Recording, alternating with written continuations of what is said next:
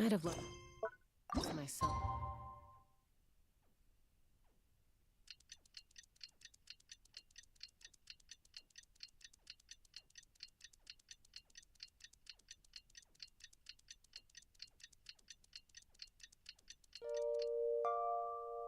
Long ago, if I allowed myself to be led by the whispers of the abyss.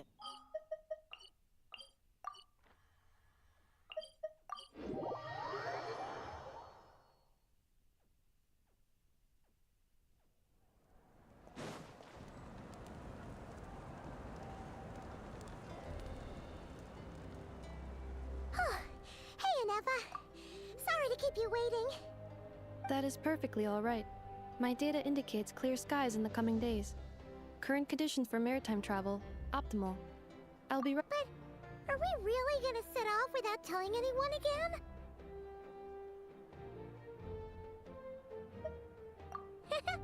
Funny you mention it. You'll never guess who Paimon saw on the way over. Hey! You didn't seriously think we'd let you leave without a farewell party, did you? No chance. Yeah, come on, Traveler. We've already made all the preparations. And most importantly, how dare you try and slip away without first paying your— A little bird told us you'd soon be leaving for Nodcry. So, we asked Paimon to give us a heads up before the date of your departure. You sure it's not time to think about changing that little habit of ours? Don't worry, we won't keep you long. Besides, everyone's there already. Shaska, Ian-san, Auroron, even the Pyro Archon herself. You're invited too, Anefa. Shilonen has a special gift for you. Accompaniment request accepted. Shilonen demonstrates excellent massage technique. My impression of her is exceedingly positive. Wait, so robots like massages too? Or is it just that Shilonen really knows how you're wired? Alright, enough with the chit-chat. let's head to the venue. Woohoo! Party time!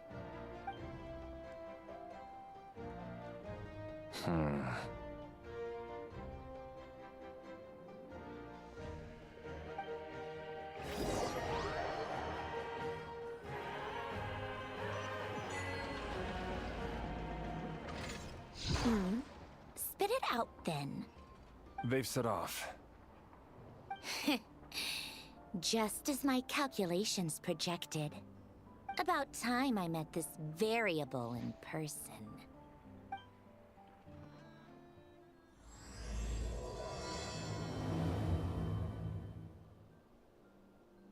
You know, every time we head to a new nation, there's always a point where it suddenly dawns on Paimon. This is it. The next chapter of our adventure has begun. This time, it was the moment she realized she just polished off the very last of her Saurus crackers. Should have stocked up better at the farewell party. In other words, Paimon has marked the geographic coordinates from 2 minutes and 40 seconds ago as the boundary between Natlan and Notcry. This deviates somewhat from the official coordinates stored in my database. Paimon meant more in terms of how it felt on a psychological level. Anyway, that actually kind of makes sense. What about you, Anefa?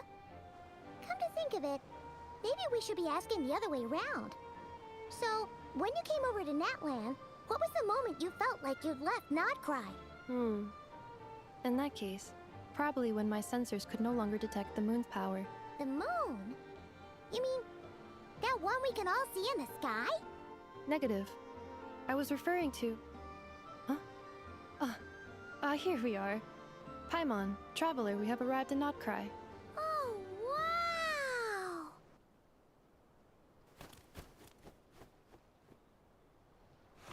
Paimon, Traveler, welcome to Notcry.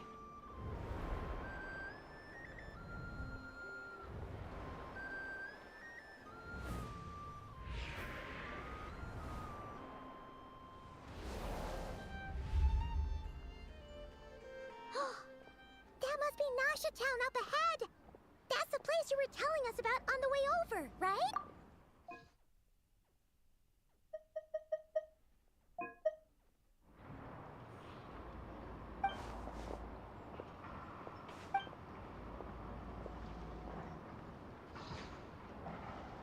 That is correct, Paimon. It is also the most bustling commercial hub in all of Notcry.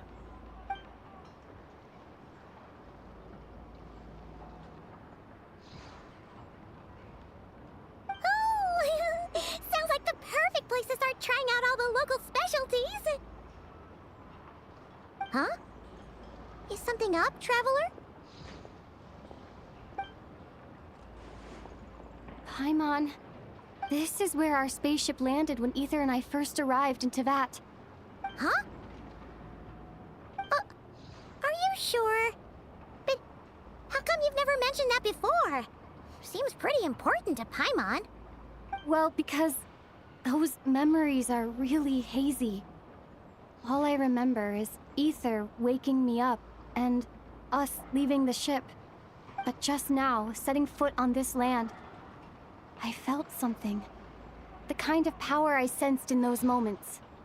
Are you referring to Kuvaki? Kuva, what now? The locals refer to it as Kuvaki. It is a unique elemental force found only in Notcry, or rather, that is correct. Another similar concept I have found in my database is the Primordial Sea. Legend has it that long, long ago, the moon that shines in the sky above us once rose from the land of Notcry. Modern geological surveys and meteorite studies conducted in the region have since supported this claim. So, when you mentioned being able to detect the moon's power earlier, you were referring to Kuvaki?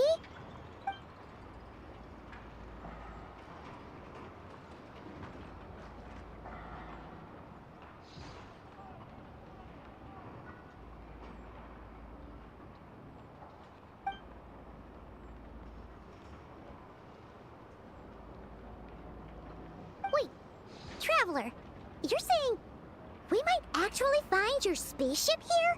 Do you still remember where it landed? Notcry is surrounded by the ocean. In other words, it could have been anywhere along its coastline. Negative. Description still lacks sufficient detail to pinpoint target location. Hey, it's okay if you can't remember everything right away. After all, it's been a really long time. Let's just do what we've always done and keep searching as we explore. Besides, what have you got to fear with your sidekick Paimon still here? I'd be more than happy to help you out as well. Our pleasure. Anyway, just knowing that your spaceship's here in Notcry surely counts as a big step forward, huh? Like we've crossed another boundary? Paimon couldn't have put it better herself. You sure are a quick learner, Inefa.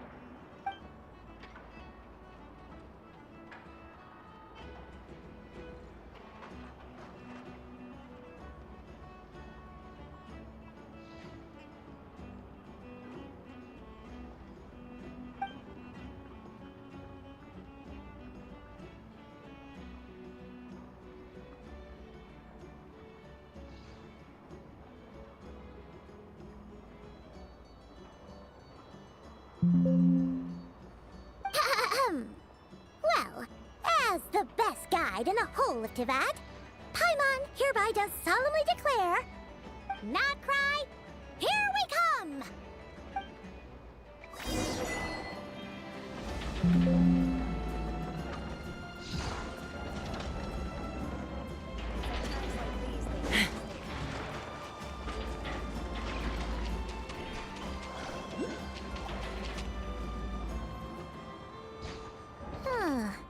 It just occurred to Paimon, if we were looking to put out a missing spaceship commission, or to learn more about Notcry, wouldn't it make sense to drop by the Adventurers Guild? The guild is located in Nasha Town. Simply follow this road and you'll reach it.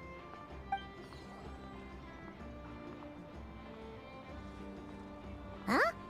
What in Tivat is that? Looks kinda like a Sealy, floating around in the air like that. That is a Kuhenki, a species unique to the land of Notcry. A Kuhenki? Does she have something to do with the moon, too? Indeed it does. According to the Frost Moon Scions, the indigenous inhabitants of this land, the Kuhenki, are said to be familiars of the moon goddess, leading those who walk in the moonlight's glow to things of great importance. The moon goddess? Don't all people here worship the Tsaritsa? Although Notcry lies on Snezhnaya's border regions, the people here have held their own unique beliefs since time immemorial. As I mentioned, everything in this land shares a deep connection with the moon and the sky above. The beliefs of the Frostmoon Scions seem to date back to the civilization of the angels. According to the documents in my database, even the 7 Archons did not exist at that time. Wow!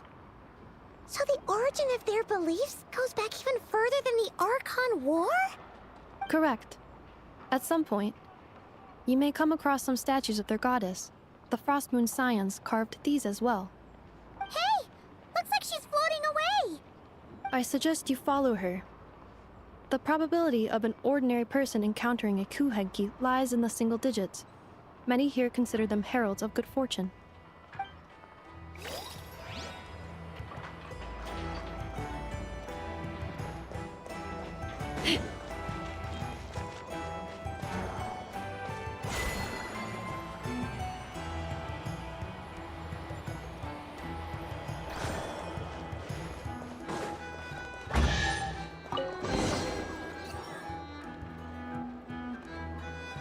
Is this a travel guide? Huh. It actually led us to something useful.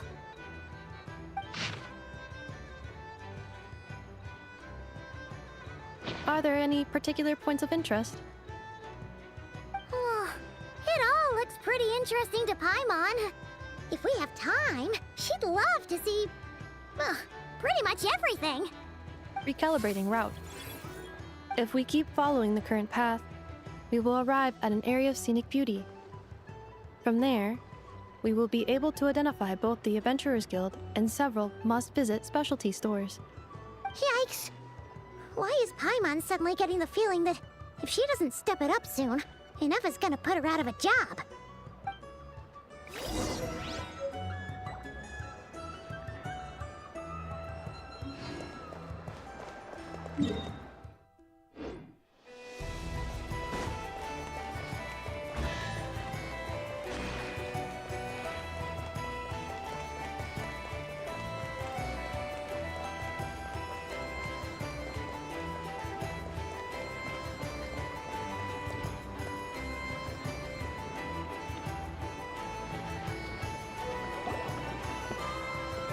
Wow! Nasha Town actually looks pretty big from here. Feels a bit different than Paimon imagined, though. Which aspects in particular deviated from your expectations? Well, Paimon keeps hearing people describe Nodcry as an adventurer's paradise. So, she kind of thought it'd be a bit more picture perfect somehow. According to legend, there was indeed an era of peace in Nodcry's past, the age of the Fae.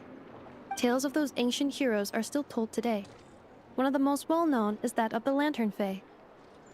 This individual performed many good deeds for Nodcry. The present-day Lightkeeper's nightly lantern patrols are, in part, a tribute to their memory. But then, one day, What happened? there came a devastating abyssal calamity that swept across Nodcry, and for a time it was left desolate.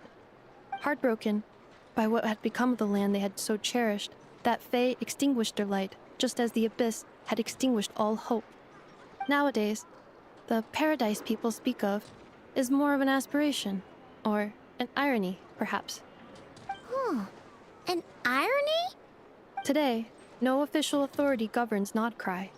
In theory, at least, it is somewhere a person can do whatever they wish, and become whoever they want to be. The Adventurers Guild is just over there, in Nasha Town's Central Plaza, and the flagship tavern is over that way.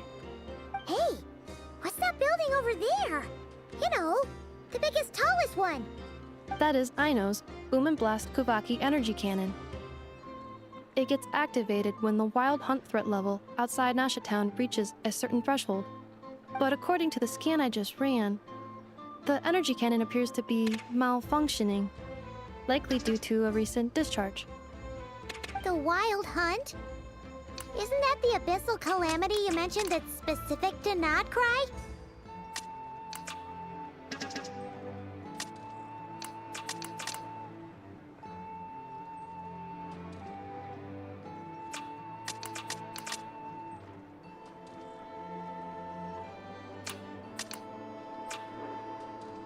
It is a phenomenon that has been occurring for several centuries now. Yet the time and location of wild hunt attacks are seemingly random. At first, it was more of an old wives' tale that adults used to scare children. If you don't start behaving, kid, some night, the wild hunt's gonna come for you. Listen, do you hear that? That weeping in the fog? Those are the cries of a young woman being dragged away. You're saying people actually hear things like that? I have not witnessed enough wild hunt attacks to give a statistically sound answer. But the oldest legends say that all people saw was the ghostly shadow of a woman in the mist. It wasn't until later that it became a full-blown calamity. Abyssal monsters and all. Huh. When you put it like that, Paimon's really gotta hand it to Aino. Not only did she repair you, but she's even built a giant cannon to keep the wild hunt at bay. Absolutely. Aino is very impressive indeed. Anyway, according to my schedule, it is time I took you over to the flagship. Oh, sure. After all, we shouldn't keep Barca waiting. Well, Paimon's not sure if he'll actually show up at the bar this early.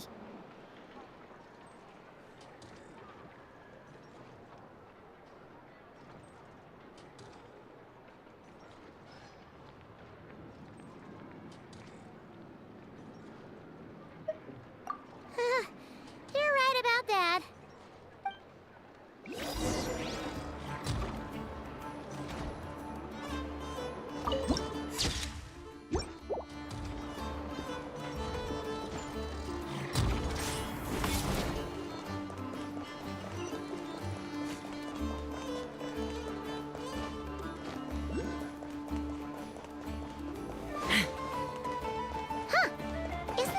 Adventurers Guild? Why isn't anyone here? Does that mean that Catherine and Nodcry actually gets to clock out? Anyway, let's come back later.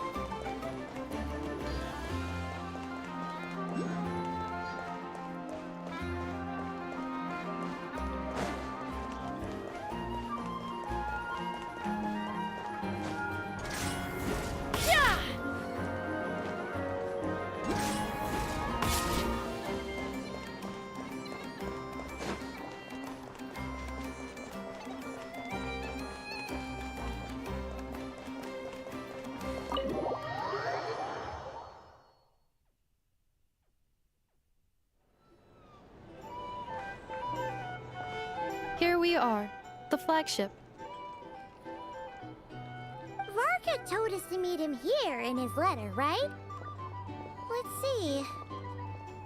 Varka? Varka!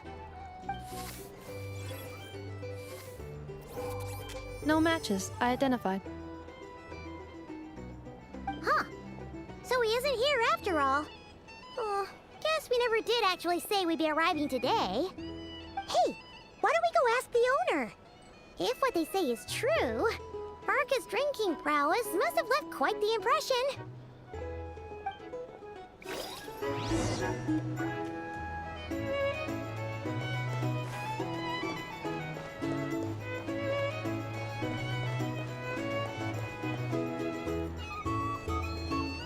Huh? Well, well. If it isn't the ineffable Ineffa. Hello there, Demyon. You know each other? Of course! Ineffa's a regular here at the flagship. So, robots are into booze too? Not at all. The energy conversion efficiency of alcoholic drinks is very low, and most of them are full of impurities. Still, I can affirm that your berries and fried meat deserve a solid 9.12 out of 10. It has Aino's approval too. Funny that you should mention that. While you were away in Natlan, Varka would come in here every day to pick up a serving of berries and fried meat for Aino. Aww. He must have been worried sick that she wasn't eating properly on account of being so hung up about Ineffa being gone. Actually it's 'cause Varka found out that Aino went wild after Ineffa left, gorging herself on snacks she normally couldn't get her hands on. So it was more worry that she wasn't getting a balanced diet. I think I might have just put my foot in it. Anyway, since you're back from Natlan, these two must be the ones Varka mentioned. The Traveler and Paimon, yes? Yep, that's us. So, from the sounds of it, you must be a close friend of Varka's too. Varka? Goes without saying. After all, he's the only one around here who's ever managed to stay standing after 10 rounds of the roulette special. Paimon can't believe he's made such a name for himself. Though, guess it's hardly surprising how. Right now? Must be somewhere near Anvan Tinyarvi. That's quite far from here. Huh? Where's that? It's a lake in the northern part of Nodcry. Word reached him of trouble brewing around those parts, so he took his knights to check it out. Oh. So, we missed him? Varka knew you'd say that. So he specifically told me to make sure you stayed here and enjoyed yourselves. He sends his assurances that everything's under control. Well, if he's that confident, guess our only option is to accept. Anyway, it's not like there's any special cause for concern. He is the Grand Master, after all. Exactly. Plus, not only has he booked you into our finest room, he's paid for it in advance, too. Whoa! That's so generous of him! We might not have met yet, but Paimon's got a feeling that we'll get along with Varka like a house on fire. Oh, and by the way, he also asked me to serve up a portion of berries and fried meat for Ineffa. That was prepaid as well. Thank you. No, thank you. I'm the one who should be grateful for your business. Traveler, Paimon. why don't you go ahead and drop off your luggage? I can use this time to go pick up some components that Aino asked me to bring back. Sure thing. Besides, now that we've got ourselves a map, once we're done unpacking, we might as well go for a stroll ourselves. Why don't we meet up again later? Oh. So you no longer require navigational assistance? No worries, we should be fine. We've got a rough idea of our way around town, so Paimon's reasonably confident we shouldn't get too lost. Thank you. This translates into an approximate time saving of 30%, meaning I will be able to see Aino about 45 minutes earlier than previously projected. Oh, right. You must miss her a lot, too. In that case, we better get a move on.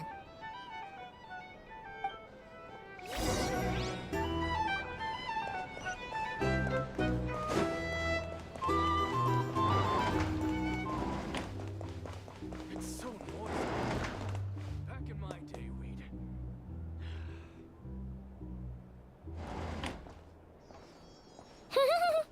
Feels pretty nice having someone sort out our food and lodging for us, huh?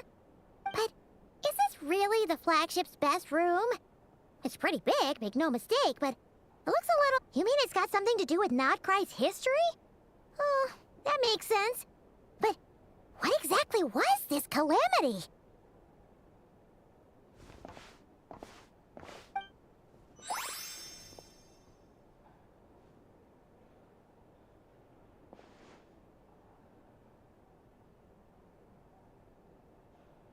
Oh, should we try the berries and fried meat too?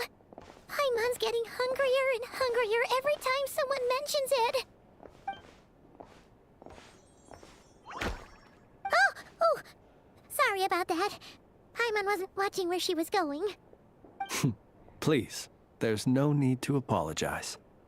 If anything, I'm the one who should be sorry. Clearly, I shouldn't have gotten lost in my thoughts in the middle of a hallway. Wait a sec. Are you staying in the room next to ours? Ah, quite the perceptive one, I see.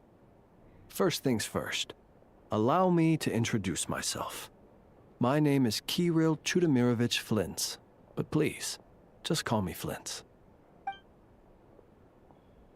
Whoa, that's an impressively long name for sure. Ah, is that so? Names like mine ought to have been fairly common in Snezhnaya, at least in the past. Would I be correct then to assume that the two of you are travelers in this land? Yep, you sure would be. Paimon is Paimon, and this is the Traveler. We've been to a bunch of nations already, but... What a rare honor it is to meet such worldly travelers.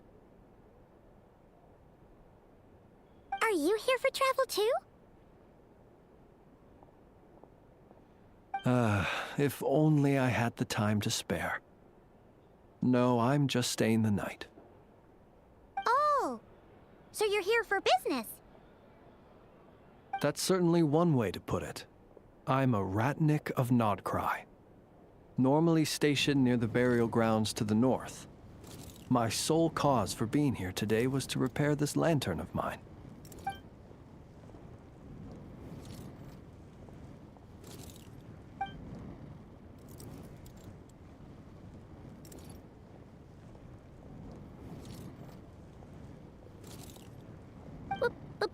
Burial grounds?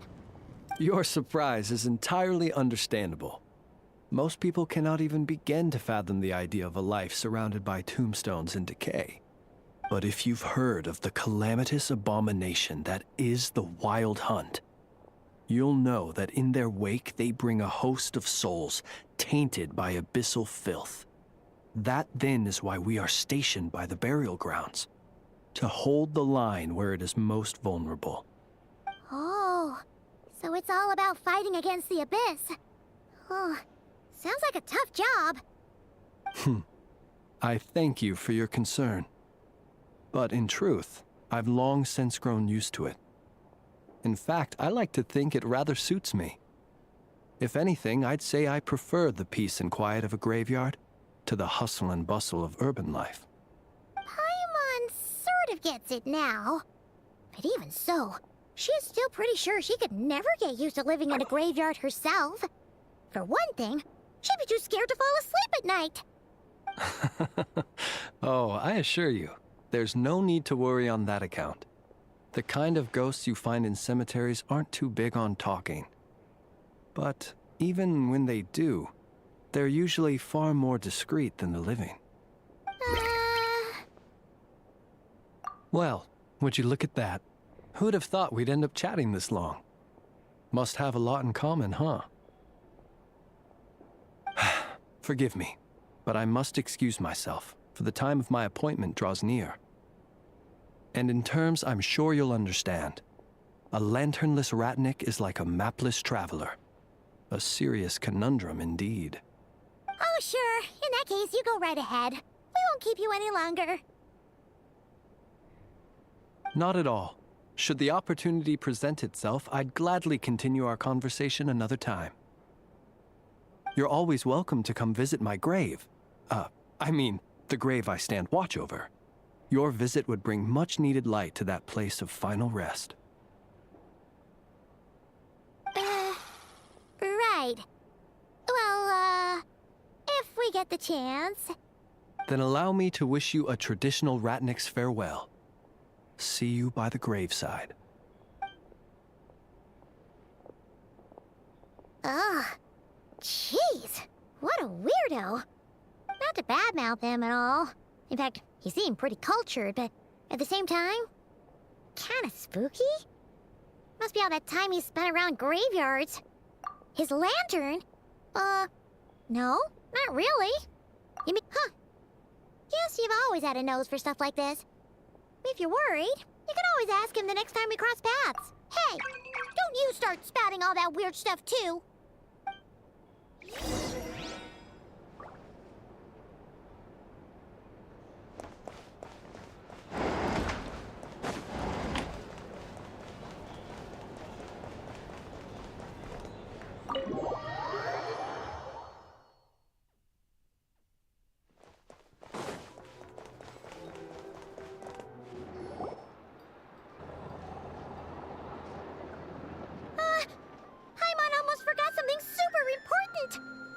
Were we gonna go try out the berries and fried meat?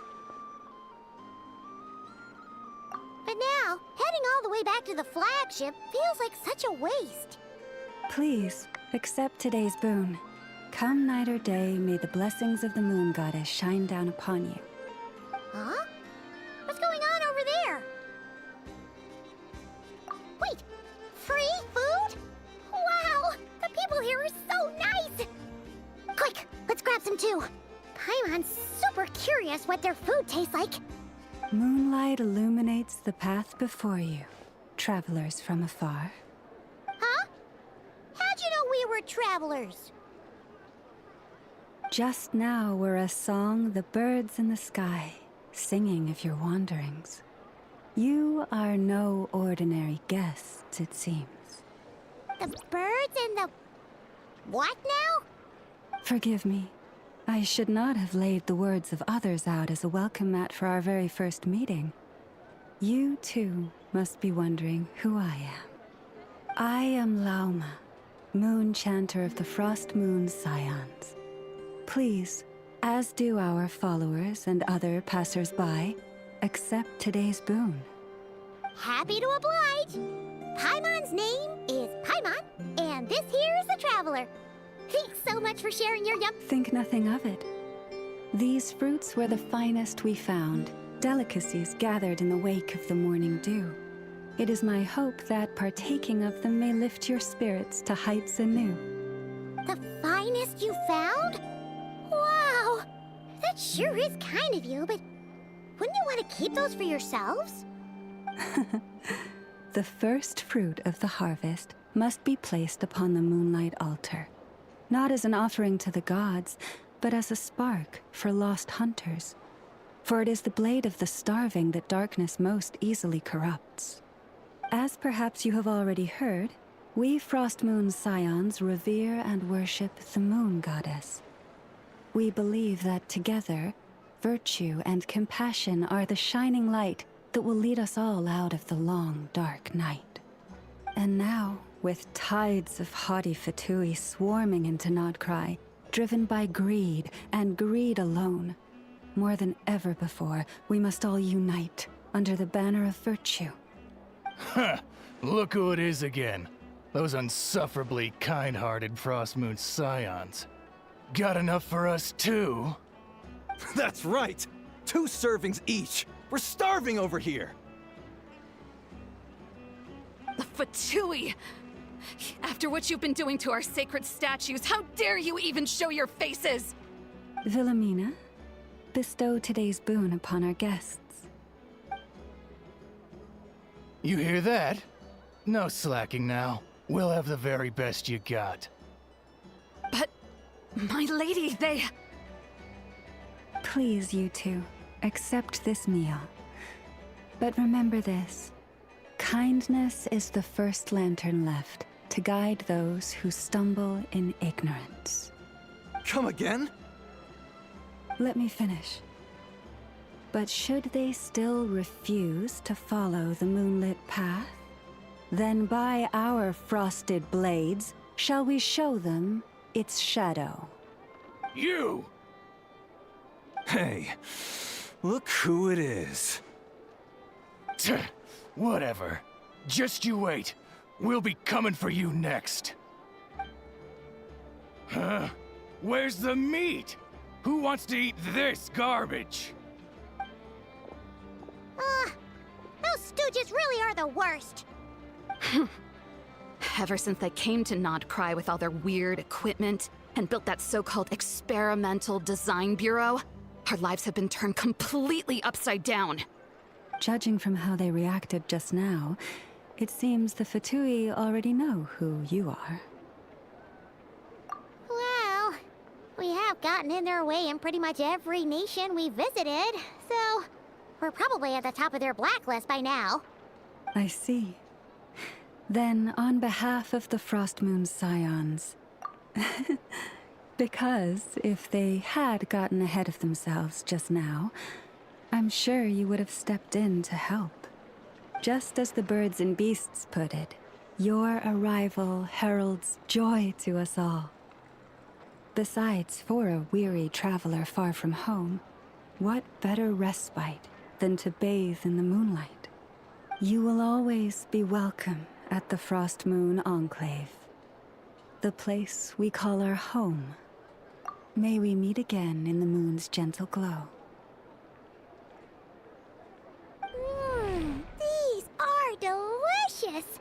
So refreshingly fresh! Those 2 Fatui wouldn't know a good thing if it came up and bit them on the shoulder. Looks like Inefa isn't done with her shopping yet, and the Adventurers Guild is still empty. Good idea! Wouldn't want to let the Kuhenki down, after all. Let's see... Okay, Paimon's got our route all figured out. So, all that's left to say is... don't fall behind! This is Nuts and Nuts. It's mostly a fruit shop, but there's a crafting bench, too. This is the Speranza, one of the travel guide's recommended restaurants. All the waiters here are kids. This is the Vesnitsi Prolegia greenhouse. Apparently, their flowers are all made of metal, so they'll never wilt away. And this is the Rossum Workshop. If you ever need a weapon made, this is the place to go. And over here, they've got a super tall observation deck. Whoa! Take a look at that! You can see really far out into the distance. That way's north, and that looks like something built by the Fatui? And then over there to the west, that must be the place Lauma mentioned, where the Frostmoon Scions live. So, what'd you think? Even if Inefa kinda stole her limelight earlier, this just goes to prove that Paimon... she sure is! It'd take hundreds of years of practice to beat the best tour guide in all of Tibet. Huh? Look! There must be someone at the Adventurers Guild now! There's already a line forming outside! Looks like we'll finally be able to ask about your spaceship! Oh, or was there anywhere else you wanted to stop by first? Where? Which one are you... Oh, now you mention it, Paimon's noticed it too. Ugh, Better not be who she thinks it is. Anyway, where we go first is completely up to you. Either the Adventurers Guild, or that suspicious-looking shop. A word of warning, though. If we step into that shop, be sure to keep a very close eye on your Mora.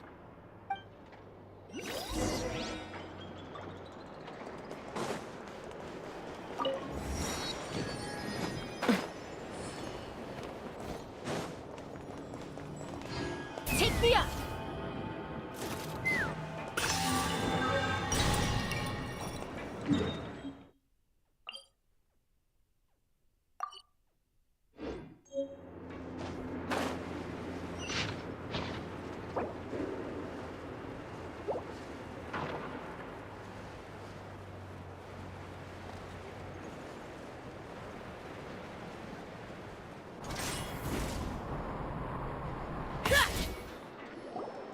Lucky us! The line seems to be gone now. Come on, let's go say hi to Catherine. Hey, Catherine! We meet again!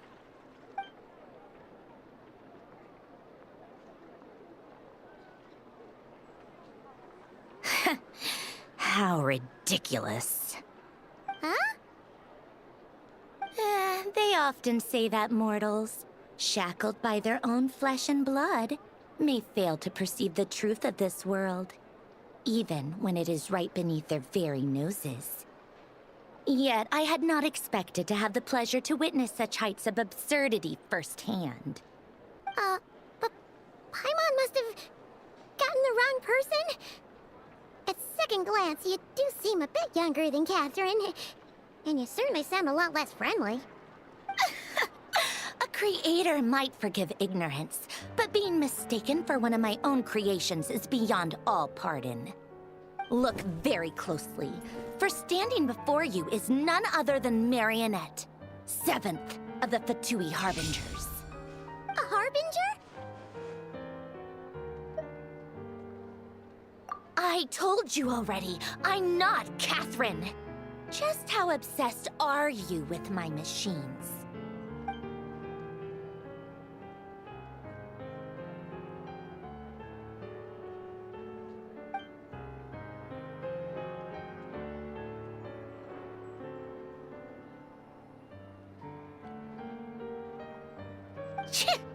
Today's encounter is merely a courtesy call.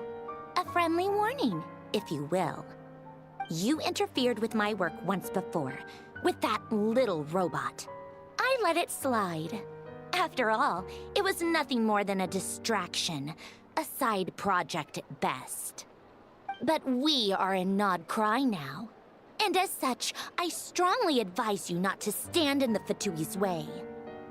Otherwise, the next time we meet, I might just have to drop all this meaningless etiquette. Oh, please. You've got some nerve coming out with barely veiled threats like that. You're the one stirring things up here. Oh, perhaps you have misunderstood. Just because Nod Cry lacks a ruler at present, that does not mean it should not be ruled. We Fatui are simply establishing a new order. Yeah, right. We're like shady experiments, judging by your massive, creepy research facility. I've said what I came to say. What you do next, only you can decide. So why don't you start by using your already limited processing capacity to calculate your even more limited options? And, being the refined young lady that I am, I shall indulge you just this once. Ad Astra Abyssosque. Welcome to Nod Cry, Dominion of the Fatui.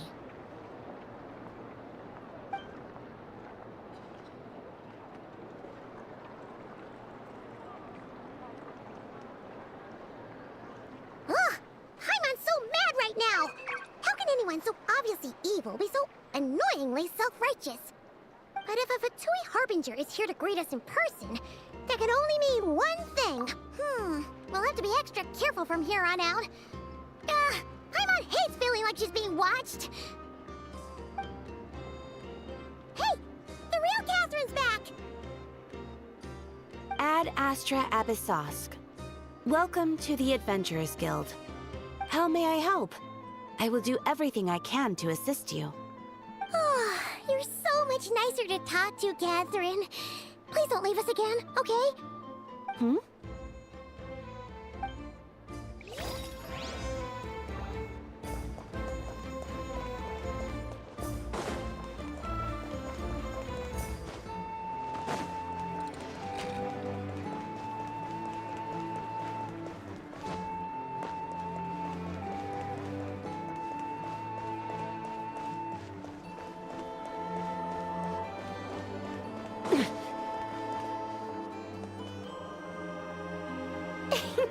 Please, here we go. And if you ever need anything else, don't forget to make the great Lord Sangama Bay your first port of call.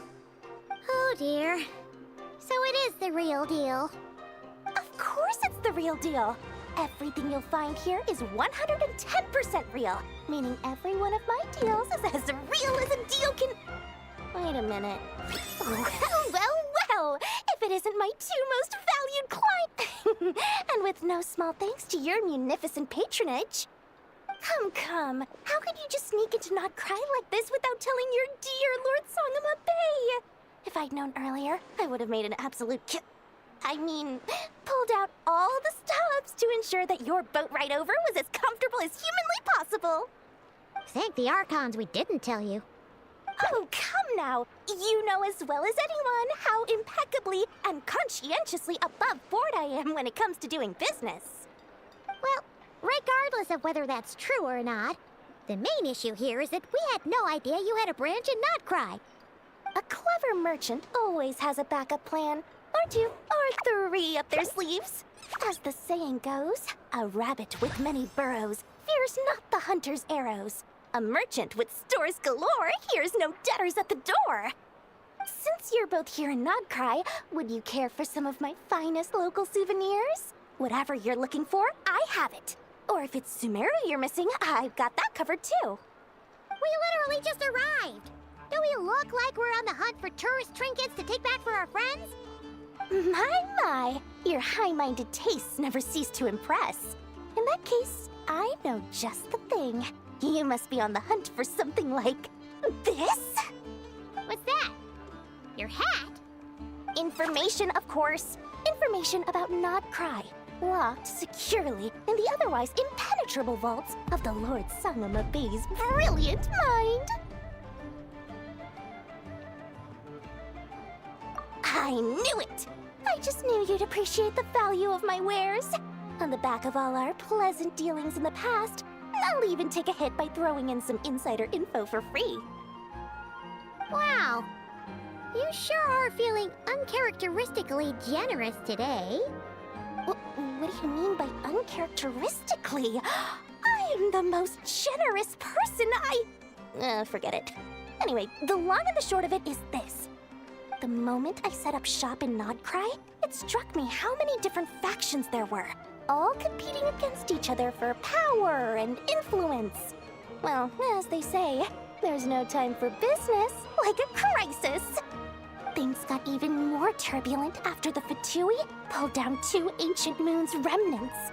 People began to catch a whiff of the coming chaos. And the more troubled the waters, the greater the potential profit. Not at all sorry to interrupt, but we're not here for Mora. Oh, really? But surely it was the tales of an adventurer's paradise that brought you here. The chance to take your very own slice of all the latest and greatest business opportunities. In that case, what would you like to know about? The Frost Moon Scions? You mean the people who believe in the Moon Goddess? They're not a bad bunch. It's just, well, they have such simple tastes. No luxuries, no indulgences, no nothing. Trying to earn a little more from that lot is like trying to squeeze blood from a stone. Still, things between them and the Fatui have gotten they're an organization set up to keep the locals safe. Apparently, they have a long and glorious history, and they're made up entirely of volunteers. But seriously, a volunteer organization in Nodcry? This place is hardly a magnet for noble hearts. No pay, all work.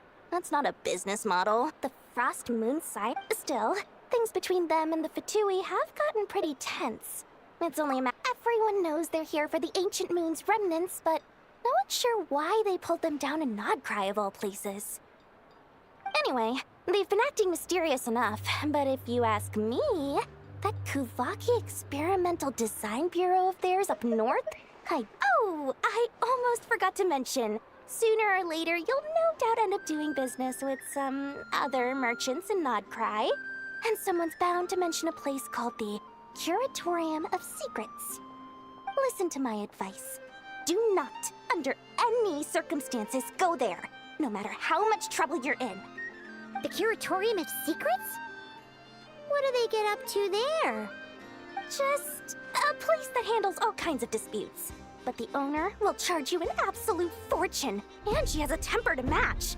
Nothing like your friendly neighborhood, Lord Sangama Bay. You're not just saying that to stop your competition from undercutting you, right? When did that little pipsqueak get so sharp? And after I gave them all that info for free just to win them over. What do you mean? Of course not. I'm only thinking about your wallets. I mean, on behalf of your wallets. You're really not convincing anyone, you know. All right. Business is a cutthroat business. I won't argue with that. But I'm not lying about that boss lady. Not only did she make it into my top 3 people not to mess with in Nodcry, she's also in my top 3 people most eager to trade in favors. Seriously? It feels like you're just bad-mouthing your rival now. Fine. If you don't believe me, go see for yourselves. We might both be from Sumeru, but compared to hers, my conscience is so large, why, it could fill 3 whole palaces of Alcazar's array. But when you realize what I'm saying is true, don't say that good old Lord Sangama Bay didn't warn you.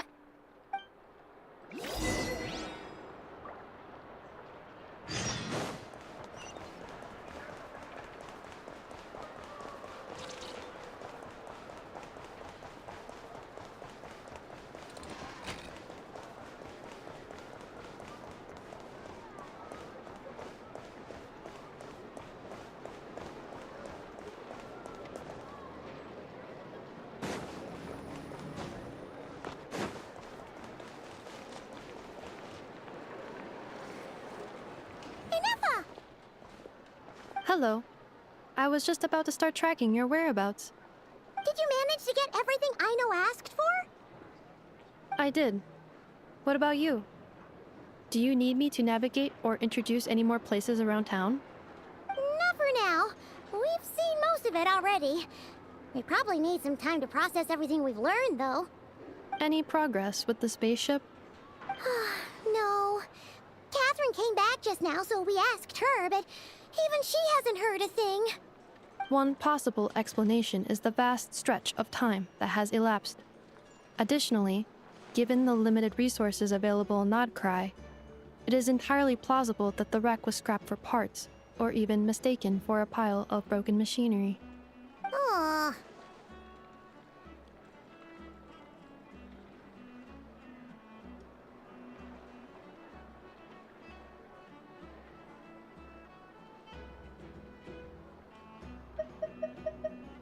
Understood. In that case, why don't we go ask Aino together? After all, she was the one who salvaged me. Ancient dragon technology and all. If there really are any unusual parts floating around Nodcry, there's a high chance they've passed through her hands at some point or another. Good point. And since you keep mentioning her, we're curious to meet this whiz-kid mechanic too. Understood. Then I'll handle navigation as before. ETA at the Clink Clank Krumkake craft shop. 34 minutes ahead of schedule.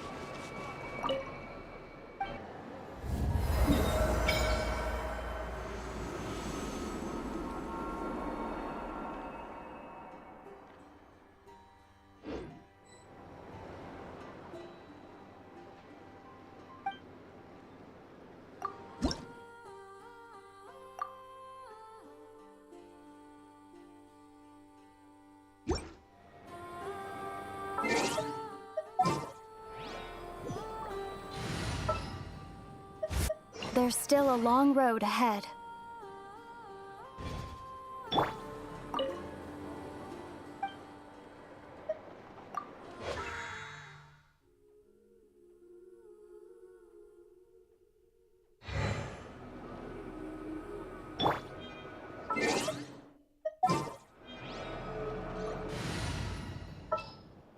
Woohoo, lad!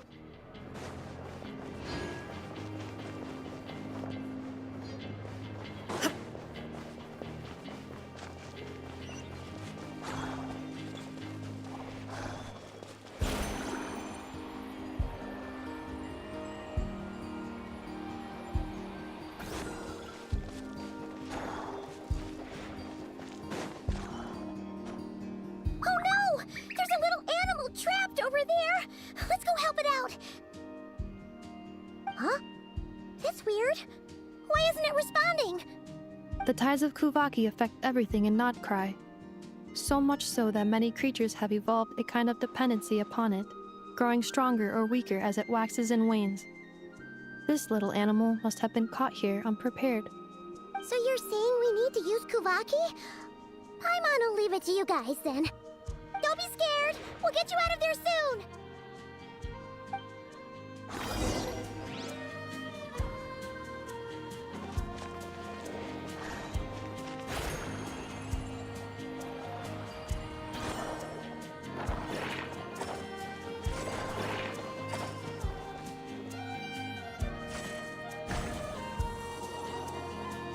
Oh! It worked! Off you go now, little one. Don't go getting yourself caught again.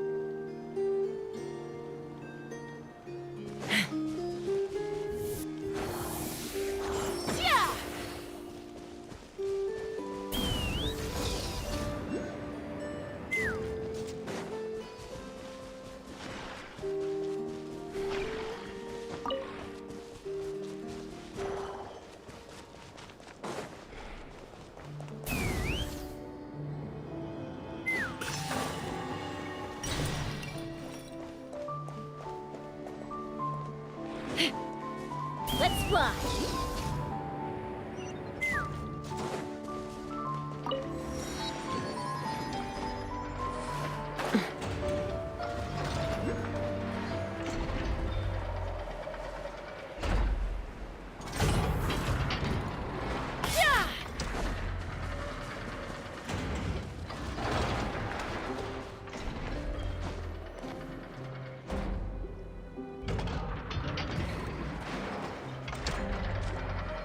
Here we are.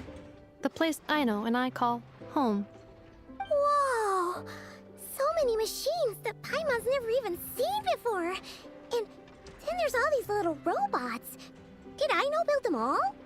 That is correct. it looks like Aino has created 3 more little bots since I've been gone.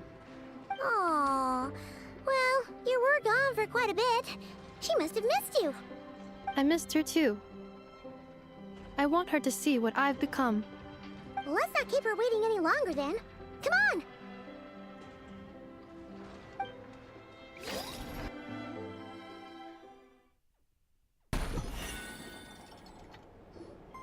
Aino, I'm back.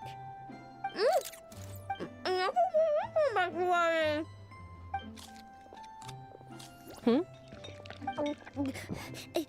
Ineffa?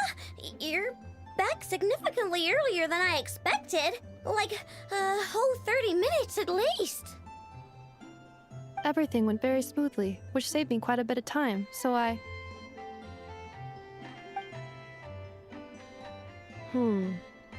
know. Could you turn around for a moment? I know. I've been on my best behavior the whole time you've been gone. She's got chocolate all over her mouth. I know. While I was away, did you strictly abide by my tailor-made snack intake schedule?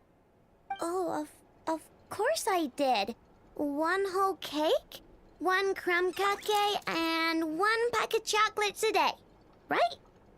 It was either a cake or a crumb cake or a pack of chocolates per day. Oh, shoot. When did you finish the snack stash I left for you? Literally just earlier today. Let me just go run a scan on that. I meant today, a week ago. And then you restocked an entire week's worth on your own initiative? 2 weeks worth.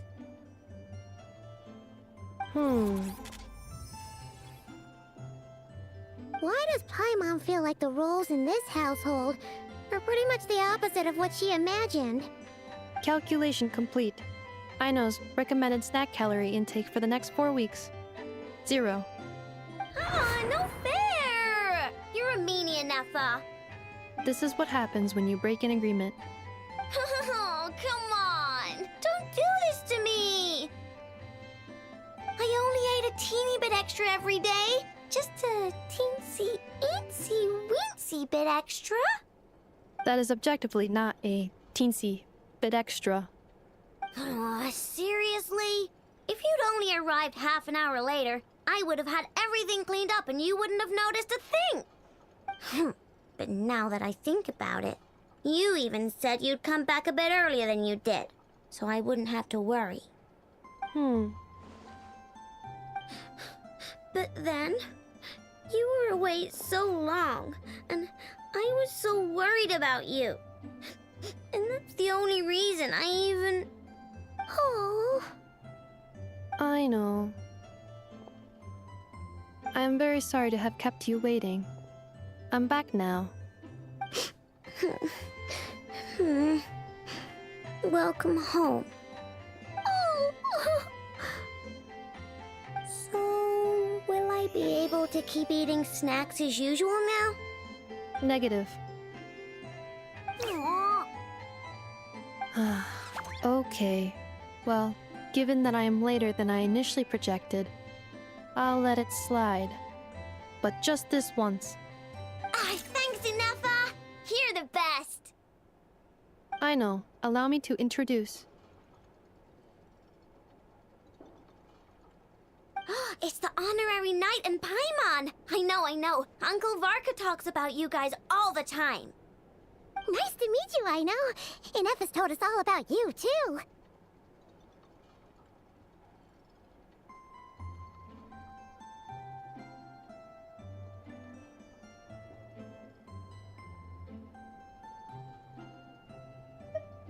Huh? Really? She actually said that about me? Well, she's not wrong. Oh yeah, so, you're here to see Uncle Varka, right? A couple of days ago, he suddenly said he had to head out on business, and that he might not be back for a while. He asked me to let you know if I saw you. Yeah, we heard about that at the flagship. Did he say what he was doing? Nope. just told me to take good care of you guys and make sure you feel right at home. Oh, shoot. Please, take a seat.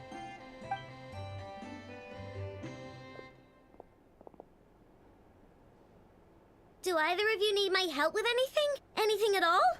After all, I'm the head of this household. Sure wouldn't know it from that snack tantrum she just threw.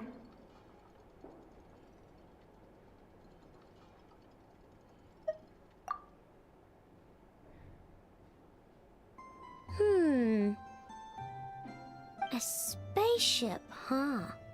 From outside to that? Exactly. So, ring any bells? No. Oh, you sure? Nope means nope. Never seen the slightest trace of it. More specifically, by nope, I mean, I've never seen a single piece of tech in all of Notcry that might have come from out of this world. Not in any new machines or in any old ones either. Huh. What Aino means is that your spaceship almost certainly has not been disassembled nor repurposed as parts for other machines. Oh, so that's what she was getting at. Yep. I've taken apart pretty much all the fun stuff in this city at one point or another, but I don't recall ever seeing any components that were anywhere near that special. So, either your spaceship crashed somewhere it's never been found, or someone did find it and then hid it really, really well. But who would even do something like that? Beats me. Maybe someone who thought they could stash it away for a rainy day. Just like how I sometimes hide snacks in the...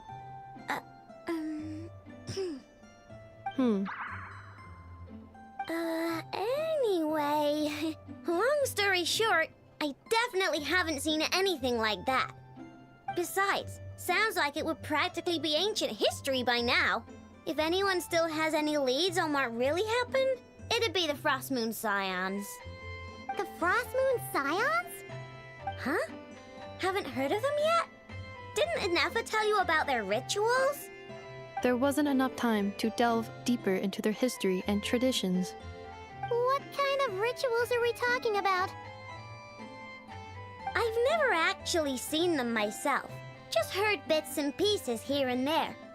They say that each of their moonchanters has had access to an ancient relic that lets them... Not sure exactly how it's meant to work. I can't get my head around anything that can't be explained by either machines or science. And to tell you the truth, I don't like it much either. Looks like we'll have to try our luck with the Frost Moon Scions. Aw, leaving so soon? Sure you don't want to hang out a little longer? It's getting late, I know, and these two still need to head over to Hisi Island. It would not be convenient for them to linger much longer. Aww. All right then. Don't worry. We'll be sure to drop in on you as often as we can. Really? You promise?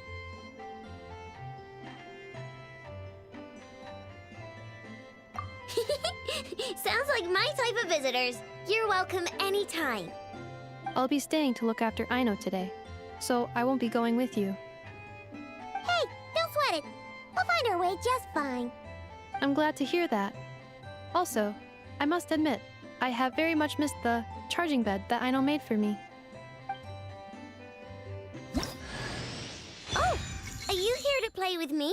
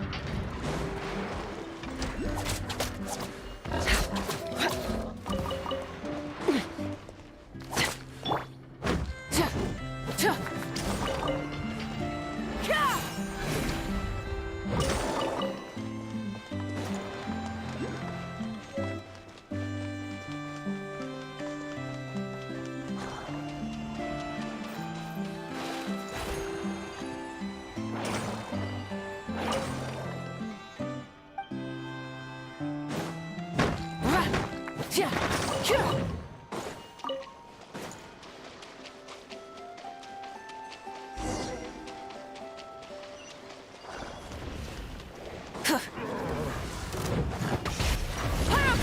surge! Full throttle! I stand against the long night and purge the darkness!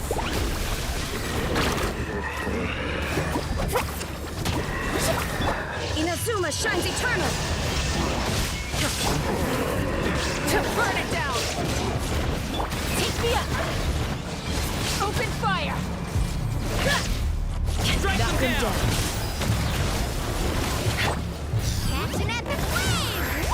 Wrath from the sky! Try and I stop me! stand against the long night and purge the darkness! There is no escape! Carving wave!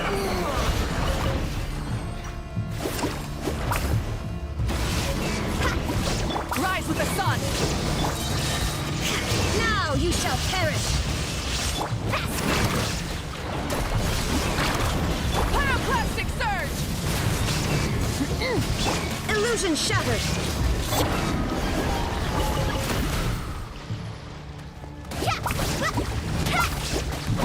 I stand against the long night and purge the darkness! Let's shred, Sharky! Hold on to your hats. Wrath from the sky! Strike them down! Full throttle! Carving wave! There is no escape!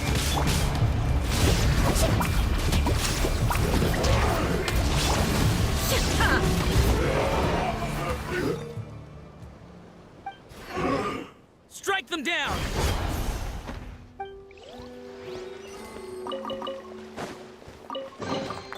Take them. I have no need.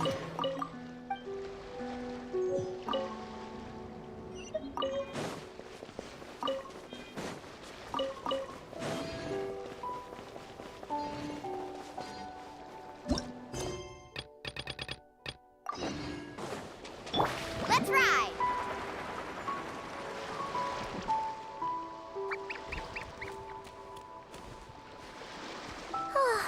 Seeing Anafa and Aino reunited like that sure was heartwarming. We should definitely hang out with them more in the future.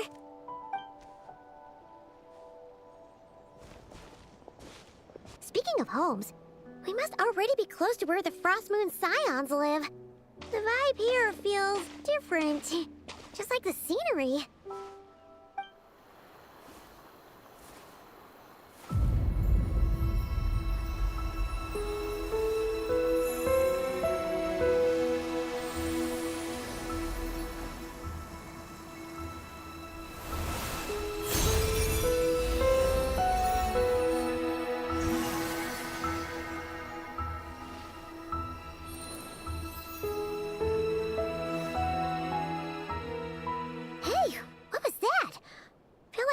Sort of breeze blew by, and then the petals suddenly turned into...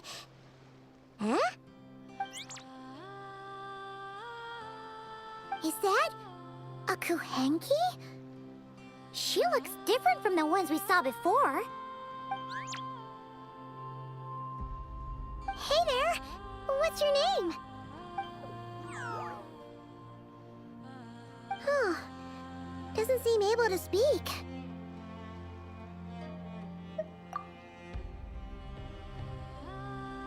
No idea what she wants. Unless you want to stop, maybe we should just keep moving?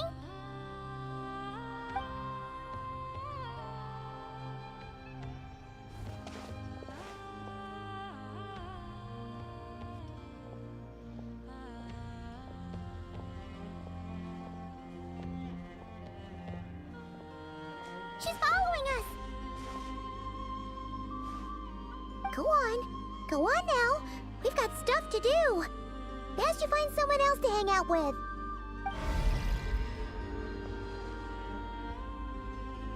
Hey! Don't make it sound like Paimon's some kind of meanie.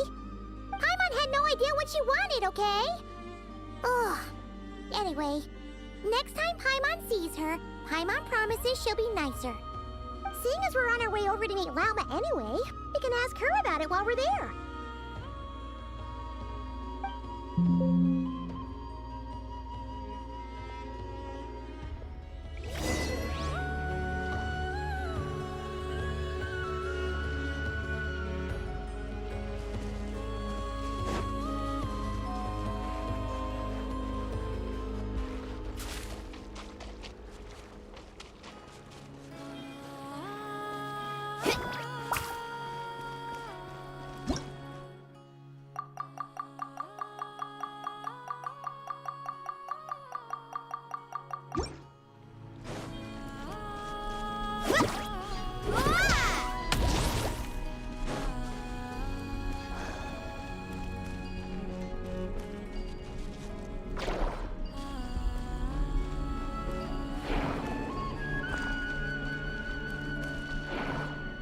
Need a surfboard?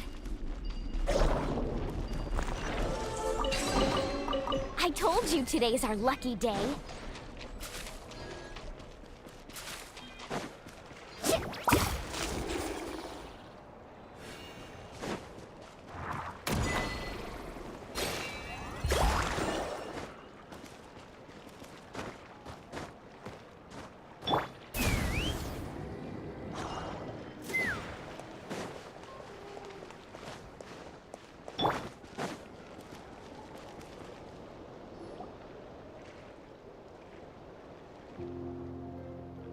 Huh? Hey, look! Isn't that Lauma? The moon chanter? Let me take a look at your wound. You must be more careful. Doesn't matter how much of a rush you're in, your safety always comes first. Oh, you're back too. How was your day? You what? Those two Fatui? The ones who were causing trouble in Nasha Town? You went to teach them a lesson? And you put that in their food? You naughty little thing! How could you do that? They didn't notice. That's not the point. You mustn't do that again, okay? Next time, at the very least, bring a few of your friends along too. You'll be an easy target if it's just you on your own. Hey, Lauma! Still remember us?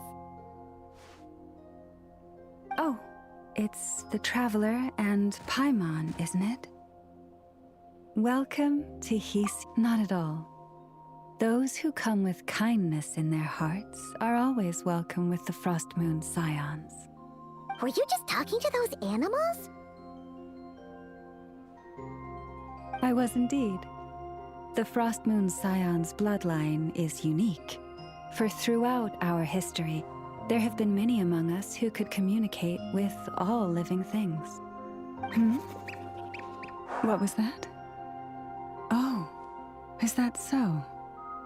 She says she was trapped in a plant earlier, and that you were the ones who rescued her. She wants me to thank you on her behalf. Oh, it was nothing. Barely lifted a finger. If you both are free, why don't you join us at the Frost Moon Enclave for dinner? Consider it a small token of thanks for your kindness. We'd love to! And actually, we had something we wanted to ask you anyway.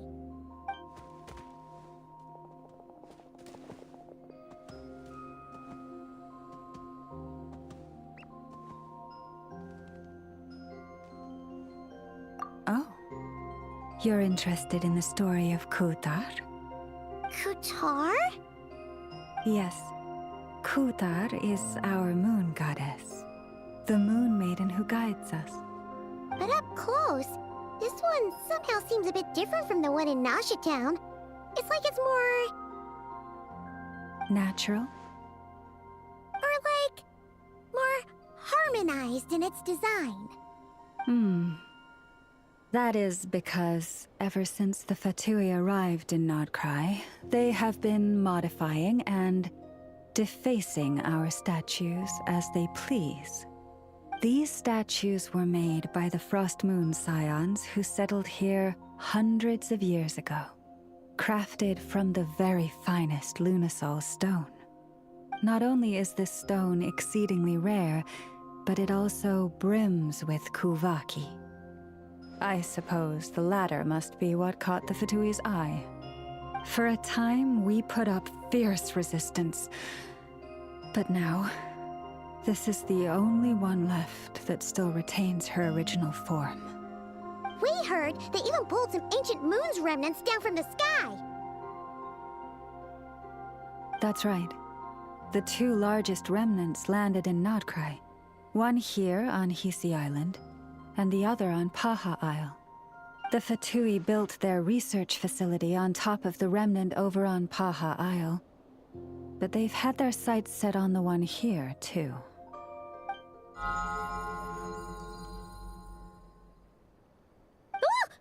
Oh!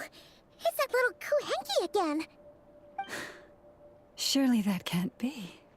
Hey! We've been wondering what was up with it, too. It just appeared out of some petals and hasn't stopped following us since. No, that is no ordinary Kuhenki. These we name Luonnotar, beings born from the moon goddess's blessing. Can you understand what it's saying? We honestly haven't got the slightest idea why it's been following us. I'm afraid not. I cannot fathom its thinking any better than you can. Sometimes a long time must elapse before the moon goddess's blessings turn into Luonnotar. Perhaps you two were simply there to witness that transformation. Oh, maybe. Legend has it that the Luonnotar bring good fortune. Given that it seems to have taken a liking to you both, why don't you let it come along with you? Really? Then you can start by helping us find some more treasure chests along the way. Capiche?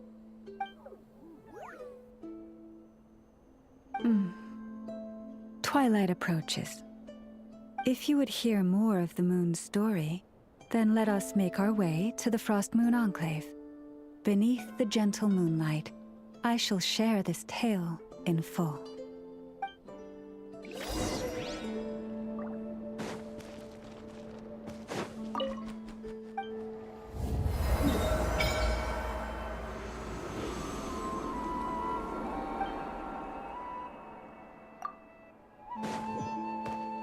Need a surfboard?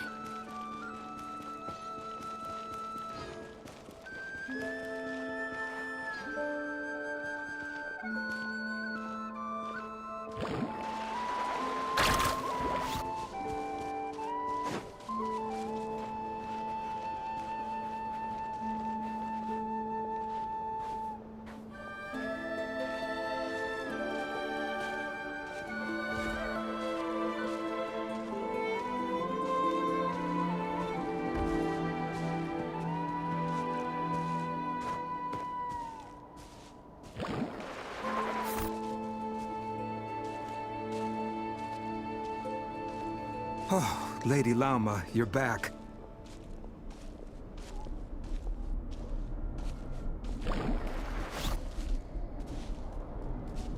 Come day or night, may the blessings of the moon goddess shine down upon you.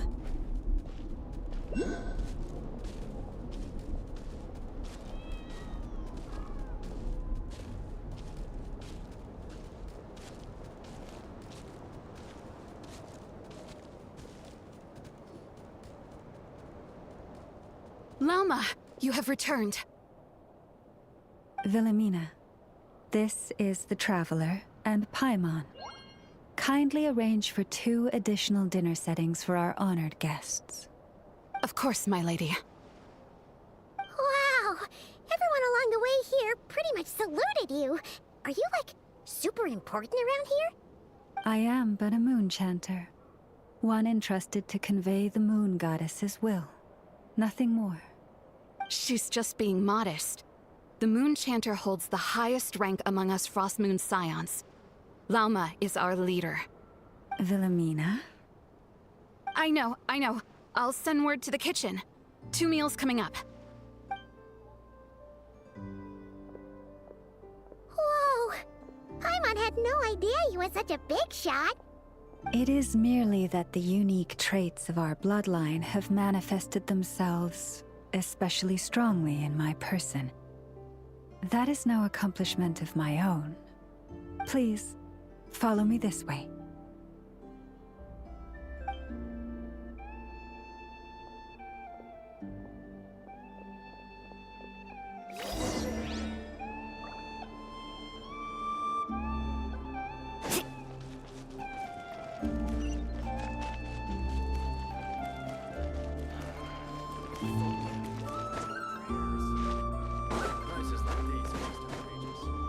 Carving waves!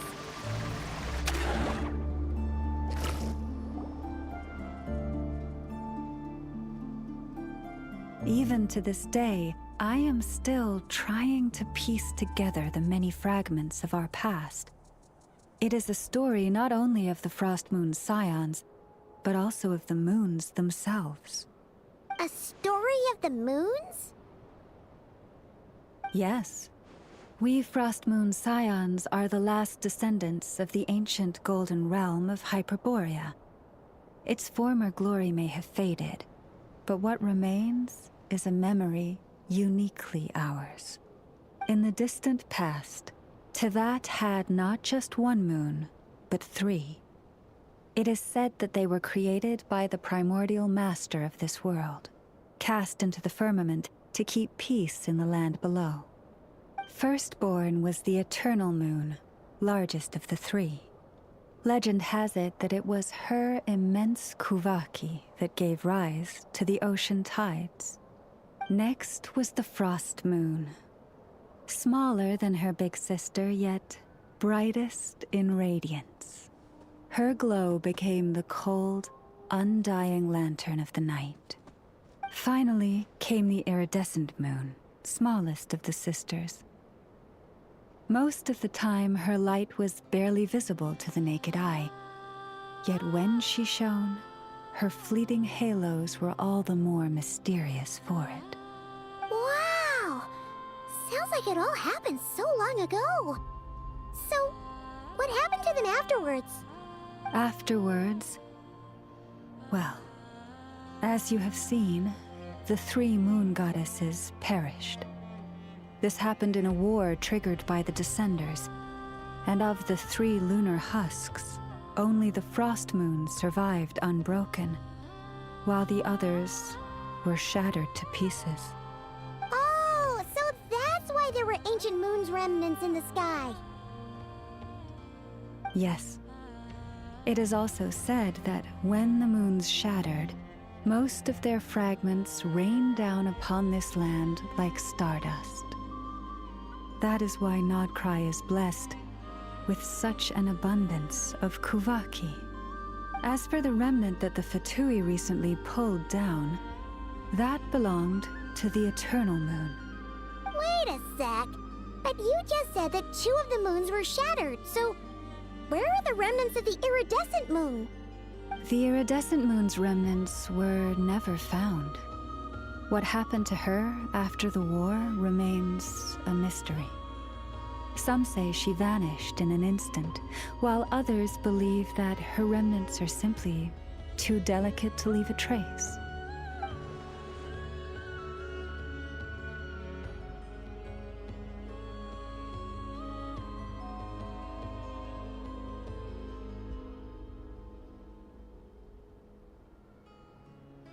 Yet, though the era of the 3 moons has long since faded into legend, successive generations of Frost Moon Scions have always passed down a prophecy that one day the moon goddess would return. And in the end, that prophecy did indeed come to pass, though not quite. Lady Llama! Lady Llama, are you there? Cappy, what is the matter? Lady Llama, it's my daughter, Karina. Her illness. Take me to her, right away.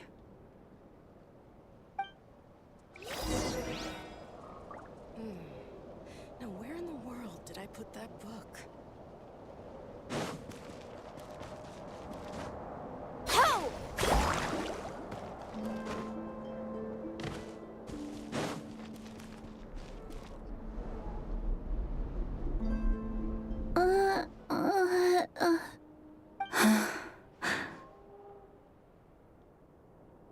Her sensitivity to Kuvaki is flaring up again. After her last treatment, did you follow my advice and seek medical help in Nasha Town? But those doctors are all Snezhnayan. They're outsiders, compatriots of those brutes who invaded our homeland. How can we possibly trust them? Not all outsiders are enemies, Cappy. They've been treating this condition for generations. They have the experience we lack.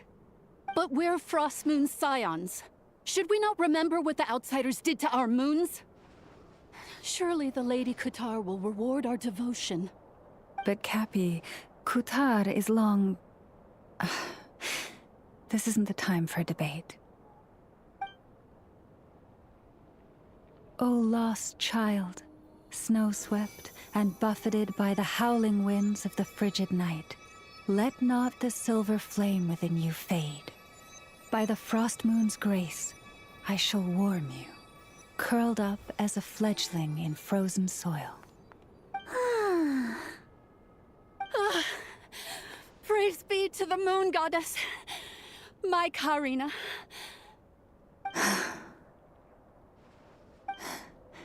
Remember, she must take powdered laka berries daily. It will ease her symptoms.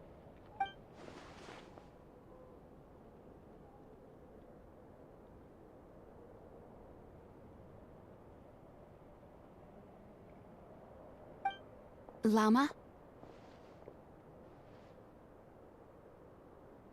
Philomena, what is it? Dinner is ready. I see.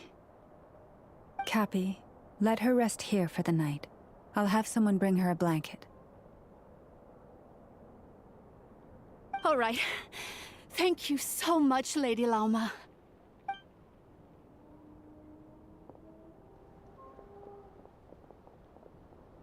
Will she be all right?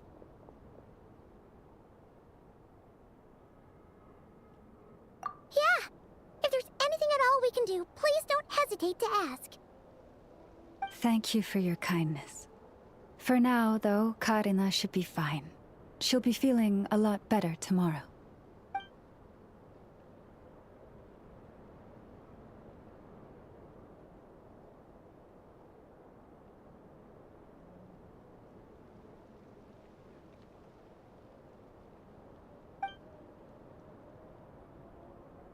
Please, do not be worried. Come, let us head to dinner. I believe you still have some questions for me.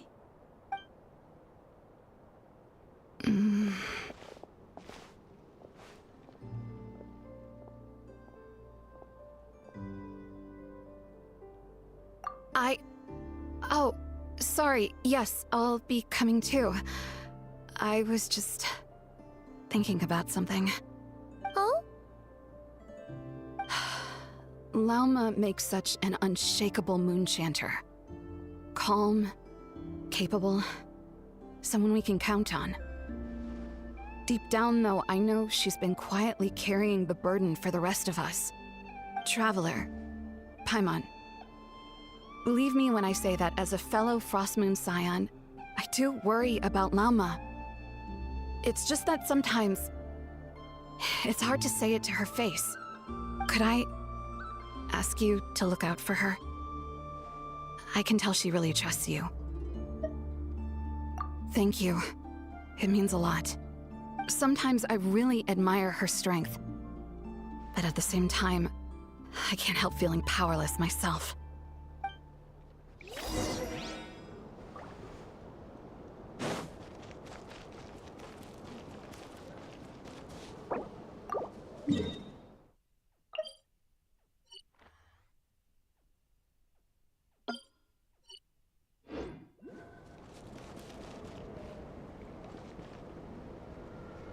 Phew. Paimon's so full. That was even better than the stuff you gave us before. I'm glad to hear it. Thank you for accepting such simple hospitality. Hey, we should be the ones thanking you. Seriously, that was seriously scrumptious. How did you even manage to finish it? This slop's barely edible. Then again, I guess that's what you'd expect from savages. It's you! Those rude old Fatui we just met back in Nasha Town! My sincerest apologies. If you found the food we gave you earlier difficult to swallow, may I suggest taking a deep breath and joining us? These delicacies might change your mind. After all, I suspect that your previous meal may have been tainted with something most unpalatable. Huh? What do you mean? Tainted with what exactly? With the bitter snobbery of those who call themselves civilized. Why, you?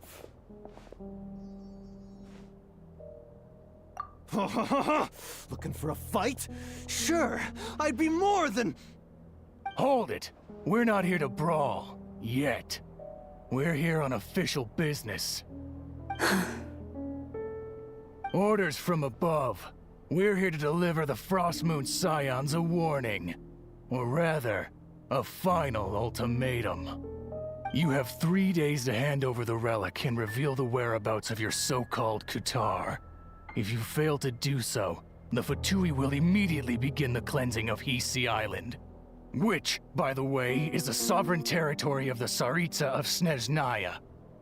What insolence! Your demands are outrageous! For generations, this land has belonged to the... Dear guests, allow me to save you both time and trouble with a speedy reply. The Frostmoon Scions will never hand over anything to the Fatui. And to those who set foot on our land with ill intent, I say this. With your blood, we shall draw an inviolable line in the snow. That applies to you, too. Stubborn savages, the lot of you! Now Better hold on. Leave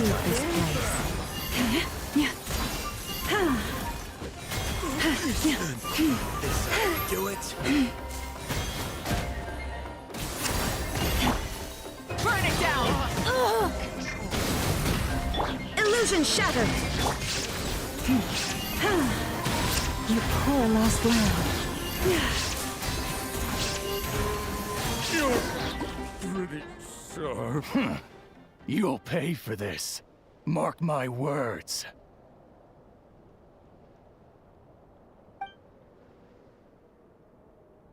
Hey, if you're so tough, get back here and put him up! Huh. Guess all they're good for is running away. I'm so sorry. You've had to put up with far too much unpleasantness today. Come on, it's not your fault. We don't like bullies like them either. But still, they mentioned a relic and Kutar. What exactly could they be after? Oh yeah, so this might not be the best time to bring this up, but we kinda have a favor to ask of you, Lama.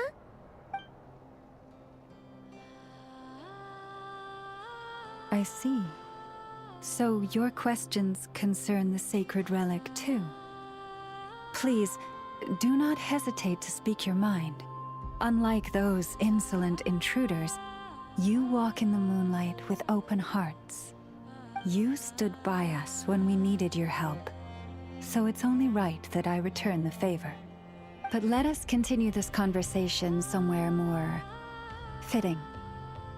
As it happens, there's something I'd like to show you, too.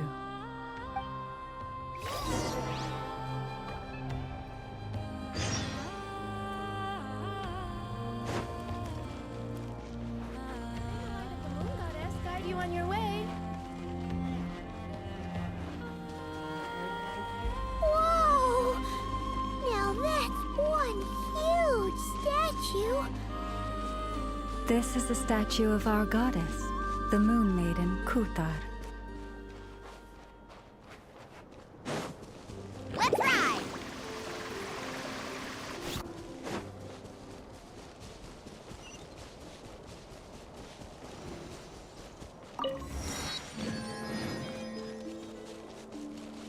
Carbon waves!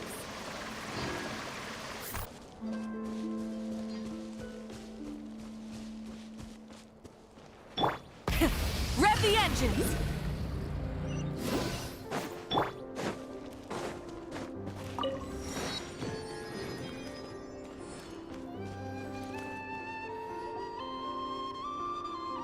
Wow! It's spectacular! Kuthar was born here on Hisi Island around 500 years ago. As it just so happened, a priestess of the Frost Moon Scions witnessed the moment of her birth. Instantly realizing that this was the prophesied rebirth, she quietly recorded the event and carved this statue to honor that miracle. According to legend, Kuthar's birth was accompanied by the sudden appearance of many Kuhenki, who wove the moonlight that bathed her into silken vestments fit for a goddess. Hey! It's like it knows we're talking about it. From that day forth, the Kuhenki have been regarded as Kuthar's familiars. Some believe that their habit of guiding travelers to hidden treasure stems from an instinct. The same one that not only drives them to protect the moon goddess, but also to make her smile. After all, according to the records, Kuthar always looked lonely as she gazed up at the distant moon. Kuthar left Hisi Island before I was even born. According to the previous moon chanter, the goddess was angered by our people's greed, and that is why she left us. Where did she go? No one knows what happened after she left. But just a few months ago, after those 2 ancient moon's remnants fell from the sky, she was spotted on Hisi Island once more. And the Fatui have been harassing and threatening us ever since. Judging from what they've said, our moon goddess is actually their missing harbinger, Columbina, the damselette. The damselette? But isn't she number 3 amongst the Fatui harbingers? So she's actually the moon goddess. Why would she join the Fatui then? That too is a question I've struggled with. But even at the best of times, understanding other people's choices is difficult, let alone those of a goddess. Plus, forgive me. There I go again, rambling on about our history. But you came here to ask about the sacred relic, didn't you? Honestly, Paimon's not sure which part she's more curious about now. Since ancient times, the Frost Moon Scions have had in our possession a special fragment of the ancient moon's remnants. A piece in which I sense a power unlike any other. Successive generations of moon chanters have all detected a divine presence within it. We call this unique remnant the Moon Marrow. We heard you can use it to see what happened in the past. What is it in particular that you seek from the past? Well, basically, to cut a long story short, the traveler here is actually from outside of Tibet. Oh.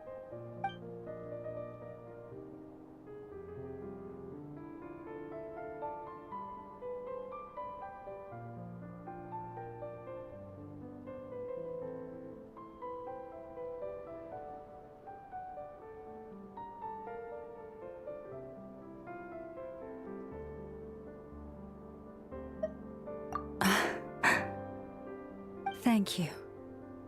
Your honesty is a sign of your trust, both in me and the Frost Moon Scions.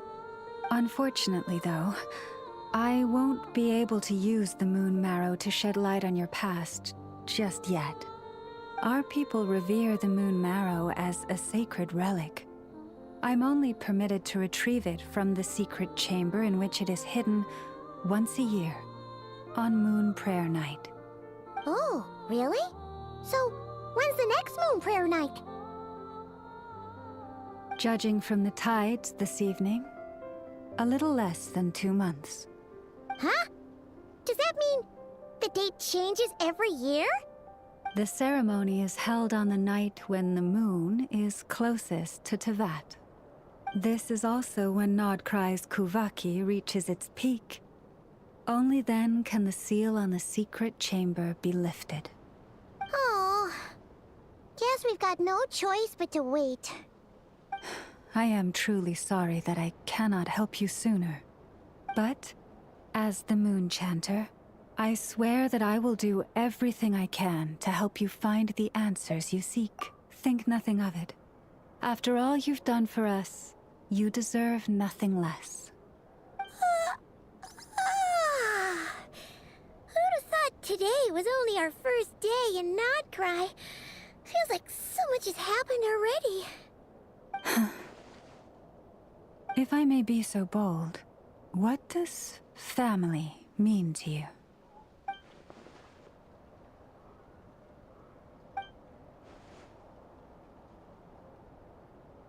If you are aware of something, a secret that could hurt your family, would you be honest with them?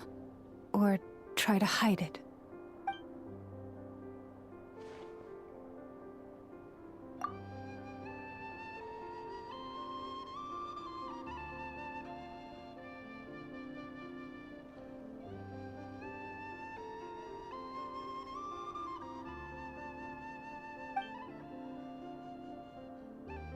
Oh, I'm so sorry. That was a strange question. I didn't mean to put you on the spot. I guess I've just never met anyone with a story quite like yours before. I just suddenly had the urge to ask. It's getting late, and you two must be rather tired too. Would you like to stay the night here on Hisi Island? I can have someone prepare some lodgings. Oh, that's all right. We've already got a room back at the flagship as it happens. Speaking of which, if you ever need us, feel free to come knocking. Do you need me to show you the way back? No worries. It's quite a way, and you should get some rest too, Lauma. We'll make sure to be careful.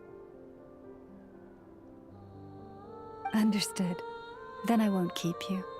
May your first night in Nodcry pass in stillness and peace.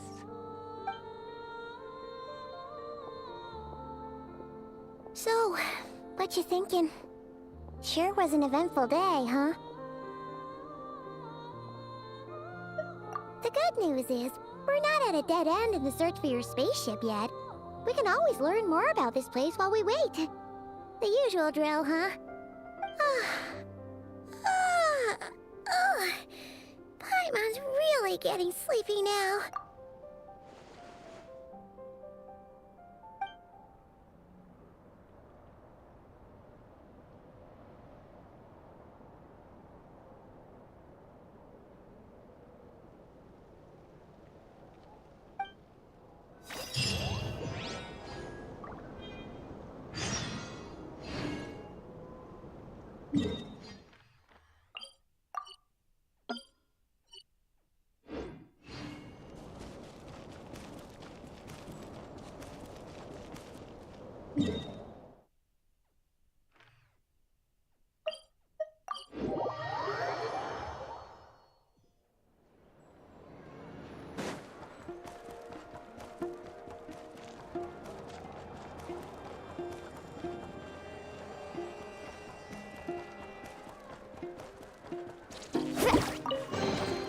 I told you today's our lucky day.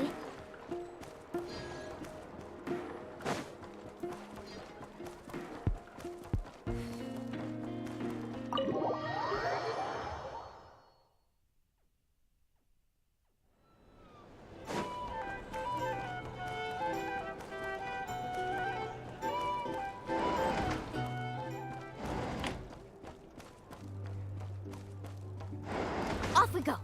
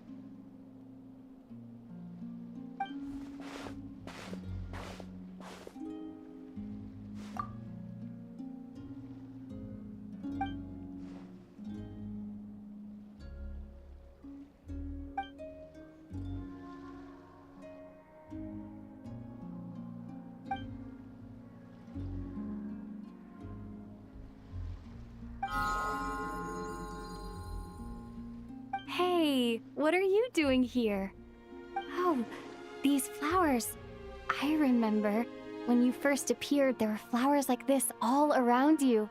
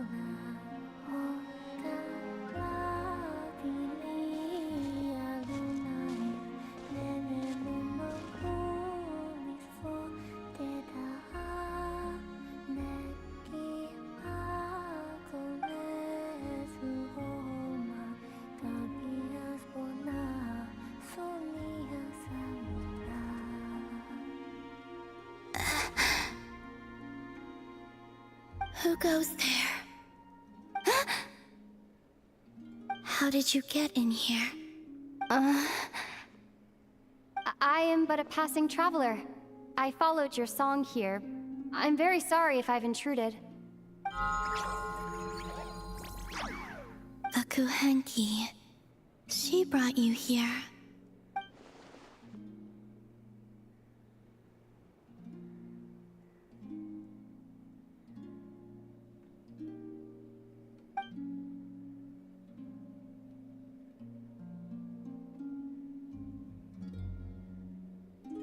May I ask, are you the one they call Kutar? And the Harbinger that the Fatui referred to as the Damselette? The Fatui? Are you here at their behest?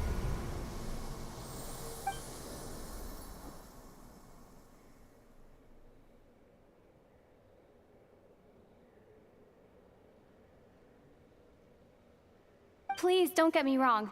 I have no intention of doing anything for the Fatui. I just wanted to ask you about Nodcry. And the moons. The moons? Do not believe in what you can see. What truly matters is what you cannot.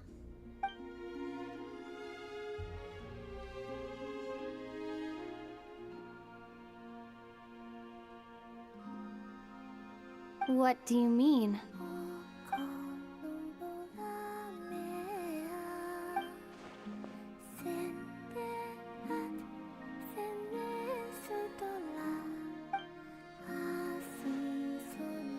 Listen, I'm the Traveler. I'm on a journey through the nations of Teyvat. Hello.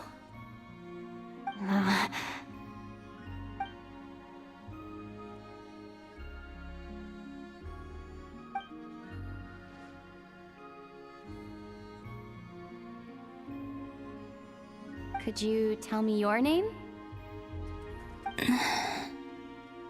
Columbina.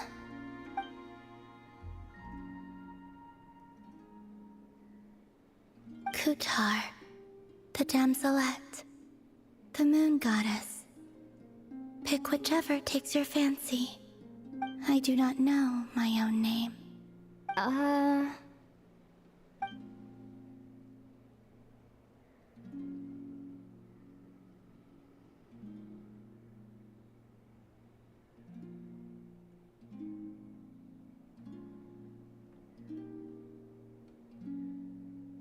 Then...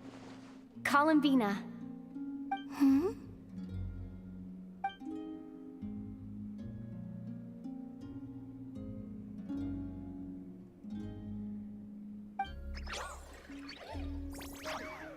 This Kuhenki, this Luanatar, did you bring her into being?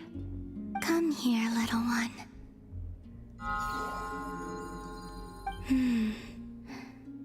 The trace of a blessing, but not one of mine.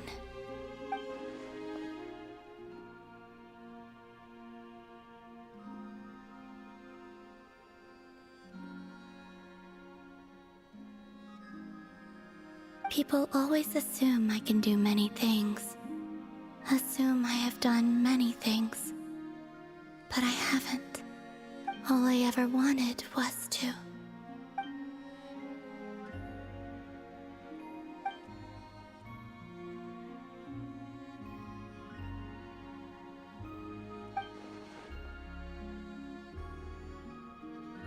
It's about time I got going. I'm very sorry for disturbing you today.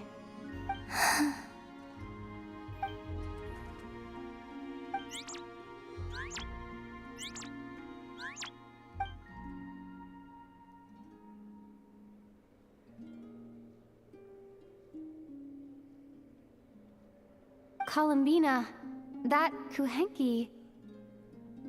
Hmm? Oh, you're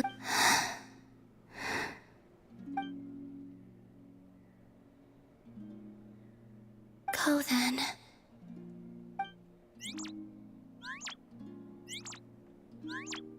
Goodbye. Take care. trust.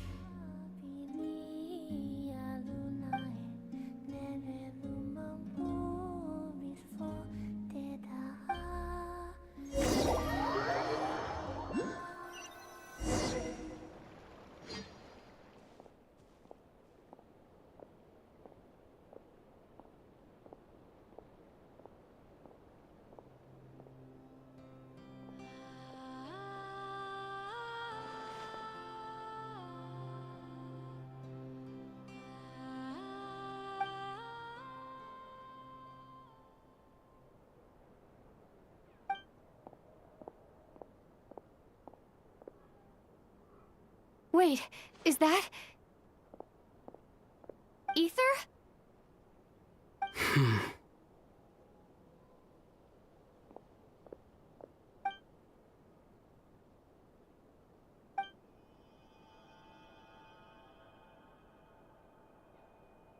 Ether!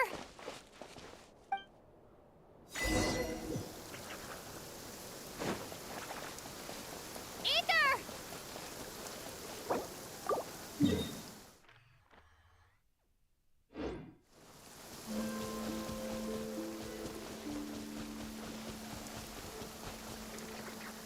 Ether! Lumine, it's you.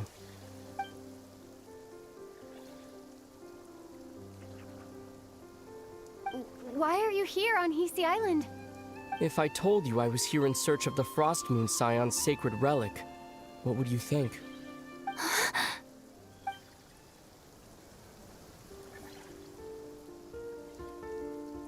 Are you also here to uncover the truth about our past?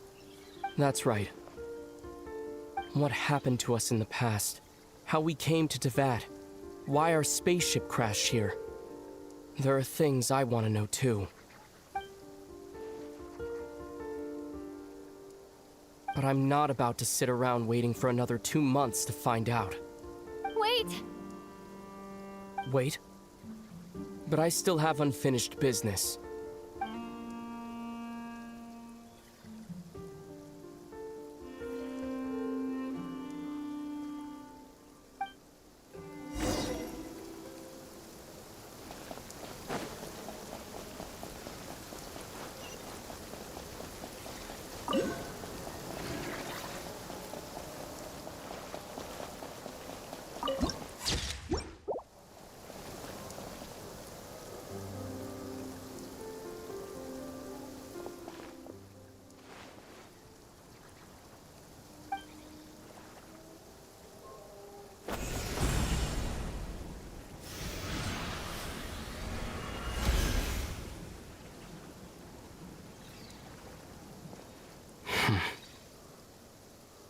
Hold on a second.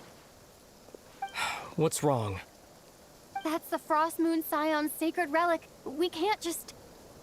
Use it to get to the bottom of all this? We should at least get their permission. You barely even know her. Yet already you hold that moon chanter in such high trust. What do you mean? She told you that the seal can only be broken on Moon Prayer Night, when the flow of Kuvaki is at its peak, yes? You heard all that? Watch this. Huh? But... Get it now? She's been stalling for time. As long as the statue's base is imbued with sufficient power, the secret chamber can be opened at any time.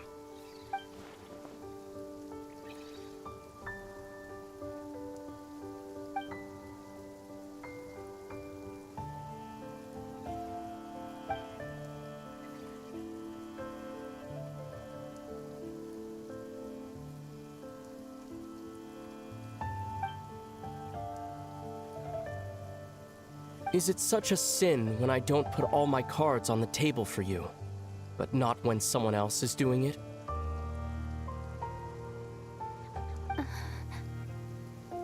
It's not like that. Is it? Ether, you've got it all wrong. This whole time I've wanted to ask you, what happened to make you like this? I admit, I've been having trouble accepting it. But after all this time apart, I've finally come to terms with who you are. willful side and all. I trust you. I still do. Through all the worlds we've traveled, you've always been there by my side. If there are things you can't explain yet, I can wait while the journey goes on. I'll wait as long as it takes, until the day you're ready to talk. Lumine.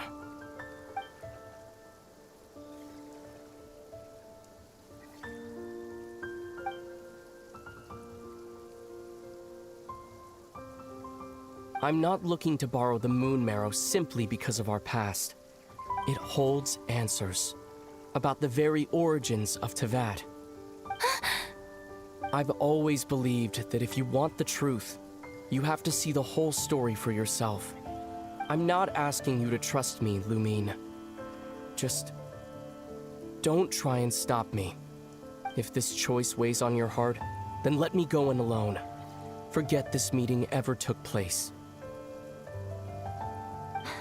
A bit late for that now. But maybe this is the chance I've been waiting for all along. Even if it fades with the morning light. I want to go with you. You sure? Yeah. Then let's go.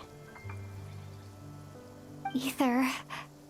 It's been ages since we went on an adventure together. I can't wait. Really? You think I'd lie to my little sis?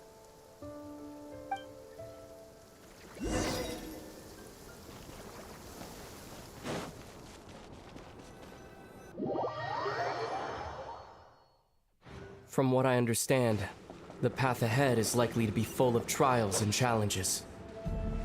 A deterrence against intruders, and a test for those who truly seek entrance. Nah, I doubt the two of us will have any problems. I agree. Still, if we get separated, things could get tricky. Best we move together and watch each other's backs. Even the sound of your footsteps takes me right back. As a warrior, as a traveler, as my little... Looks like this is the first trial.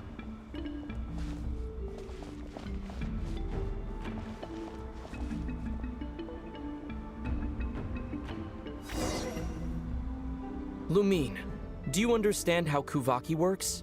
How it exacts force through push and pull? Let's see. How about this? I'll temporarily neutralize the Kuvaki on the cliff face and move the platform into the center. Once it's in place, you'll need to utilize the repelling force of Kuvaki to reach the other side. Okay, I'll leave it to you then.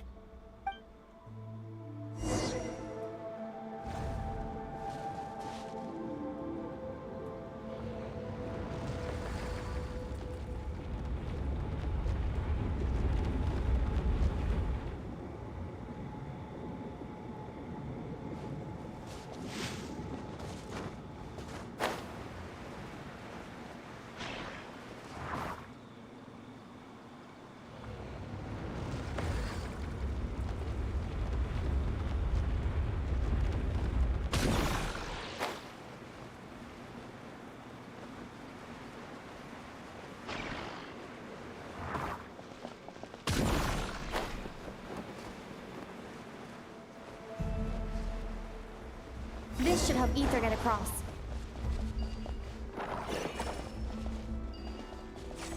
Ether!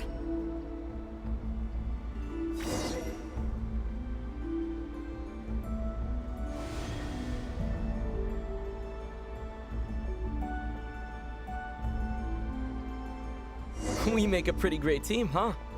Just like the old days.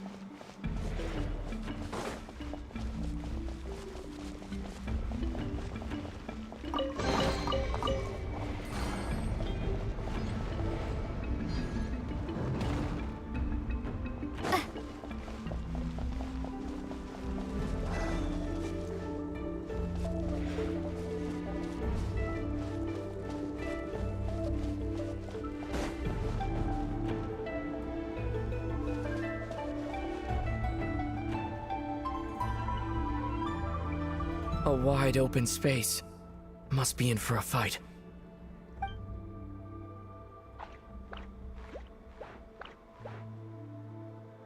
Was that it?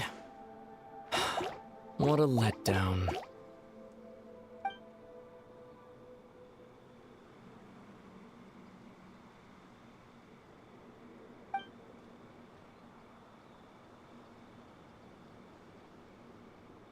Lumine, What is it? why are you looking at me like that? Those enemies were weak, were they not? Maybe it's because the trial's only just begun. Actually, I've got an idea. Why don't we have ourselves a little friendly competition? Let's see if your journey has made you rusty. You're on.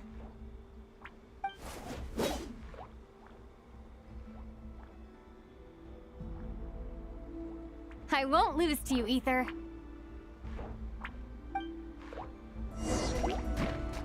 If memory serves, I used to come out on top more often than not. You sure you're all right? Seems your memory's slipping, Ether. Save it. We'll know who's stronger soon enough. Let's see what you've got.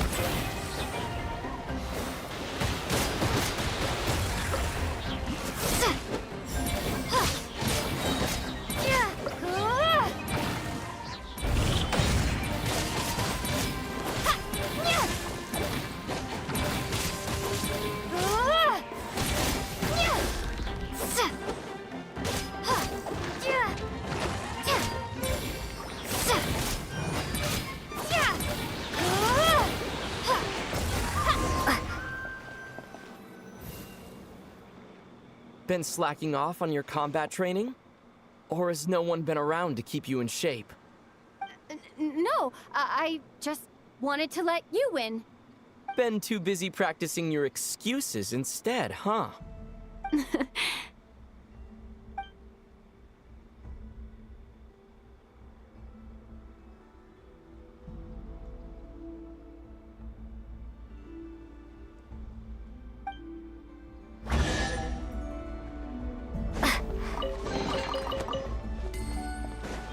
Let's keep moving.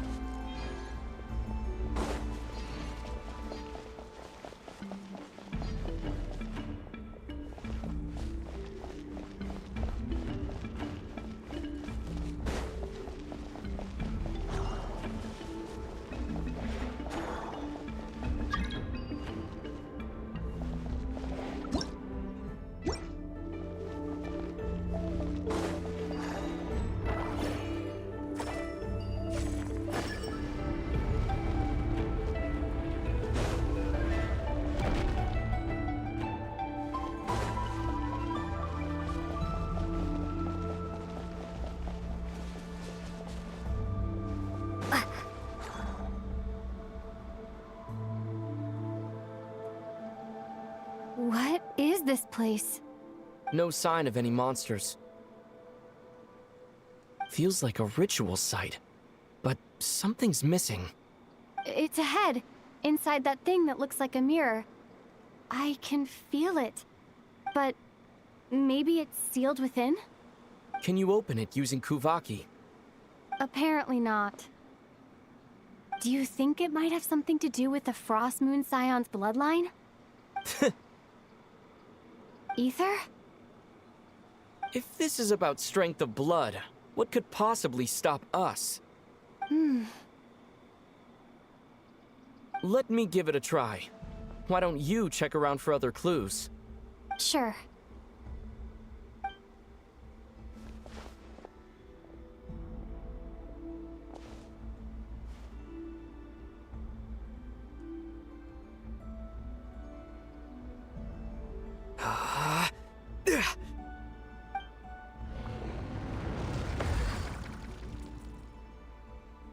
Found it. This should do the trick. Okay.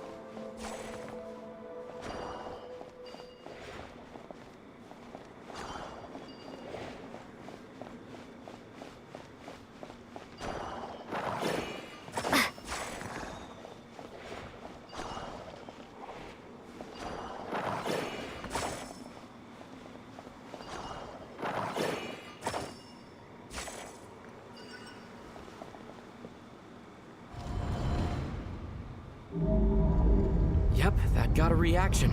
That's one down.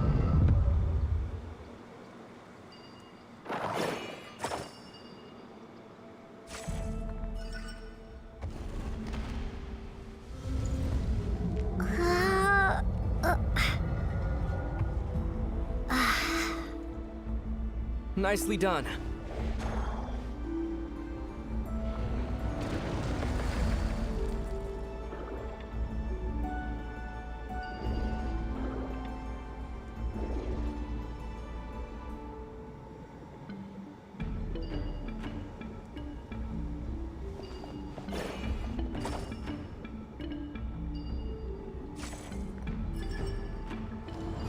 You've got this. One more to go.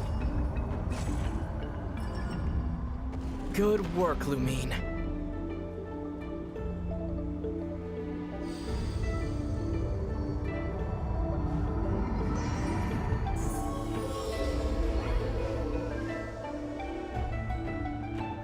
The door's open. Come, we must be close.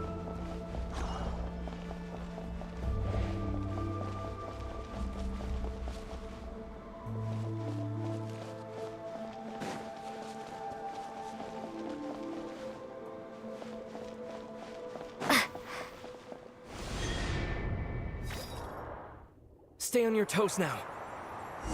Have you considered that I might be the more experienced between us? Is that so?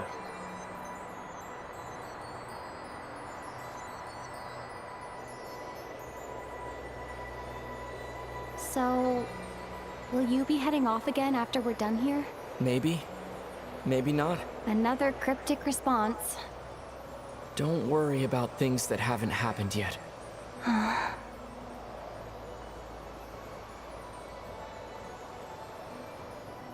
At the end of all this, what do you think we'll find? Whatever it is, we can handle it. What about the end of our journey?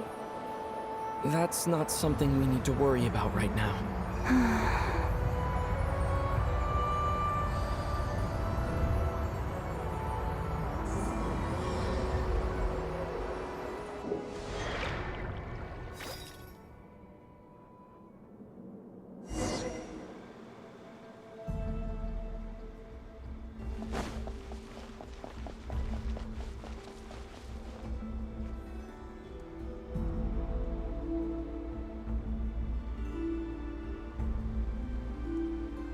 Looks like the final trial is just up ahead.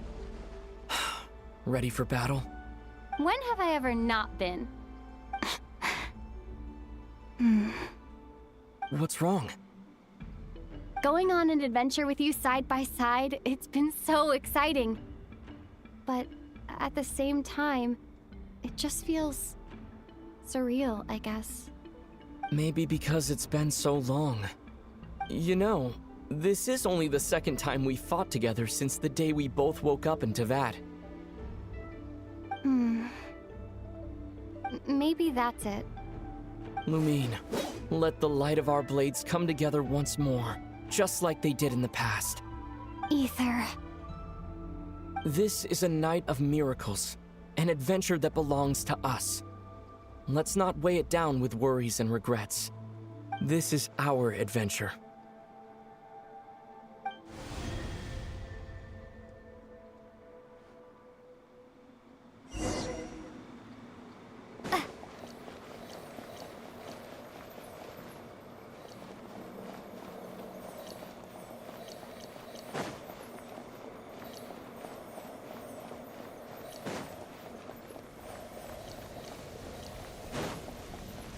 Here goes nothing. Prepare for battle. Stay focused! Don't forget to heal yourself!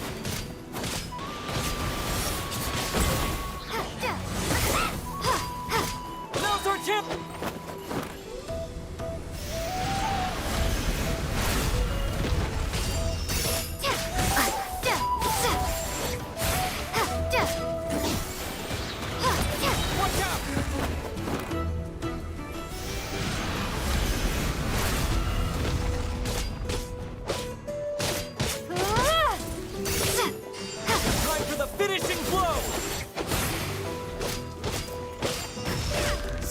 focus! Dodge its attack!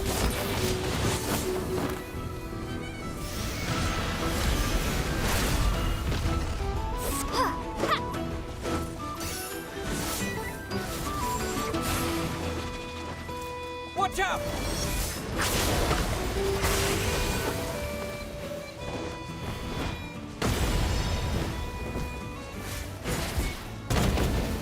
This is bad.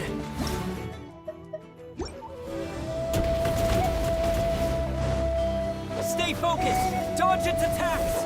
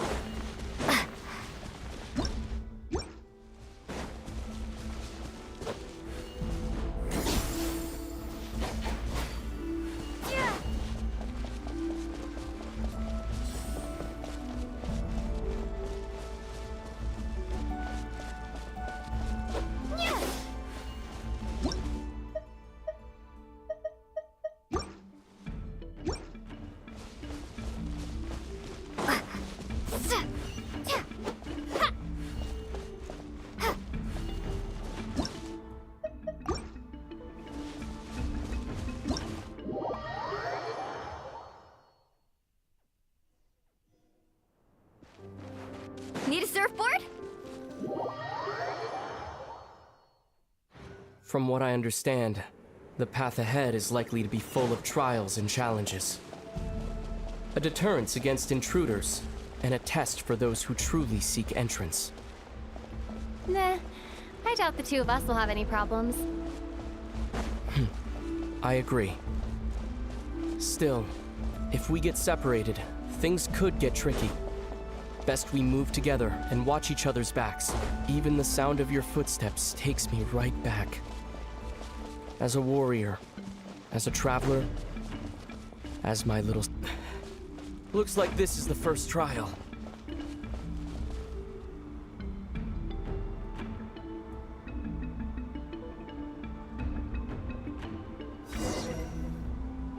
Lumine, do you understand how Kuvaki works? How it Let's see. How about this? Once it's in place, you'll need to use... Okay, I'll leave...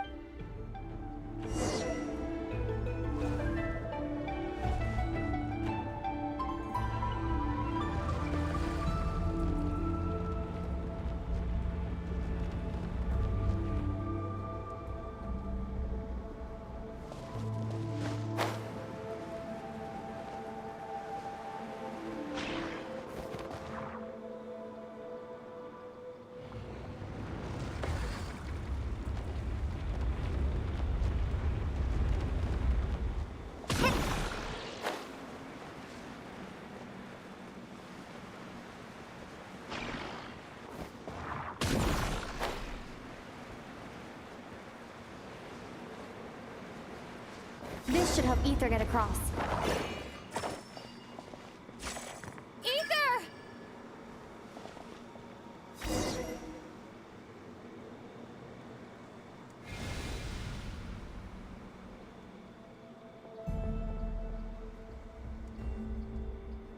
We make a pretty great team, huh?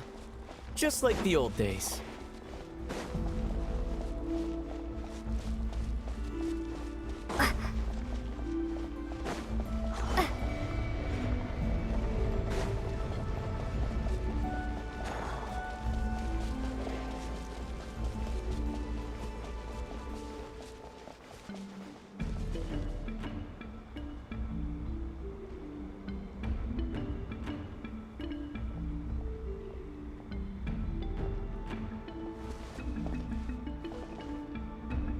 A wide open space.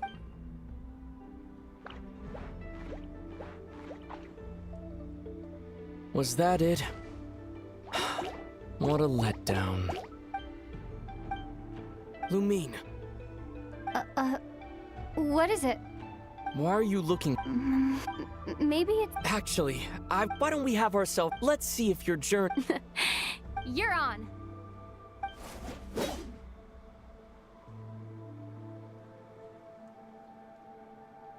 I won't lose. If memory serves, I used to come out on top more often than not. You sure you're all right? Seems your memory's slipping, Ether. Save it. We'll know who's stronger soon enough. Let's see what you've got.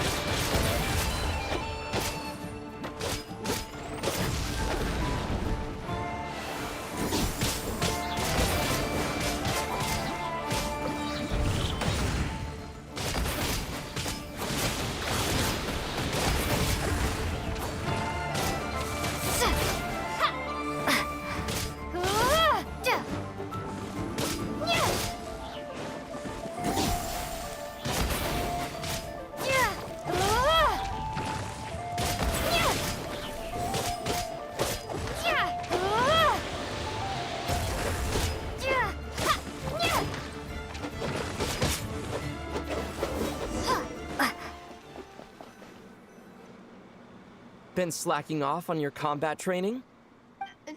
Been too busy.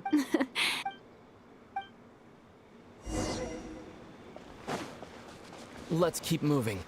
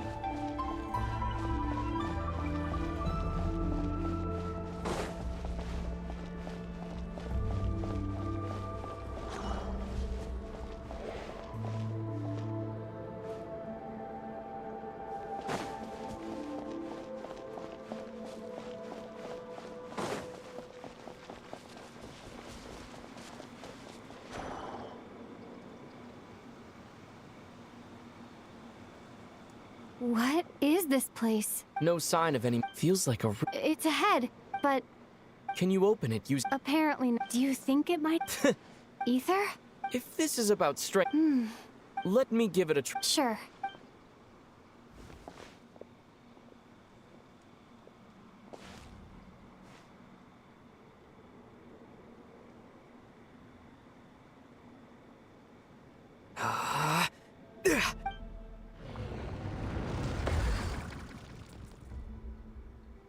Found it. This should do the trick. Okay.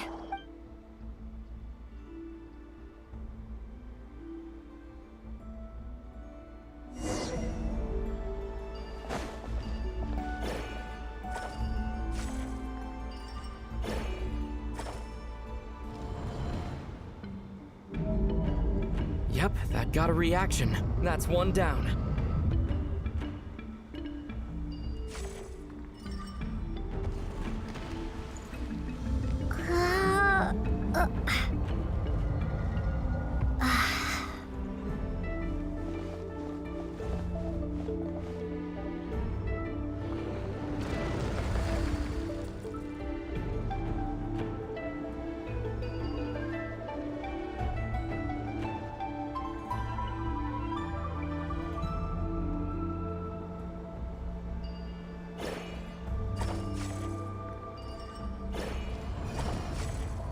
You've got this. One more to go. Nicely done.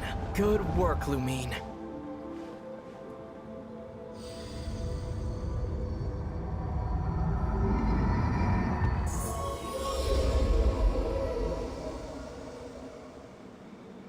The door's open.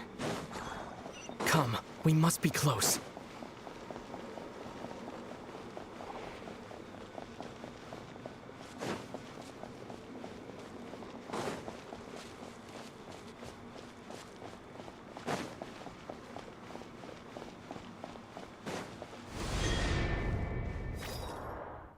Stay on your toes now. Have you considered that I might be the more experienced between us? Is that so?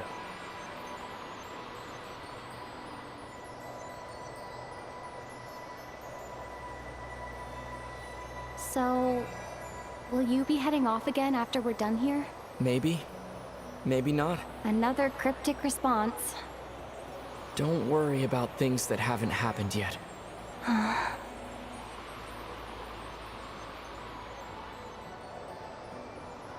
At the end of all this, what do you think we'll find? Whatever it is, we can handle it. What about the end of our journey? That's not something we need to worry about right now.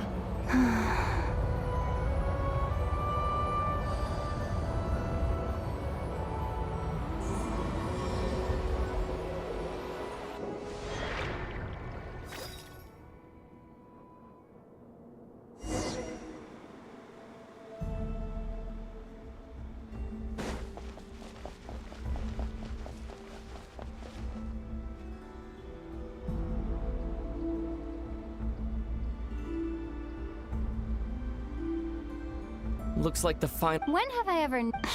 What's wrong? Going on an adventure... Maybe because it... You know... Maybe... Lumine, let the light of... Ether. This is a night... This is our...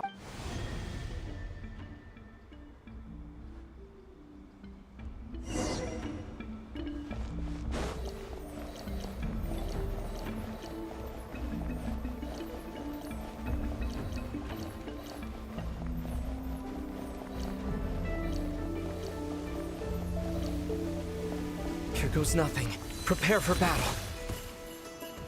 Stay focused! Dodge its attacks! Don't forget to heal yourself!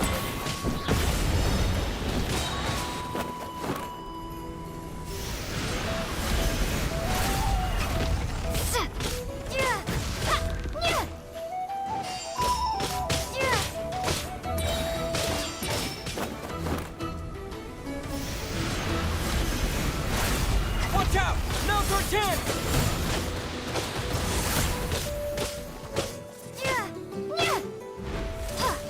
Time for the finishing blow!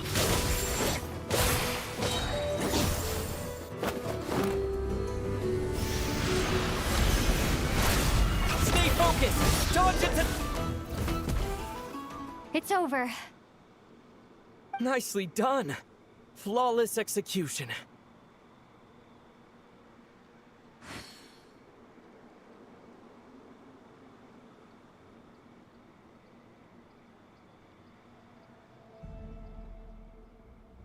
Couldn't have pulled it off without your backup. Not too shabby at all. As for what you were saying, yes, I should have come to see you earlier. Or at the very least. Spent more time with me, going on adventures like this? Something like that. Instead of just running off and expecting you to follow my trail. Wait a sec. That's not an official apology, is it? That goes without saying. Come on, time to claim the treasure we came for.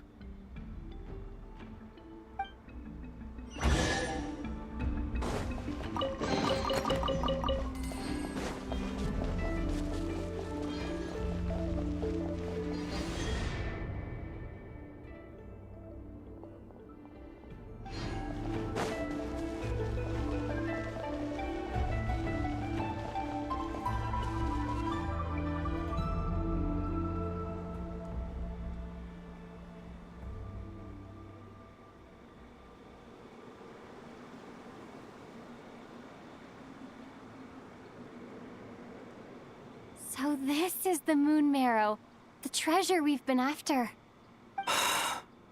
All right, go get it for me, Lumine. It belongs to me.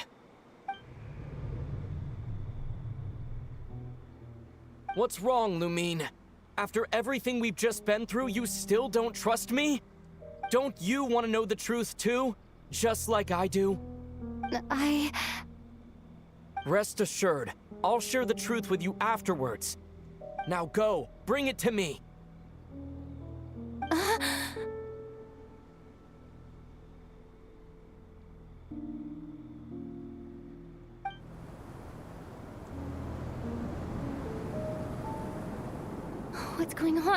Where did this fog come from? Ether!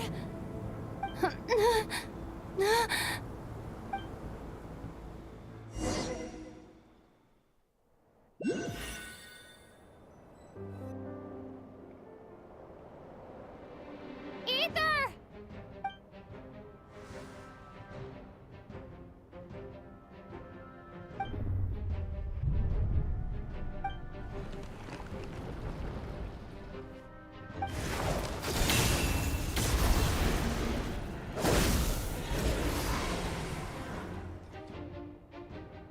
Ether! Huh? Huh? What are you doing here?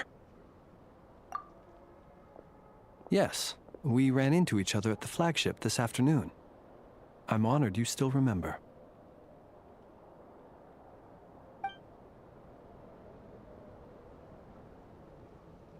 Are you looking for something here?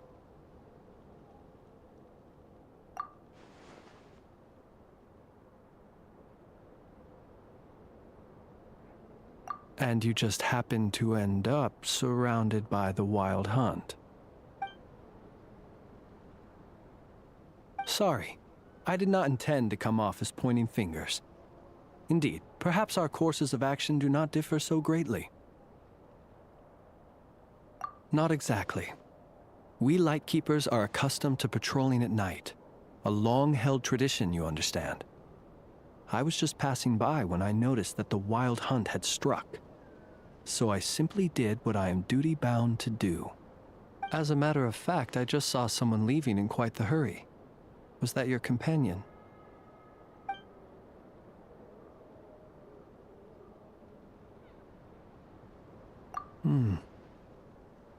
Perhaps I should take my leave now.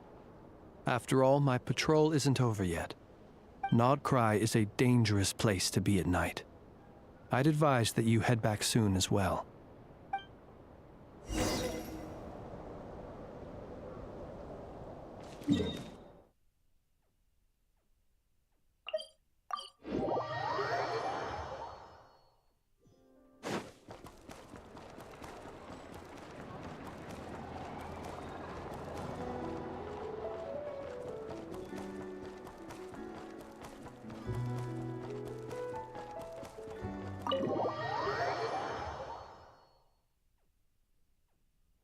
Off we go.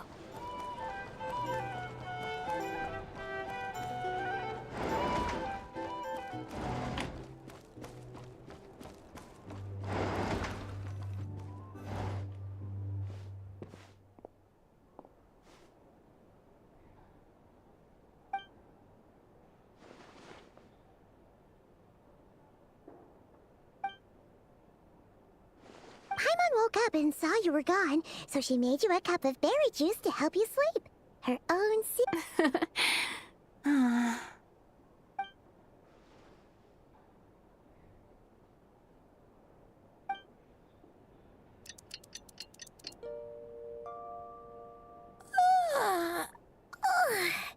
Good morning?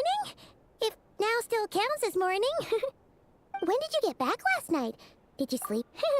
Good to hear. So, where'd you wander off to on your midnight stroll? Anything interesting to see in Nodcry at night? Oh, really? Come on, don't leave Paimon hanging.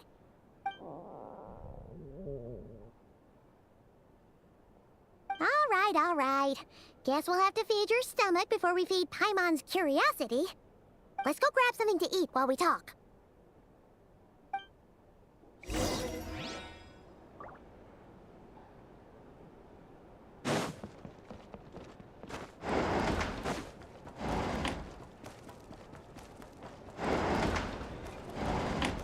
Our drink recommendations? Well, for starters, I recommend you drink less.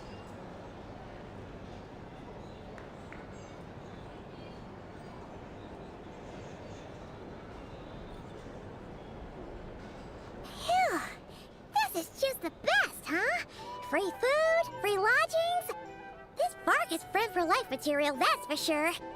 Hey, did you hear what happened? Hear about what? You know, all that commotion over at the Frost Moon Scions. Crazy, huh?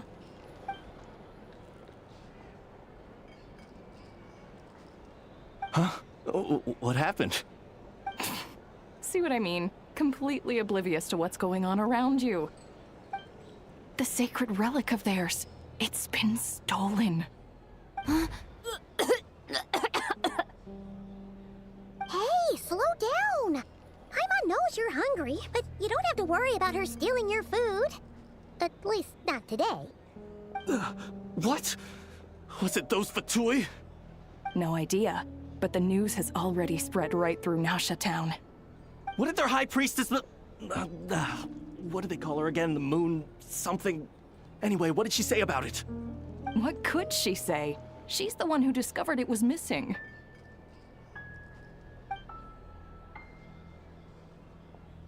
She was in Nasha Town first thing this morning, hoping to launch a joint investigation with the Voynich Guild.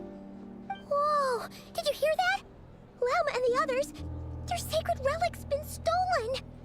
Who in Tivat would even have the nerve? Paimon bets it was that bunch of good-for-nothing, rule-breaking, troublemaking Fatui!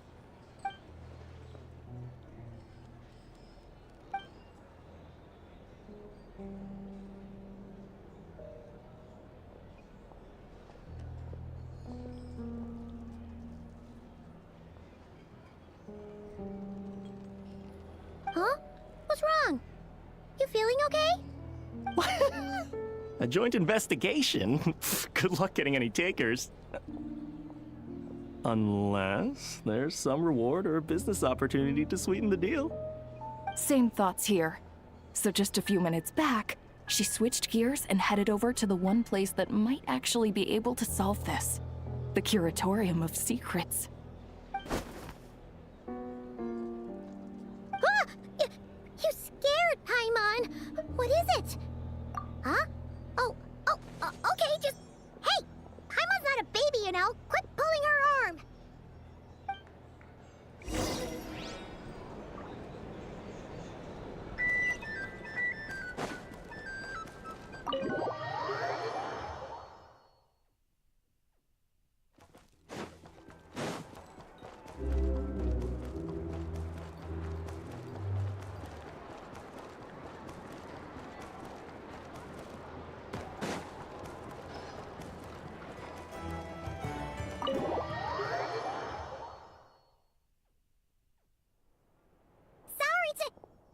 Huh?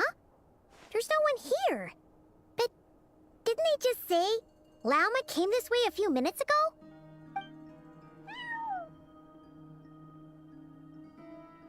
No one except for a cat watching over the front desk. Excuse meow? Are we supposed to check in here?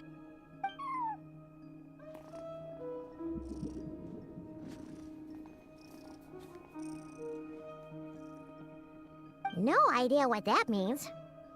Is this Lauma's personal receptionist or something? Pretty sure she'd be the only person who could actually understand it.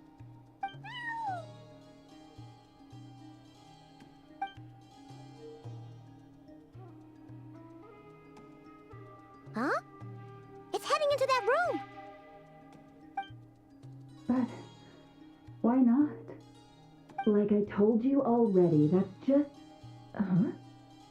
Another client.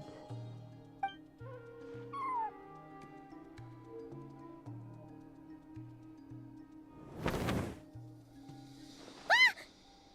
So, you were in this room the whole time?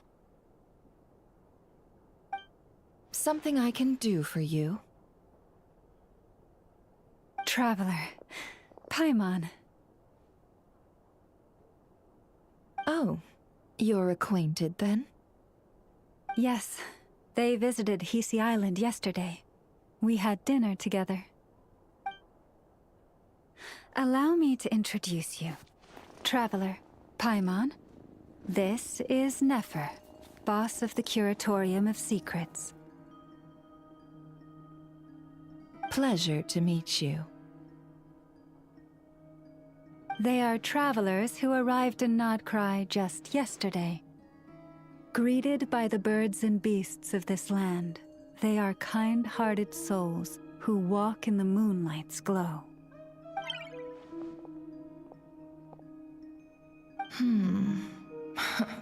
Interesting.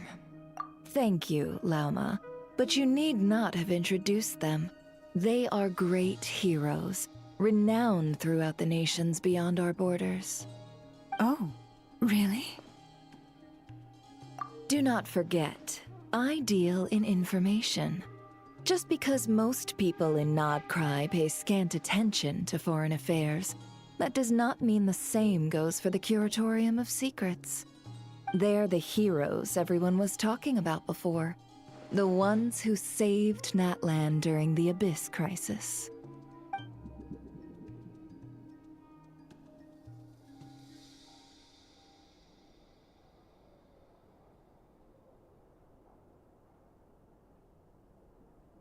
I see. We Frostmoon Scions seldom leave our domain, so I had not heard of your heroic deeds. Please, forgive my ignorance. It's no big deal. We were hoping to keep a low profile anyway. If we had to list all of our titles and good deeds, we'd be talking till sundown. Huh? What's wrong? Still not feeling great? So, what brings you both to the Curatorium today? Oh, so basically, we were just eating when we overheard people talking about how the Frostmoon Scion's relic had been stolen, and then she dragged Paimon over here. I see. Ah, I see. So you came over here because you were worried about Lauma. A combination truly befitting of great heroes. Strong at arms and pure of heart.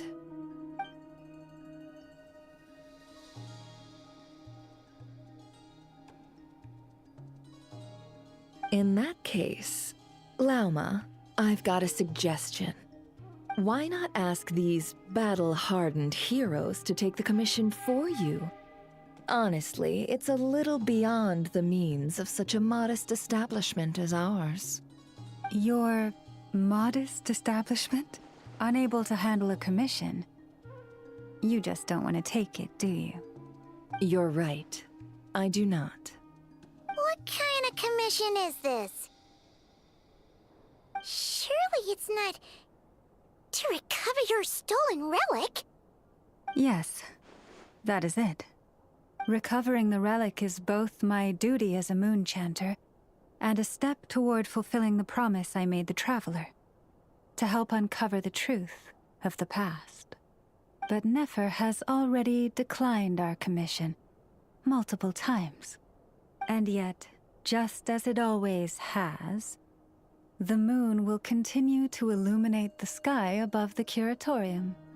Come night or day, may the moon goddess keep you. Enough of that.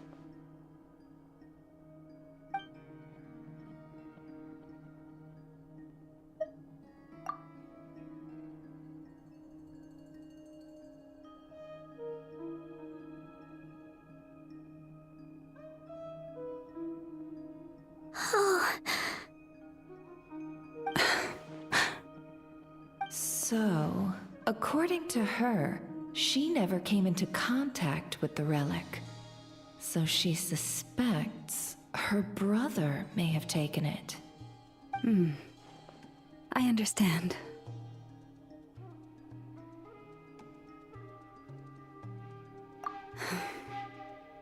The Frostmoon Scion's secret chamber has remained hidden from the world for generations. But the reason outsiders are forbidden entry is not only to prevent theft. Within the chamber lie ancient trials, challenges designed to test the worthiness of those who enter. To intrude without rightful cause is a most perilous act indeed. So please, don't be too hard on yourself. The fact that you made it through those trials proves your right to stand before the relic. To put it simply, the Moon Marrow itself has deemed you worthy, no. Your honesty tells me everything. You never sought to take the moon marrow for yourself. As for what happened at the end, I suspect the chamber's protection mechanism may have been activated. Among those who entered the final chamber, there was either someone with impure intent, or else an abyssal presence. The Abyss? Perhaps that's why, then. Either way, the moon marrow was taken. And I believe you. So the problem remains the same. I need to recover our relic. See? Didn't I tell you it would all work out in the end? But before everyone starts celebrating, forgive me for asking just one more thing. Are you absolutely sure your brother took the relic? What do you mean? Weren't they the only ones inside at the time? Who knows? Think about it. After your brother broke the seal with abyssal power, what was to stop someone else from following you in there? In theory, nothing. And as it just so happens, I received a tip-off from one of my sources earlier this morning. Word is, today of all days, the Fatui suddenly called off their search for the relic. What? Huh? Why? Well, either they woke up this morning and suddenly decided they'd lost all interest, or...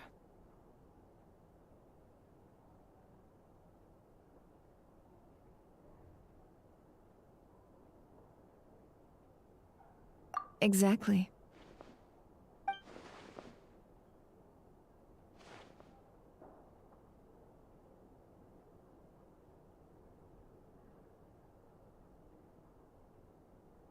Are you wondering if your brother might be in cahoots with the Fatui? Which is why I asked, are you absolutely sure your brother took the relic? Or to put it another way, do you really know your brother?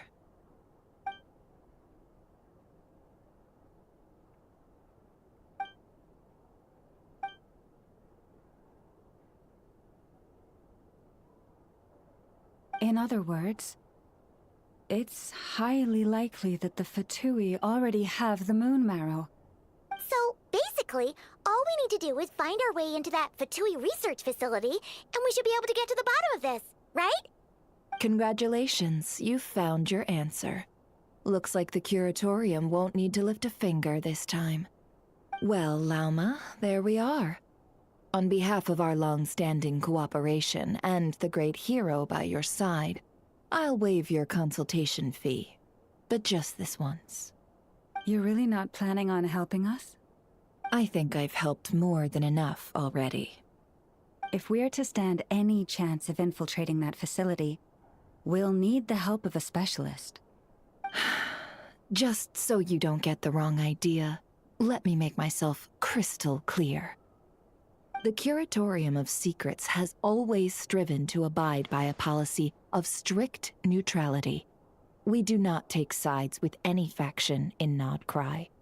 I cannot help the leader of the Frostmoon Scions sneak into a Fatui facility. That would make me their enemy. When one of their harbingers asked me to help them infiltrate your territory, I gave them the same answer. No. All right, I understand. But I do have one final request. I promise it's my last. It had better be. No matter who it is, I want you to help us persuade the next person who walks through that door to join us. What is she up to? You're that desperate for help? What if it's a member of the Fatui? It doesn't matter. You're welcome to tell them everything, even about our plans to infiltrate the Experimental Design Bureau. All I'm asking is for you to say one thing, just one thing to help persuade them. If you do that, I promise I won't ask you for anything else. Made up your mind? Fine. Fine, I'll play along with your little game. Besides, as long as I'm not personally involved, no one can accuse us of taking sides. Boss, I'm back!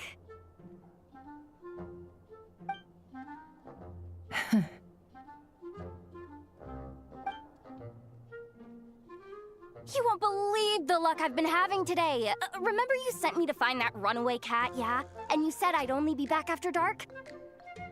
Well, guess what? Right after I left the house, this big ibis flew over and the missing cat was right in its claws. And once it got close, it loosened its grip and...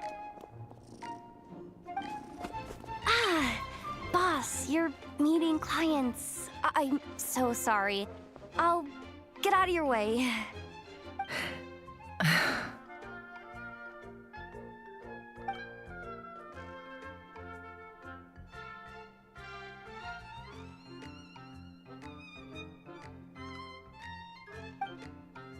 Yehoda, dear, come here.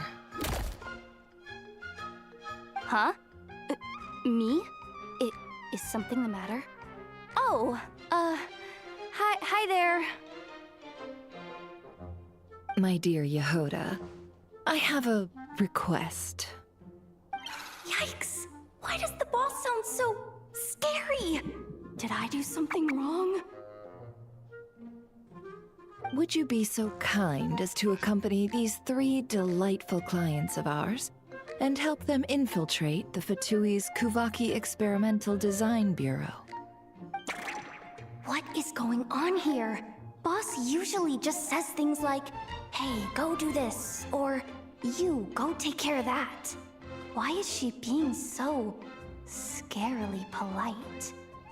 And wait a sec. The Fatui's research facility? That's basically a death sentence. Made your mind up yet, my dear?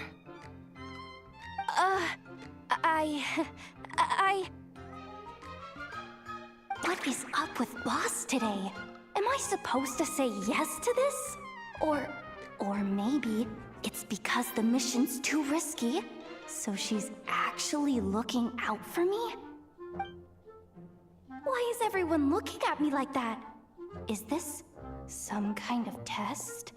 I can't let the boss down. Can I?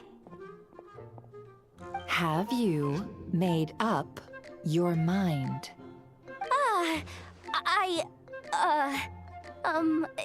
That's... Sure, why not? Really? You really don't mind helping us? Huh?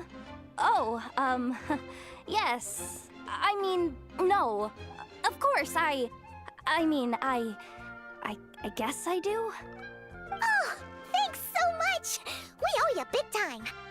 On behalf of the Frost Moon Scions, too, thank you, Yehoda, for your help. What the? Seriously, what just happened? Why does the boss look so fed up? Oh no. Was I supposed to turn them down? All that mentoring, time spent teaching her how to deal with different factions.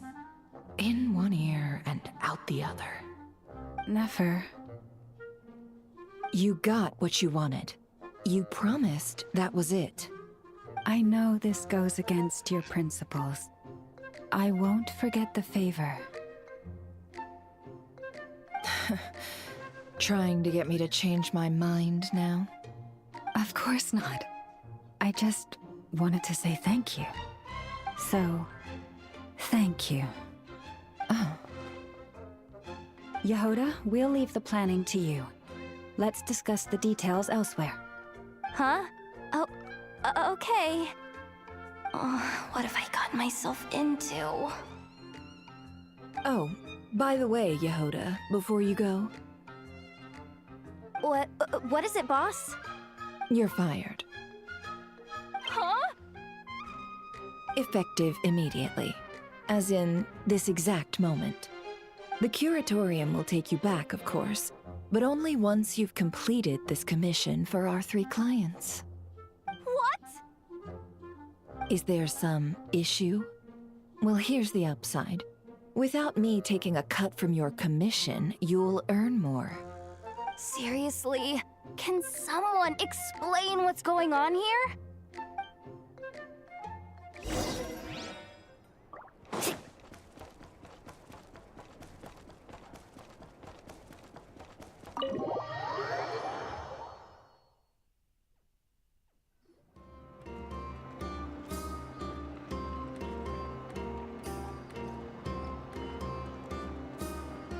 Are we sure Yehoda's alright? She looked totally crushed just now. She'll be fine. She's just in shock. But one thing's for sure. The Curatorium's professional standards are beyond question. The fact that she only requested 1 day to prepare says it all. As an apology, I'll ask my animal friends to help her out more often in the future. Also, thank you for being honest with me. It means a lot. Was it really, though? As far as I see it, trusting your family is never wrong. In this case, let's call it a misjudgment. But the truth is, we all make mistakes every now and then. What matters is how we deal with the consequences. So, in return for your sincerity, there's something I'd like to share with the two of you as well. Oh? What is it? Perhaps it is something best said under the moon's gentle light. Would the two of you meet me on Hisi Island tonight?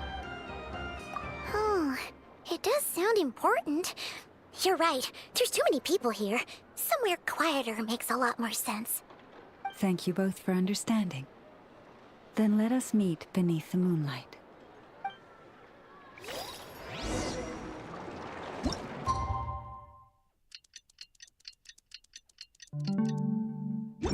It's about time, and the moon...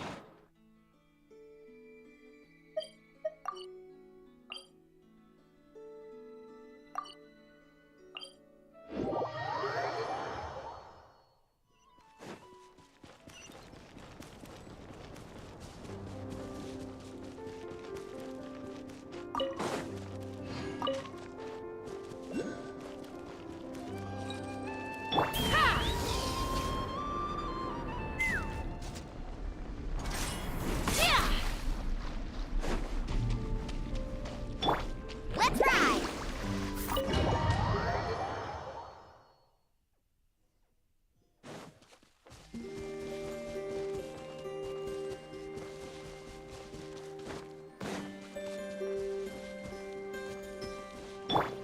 Try and stop me!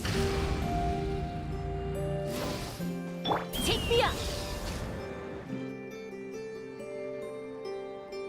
Llama, we're here! Huh? Llama, are you... praying? I am indeed. For the moment I was born, my people exclaimed, "Behold, eyes like the moonlit tide, antlers like the crescent moon, and blood that glimmers silver as the moon's reflection." From as far back as I can remember, I was revered as the Frost Moon's emissary and the Moontide Maiden. The first words I ever learned were prayers to the Frost Moon. The first gestures, those of our sacred rites. Wow, that must have been tough. Back then, I didn't know any better. It all just seemed so natural. The Frost Moon Scion's bloodline has long since begun to run thin. Nowadays, even those of us with antlers are few and far between, let alone those attuned to the power of Kuvaki. But I...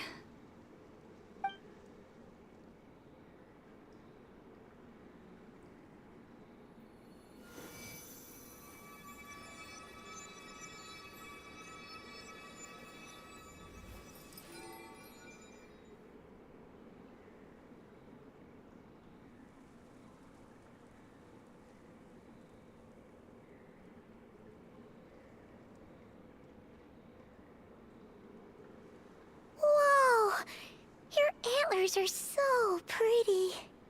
They say it's an extraordinarily rare condition. Once in a century, if that. I am unusually sensitive to the moonlight, as well as to the Kuvaki's ebb and flow. As a child, I could barely sleep because of it. Oh no! It was that serious? To others, fluctuations in Kuvaki are something you easily get used to, like a gentle tide lapping away at the shore. But to me, that same tide is a towering tsunami, a surging swell crashing against me. Of course, as the years went by, I learned how to suppress my senses and my power, enough to keep it all from overwhelming me. But because of that, I also had to walk the path of concealment. Concealment? From the moment I was first taught to pray, my kin would point up to the night sky telling me, "That, Lauma, is the frost moon, the last of the moons, the sole surviving truth." But I would ask them in response, why? Why can't I feel anything from it at all? Later, I came to understand that they simply could not tell where the real tide was coming from. They couldn't sense it. The true moon beyond the sky's veil.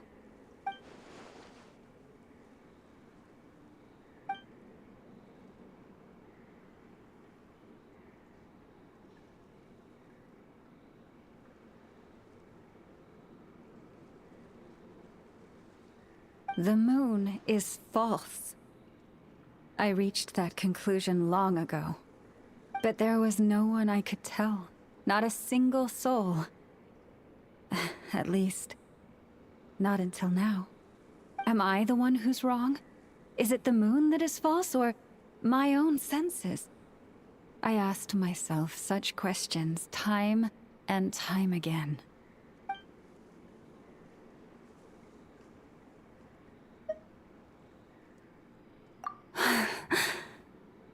Thank you. When you called yourself a descender, I had a feeling you might be able to confirm what I had always suspected. And now that you have, it's exactly as I imagined. I feel relieved. Oh, Paimon kinda gets why you couldn't tell anyone now. It's not easy to change people's minds on something they've believed for hundreds of years. That's what I meant by concealment. I knew too much, so I had no choice but to keep my people in the dark. Every prayer I offer feels like a lie to keep myself going.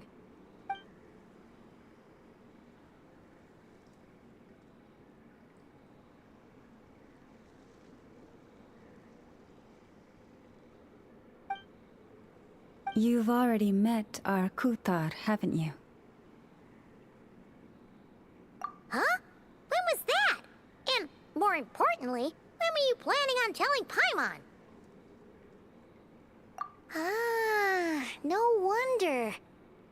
What did you think of her?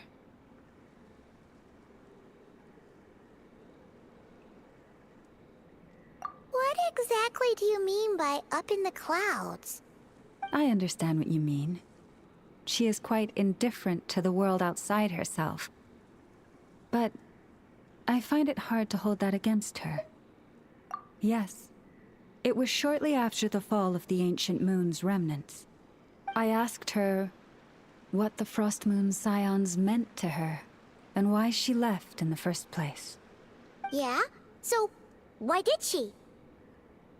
Perhaps it's better if you ask her yourselves. Things tend to get lost in translation when you speak on someone's behalf. What I can say for certain is this. Even when I had no one to confide in, I still had a family. I still had the Frost Moon Scions. But that girl, born beneath the moonlight, perhaps she's never felt she had either. The truth is, though, she might have had it all. If only the Frost Moon Scions hadn't let her down.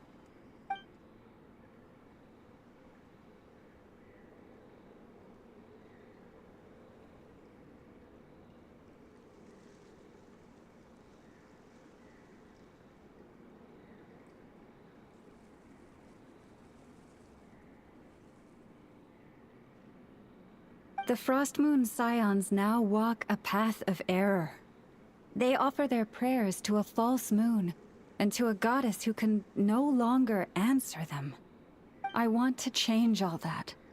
But with the Fatui closing in on us day by day, the Frost Moon Scions must stand united, now more than ever. I need to wait for the right... Lady Lauma! Lady Lauma! Cappy? Has Cardena's condition deteriorated again? Traveler, Paimon, we'll have to continue this conversation later. We'll come too!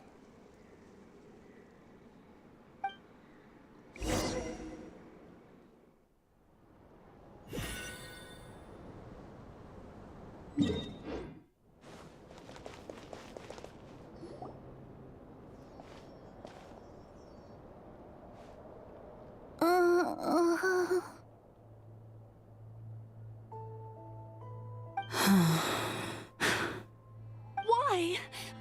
Did I do something wrong? I've been praying to the moon goddess every day. Why isn't she getting any better?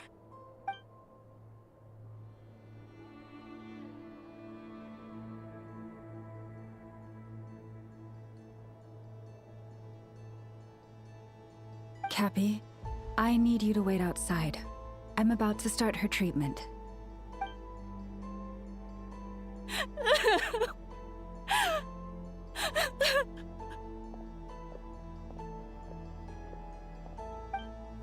Is there anything we can do to help? Just don't be alarmed by what you're about to see. And please, don't let her mother see it.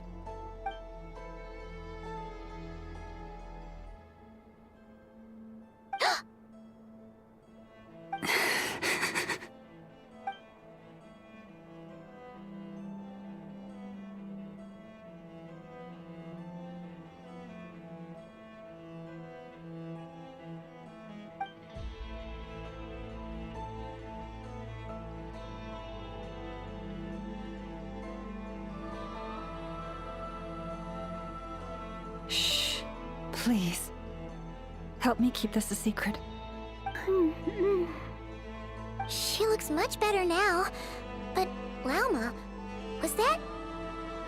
A medicine prescribed by a local doctor. For ordinary people, my blood has the power to counteract any adverse reactions to Kuvaki.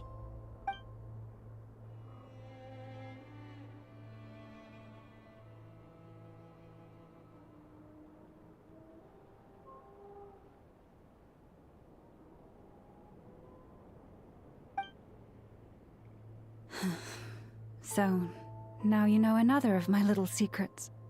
I had hoped to guide the Scions out of error before Karena's illness reached this stage, but clearly, I was too late.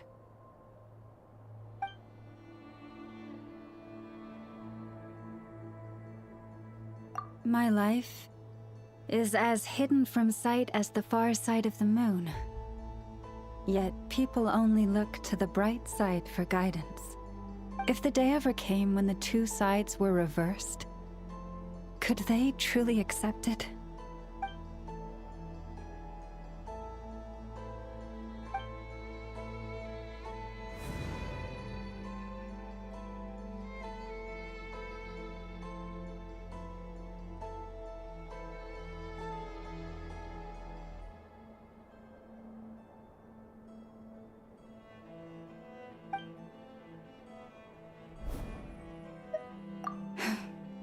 Hearing you say that puts my heart at ease. Mm-hmm. And if there's anything we can do to help the Frost Moon Scions, just let us know. Our priority, right now, is reclaiming our relic from the Fatui. But I now understand that the day I will tell everyone the truth is no longer far off.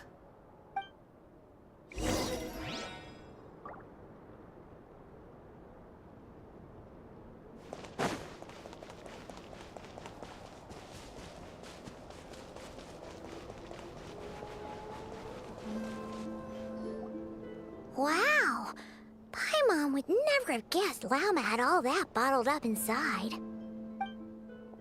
Hey! Watch your step! Ah! What's wrong? Oh, you scared Paimon. You scared me there too. Almost stepped right into one of my traps. A trap? Why would you leave a trap somewhere like this? Well, it's not like this is a main path. And besides, we Frostmoon Scions would recognize it instantly.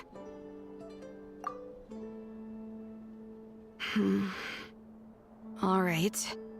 You don't seem like you're with the Fatui, so I guess there's no harm telling you. Lauma asked me to set up these traps to keep the Fatui at bay. Oh! Come to think of it, their 3-day ultimatum is almost up now. Yes. Hopefully they'll back off when they realize we won't go down without a fight. Oh, you've done a lot for the Frostmoon Scions too, just like Lauma.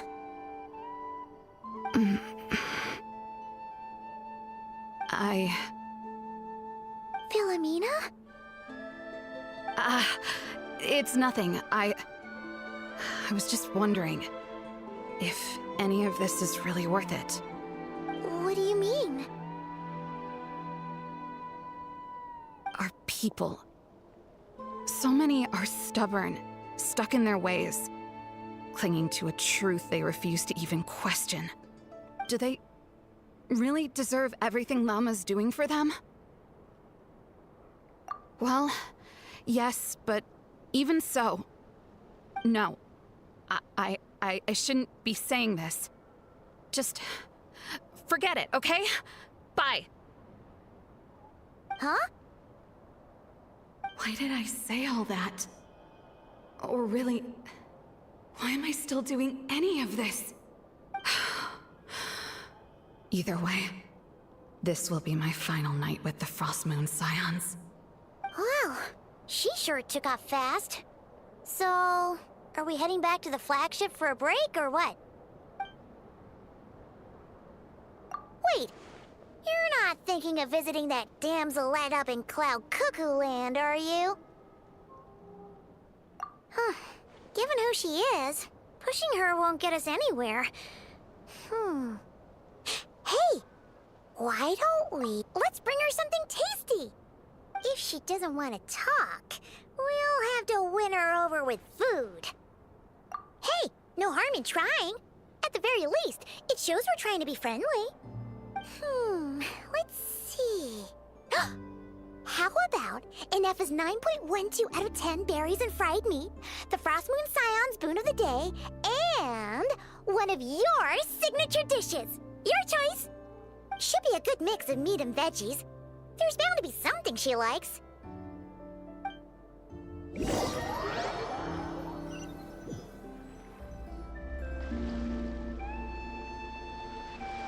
Alright, food's packed and ready. This is the place, right? Why does it feel like we're going to visit a patient? Oh, no. Take this seriously, Paimon.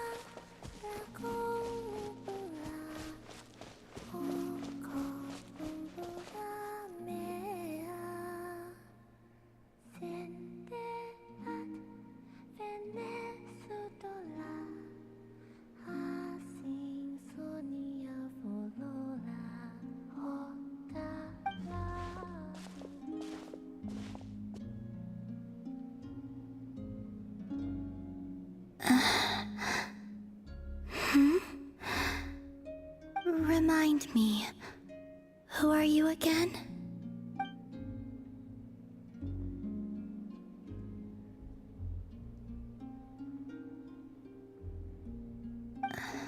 A different one floats by your side today. A different one? What's that even supposed to mean? Oh, hi there. Paimon is Paimon, and this is the Traveler.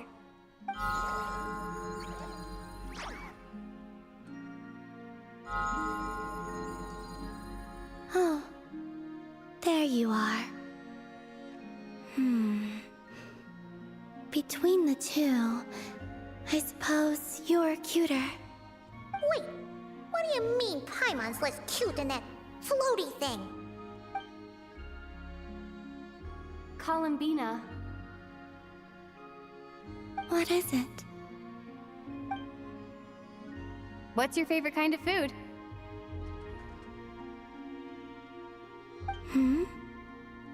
Is this a treat? Or an offering? Let's go with treat. Anyway, this is all the Traveler's cooking, so please, help yourself.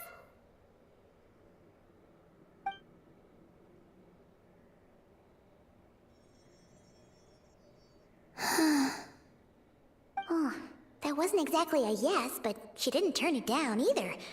What could she be thinking?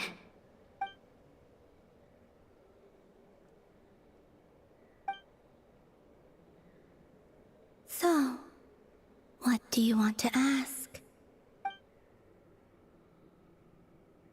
Hey, she's actually playing along! Quick, now's our shot! You know the moon in the sky isn't real, don't you? I know there is only one moon in the sky. It is simply that some can see it, and some cannot. What does it mean to you?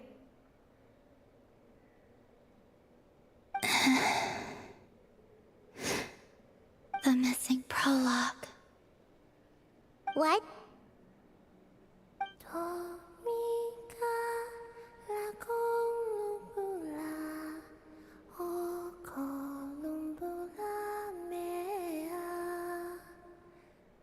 Huh?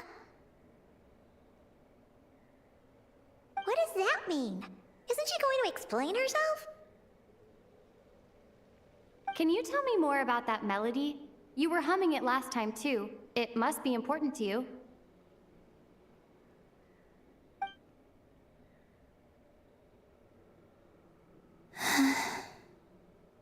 It is all I remember from the moment of my birth.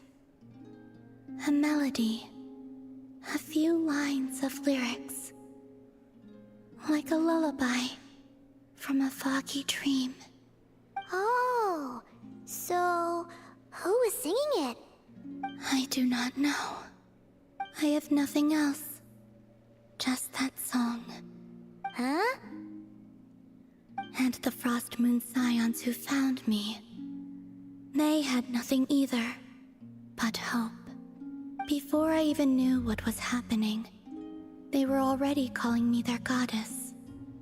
And I had no reason to decline. Like two lost infants unknowingly exchanged, I adopted their faith. And in return, they adopted me. But my adoption drops you into the story halfway through. What came before was scribbled onto the wrong pages, never even bound into the book. That sense of something missing only served to nurture their greed and doubt. And thus, I came to realize that this place was never truly my home. Greed and doubt? O Moon Goddess, forge weapons for us, drive out our enemies, and expand our lands. O Moon Goddess, heal our wounds, ease our suffering, grant us strength. They asked for everything, and I obliged. Until the day came when no answer could be given. If mortals can turn to the gods when they are powerless, then who do the gods turn to when they have nothing left to give? You've got Paimon there. In those days, the Frost Moon Scions cared more for faith than for truth.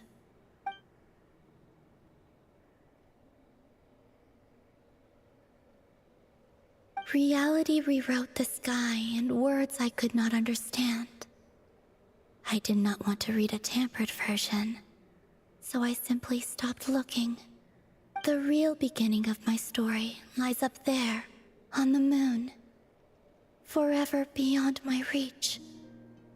Like a message carved for blind hands, sealed away where no fingers can find it. Huh.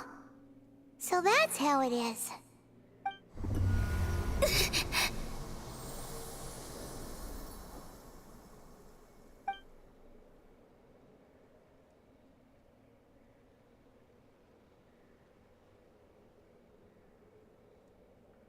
What's wrong?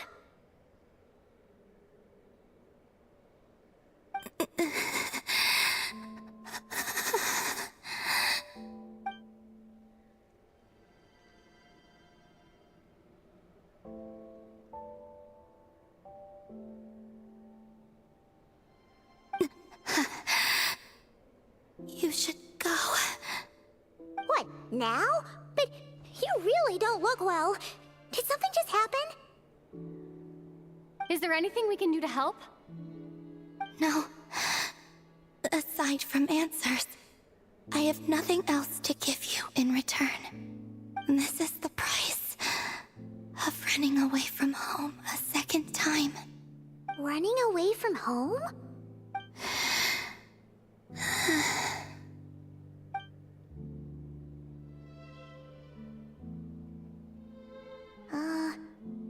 Is she heading towards the food? Do you still have many questions? I know I should offer more in return for your kindness, but I'm feeling a little worn out. Oh, we're so sorry about that. The Tsaritsa was right. Freedom always comes with a price. She said I could treat the Fatui as a second family, a second home. But in the end, they were no different. All they wanted in truth was my power as the moon goddess. I'd rather not dwell on such unhappy memories.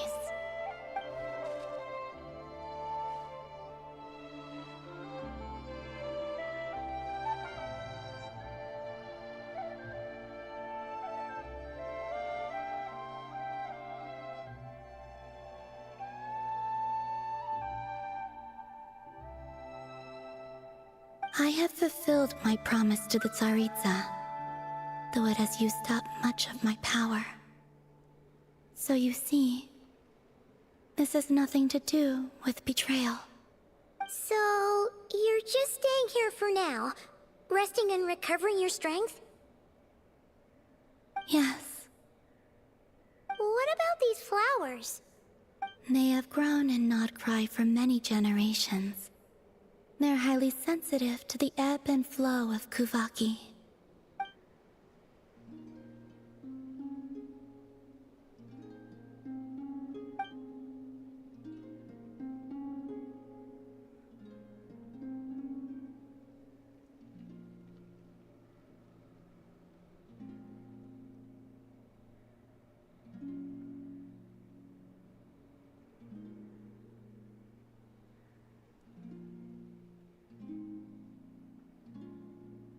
At times, I thought about using that relic the Frost Moon Scions had hidden away. I could sense the power within it. But going out is such a hassle. People might see me, and I promised Lauma I wouldn't show myself to anyone. Besides, I know it's gone now anyway. Really? Lauma asked you to stay in hiding? Uh-oh, she's looking back at the food again. Paimon's still got some little crumb cookies here. You could have these for dessert if you wanted. Lauma said she wishes to change the Frost Moon Scions, which is why she asked me to stay out of sight. I don't really understand what she meant, and to be honest, it's not something that concerns me. But I wasn't planning to see anyone anyway. If they found their way here themselves, that's hardly my fault.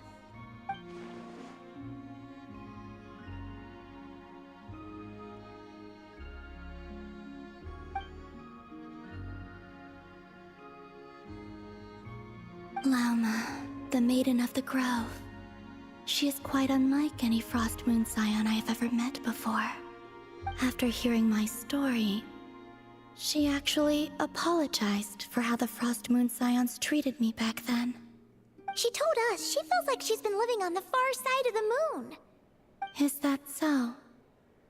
I actually got the opposite impression. She's been keeping her true power hidden away, afraid that people might be dazzled by its brilliance, and that they'd no longer be willing to look her way.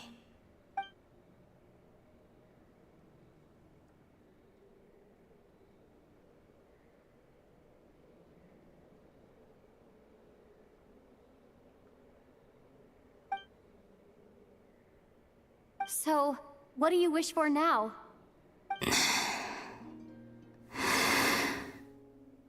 I wish to return to the moon, to the home where my story is written. Right now, that is all I wish for.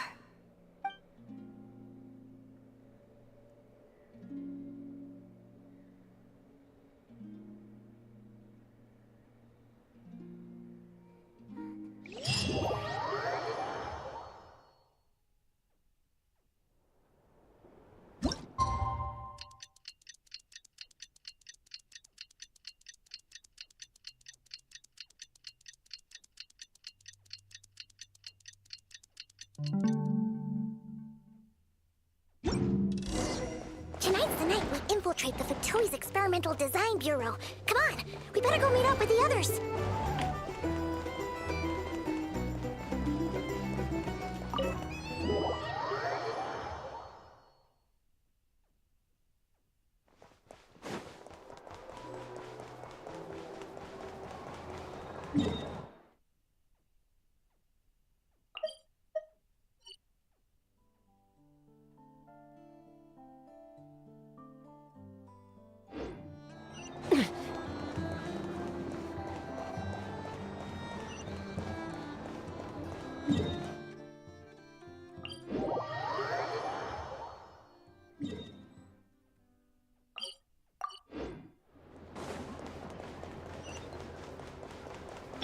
Full throttle!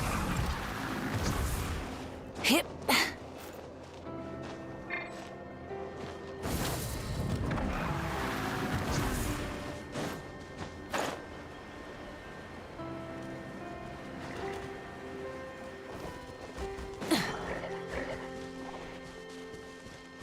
Rise with the sun!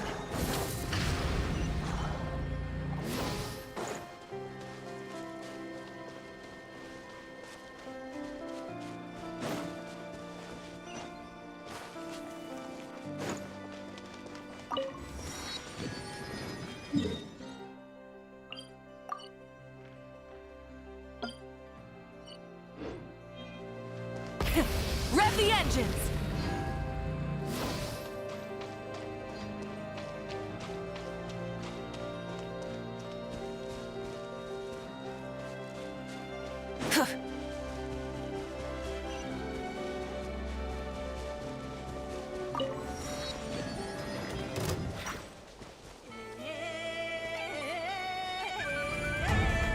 Try and stop me! Pyroclastic surge! Faster! Check this out! That's the luck! There is no escape! Inazuma shines eternal! Let's ride! Huh? Rev the engine! Is this our fate?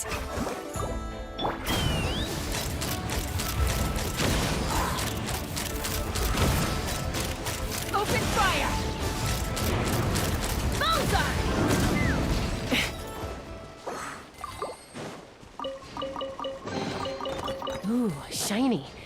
It's so pretty.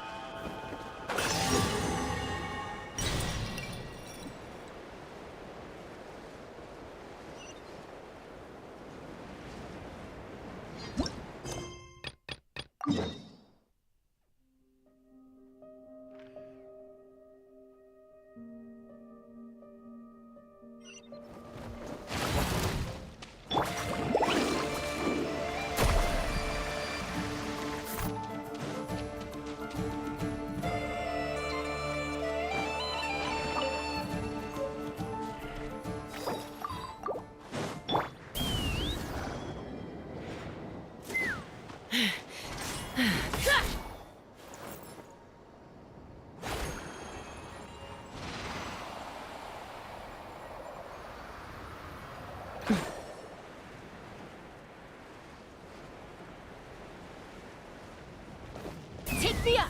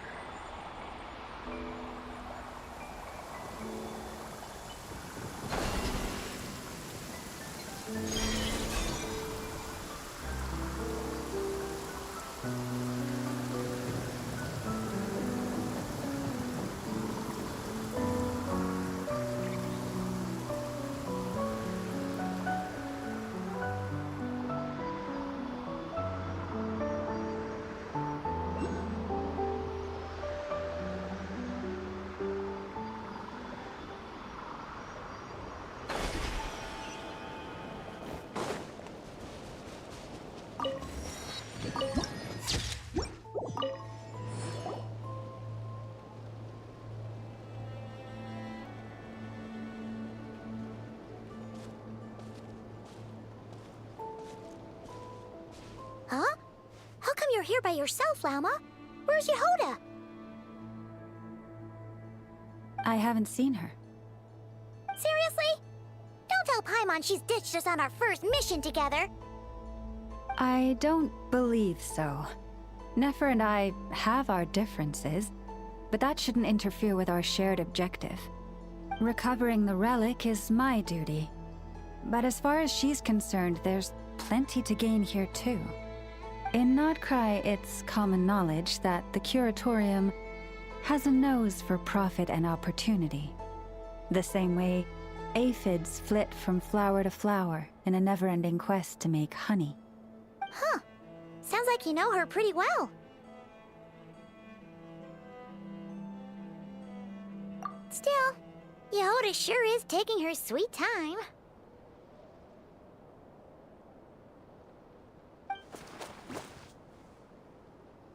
Hmm?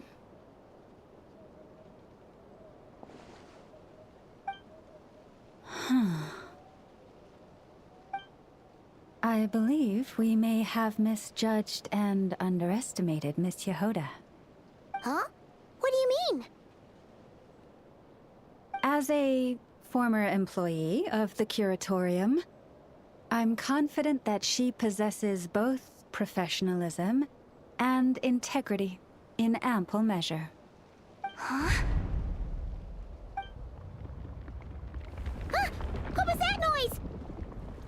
The sound of a wavering conscience, perhaps?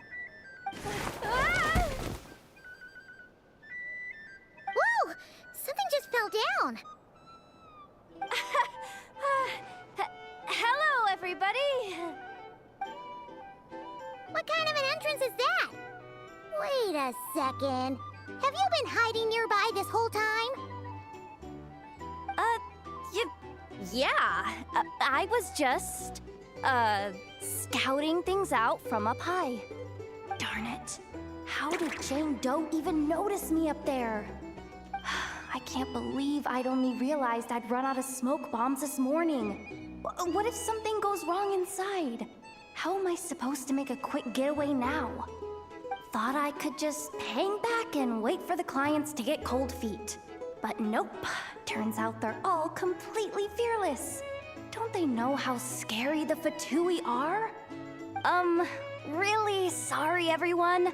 Truth is, just as I was heading out this morning, I discovered I'd run out of a super important, completely essential, absolutely indispensable piece of equipment.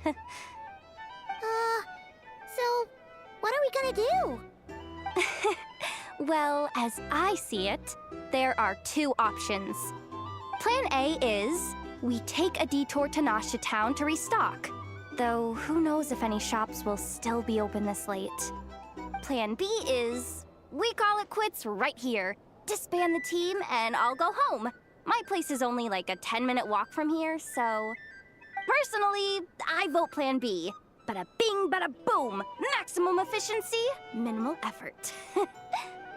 Don't try to solve your problems by running away. Not a fan of either? Then I guess our only option is to fall back on Plan J. That's J for Yehoda, by the way. Why didn't you just tell us that was an option in the first place? Come on, that would have totally ruined the surprise. Boss pulls this trick all the time, and it's always the clueless ones who end up praising her to the skies.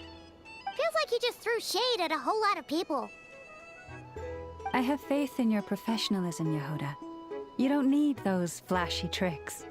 Your abilities alone are more than enough to earn our respect. Huh. This Jane Doe sure has an eye for talent. Speaking of which, maybe it's time I started calling her something nicer? You really mean that, Jane? Laumado? I do. I'll tell you what, it's not every day you get to work alongside such considerate clients. I have a feeling we're gonna make a great team. Plan J is this. We find our way in through the freight access on the facility's east side. It's tucked away from view, and security's lighter at night. I've prepared some special gadgets too, so we should be ready for anything. If we want this to go without a hitch, we'll need to work together every step of the way. So everyone, stick close behind me. Now that finally sounds like a real pro talking. Hey, you saying I didn't before? Kinda, yeah. You... Ugh. Never mind. A top-tier treasure hunter like me never lets the naysayers get to her. All right, let's go over what we agreed on yesterday. The goal of infiltrating the Kuvaki Experimental Design Bureau is to locate and, if possible, recover the relic that the Fatui stole. We also need to figure out why they built the facility in the first place. I'm worried that they've set their sights on the ancient moon's remnants on Hisi Island too. Well, now that we've got a plan, time to get this show on the road.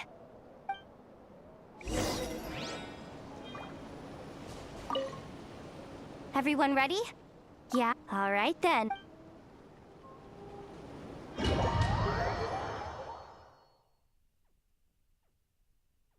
Go, go, go! But make sure you stick to the side.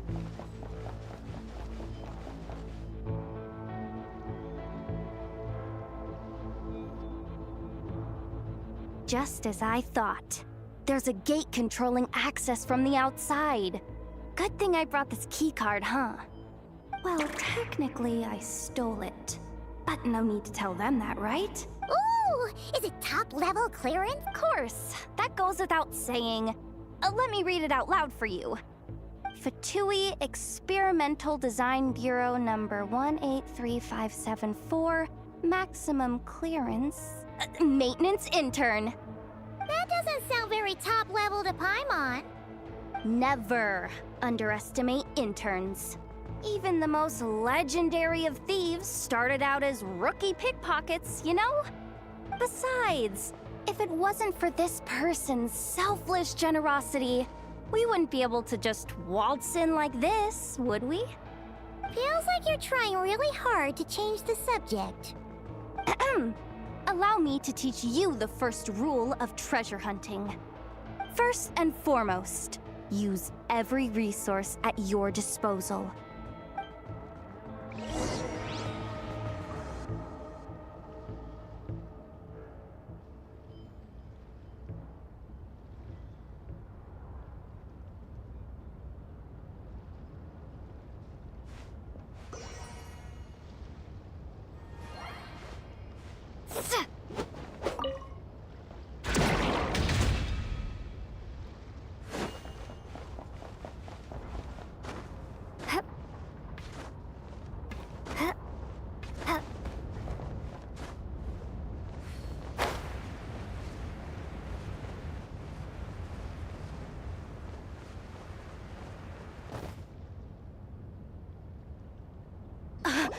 I get it now. It's like a pair of light bulbs just lit up in my head. What did you just get? The blue light, aka Plan A, is telling me to take the path along the left side. It'll be a lot stealthier, but that might mean a bit of a detour. The red light, aka Plan B, is saying, just charge straight in. But that'll mean dealing with, like, a dozen sentry bots already powering up. Although, I might be able to switch them to training mode. Their attacks will be weaker, but we'll still be in for a fight. Can't you just put them in sleep mode? Hey, I told you, I'm just a maintenance intern. Give the new recruit some time and space to blossom, will ya? We're still pretty close to the entrance. Surely they'll call the whole thing off once they see what these bots can do. Anyway, I say we go with Plan B. Either way, I won't be doing any of the fighting, so the shorter route sounds good to me. If we can avoid fighting at this stage, we should.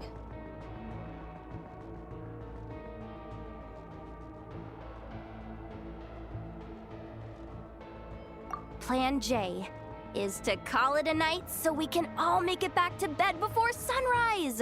After all, the deeper we go, the more dangerous this is gonna get. So we might as well give up while we still can. Okay, here are the bosses. Just don't forget, whatever you do, don't let those recon bots spot you.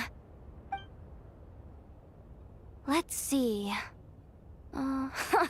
No kidding. Anefa told me about something like this before. I can't believe that dumb robot actually helped me out for once. All you gotta do is this, and the recon bots will be reassigned to another position. That way, when it's time to move forward, the path will be clear.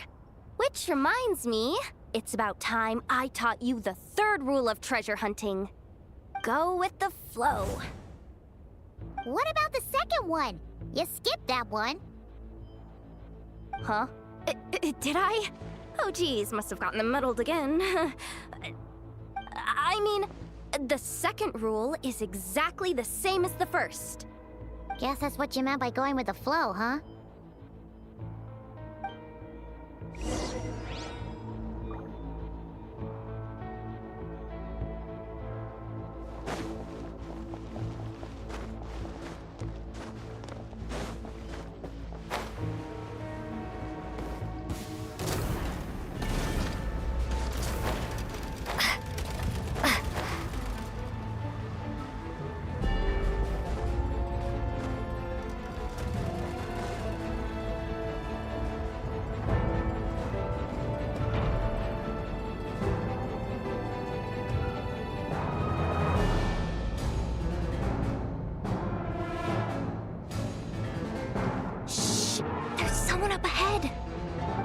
lockdown been initiated? Move it, soldier! The cargo has already been transferred. The lockdown procedure is complete, Commander. That sector is now fully sealed. The night shift. Just our luck. Don't they usually handle deliveries during the daytime? There's not supposed to be anyone here. We've come this far already, and they're really trying their best. If I suggest backing out again, it's not gonna look good. Come on, brain.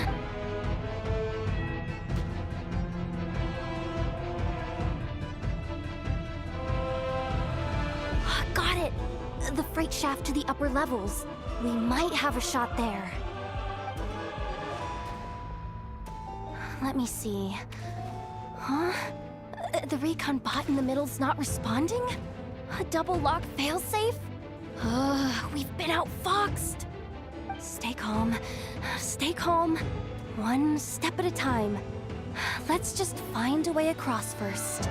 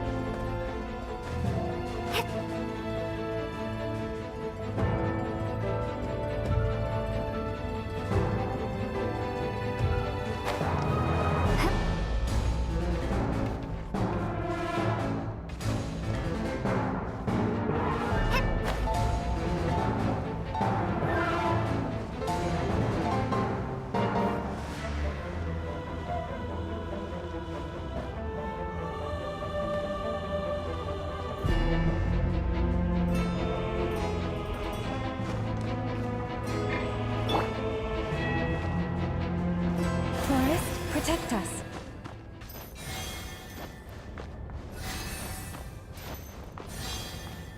Yep. What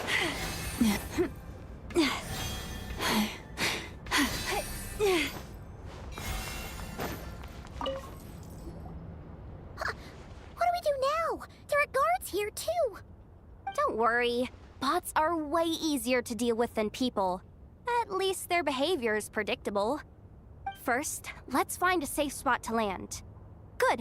That spot shouldn't draw their attention. Let's go.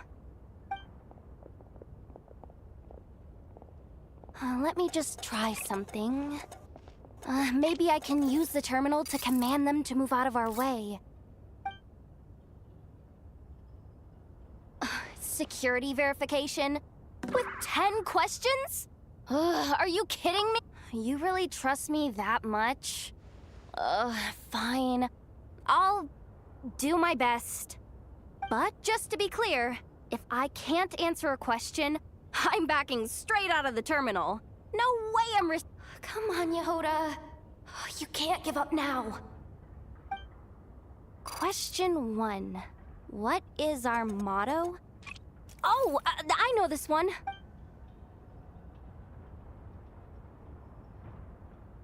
Question 5.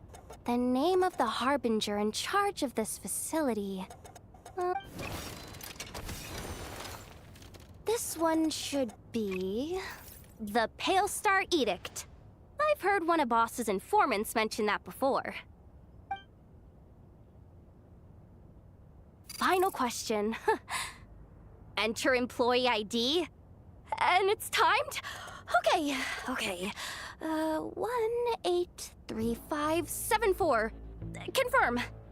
I actually got them all right? What a miracle. Not bad, Yehoda. Not bad at all. Guess you're an official maintenance intern now. Hey, that could be my personal plan B if I can't get my job back. Just kidding. The Fatui are awful. The bots have taken the command. They're moving off. Let's get going while the coast is clear.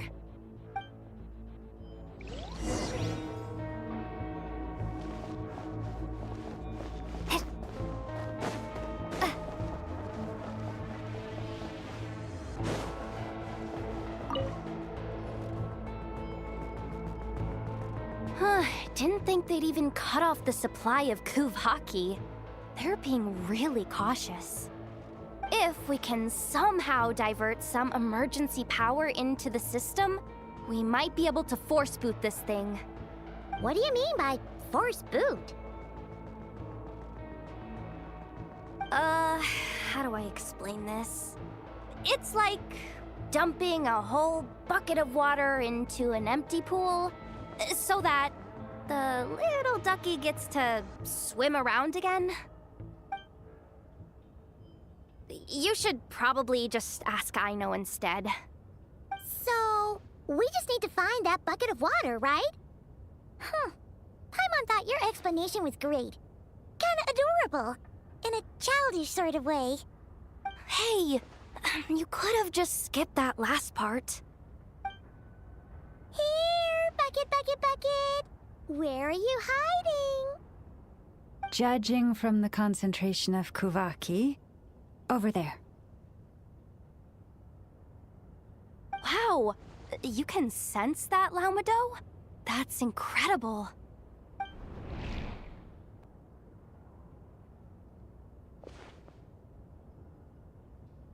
Let's move the recon bots above them out of the way first.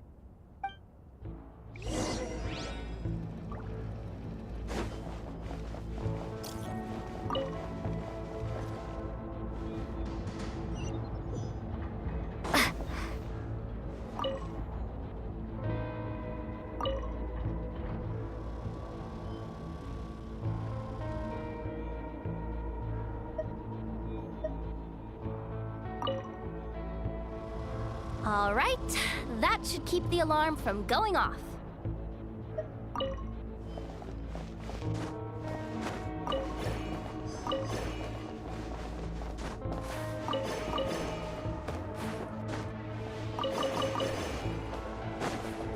Time to plug in the charging component.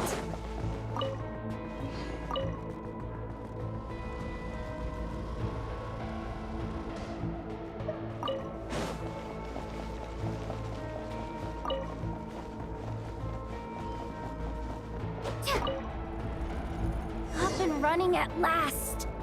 Let's hope nothing else goes wrong. Please, everyone. Oh, it's so dark in here. Well, it is a cargo crate after all. No point in being picky about lighting at this point. Ah! Something sharp and pointy just poked me in the back! Sorry. That was probably just my antlers. It's pretty cramped in here, so I had to crouch down. Oh. Having antlers must be inconvenient at times like these.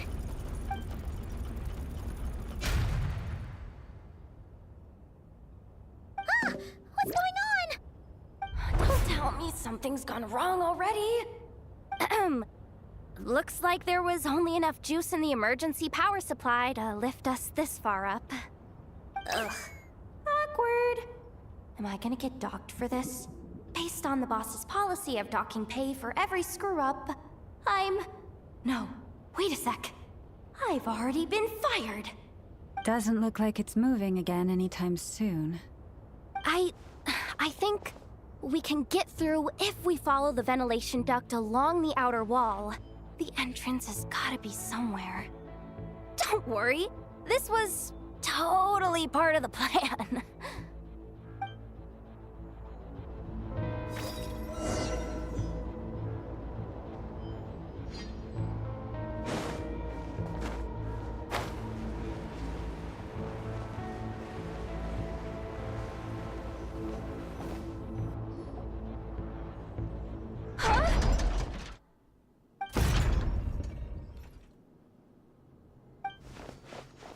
Yehoda?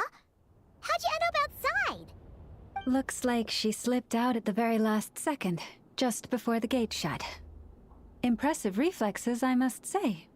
Though I'd expect nothing less from a former employee of the Curatorium. I'm so sorry. That was pure survival instinct. I didn't mean to ditch you. Anyway, you guys just stay where you are. I'll figure something out.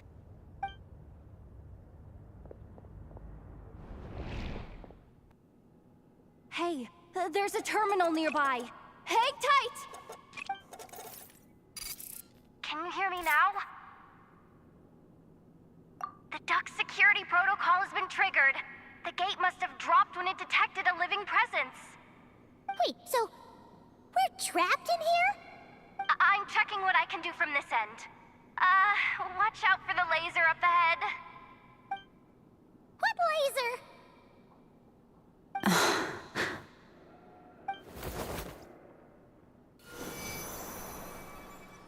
Oh, we see it now.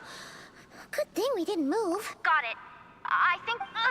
this is killing me, but I think I've got it.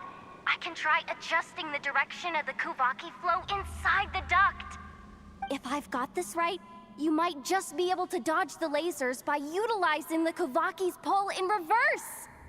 Oh, Paimon thinks she gets what you mean. But I can't see where you are from here, so I'll need your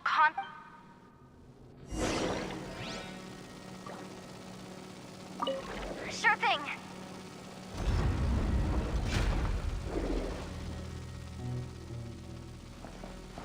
So, wanna grab dinner after our shift?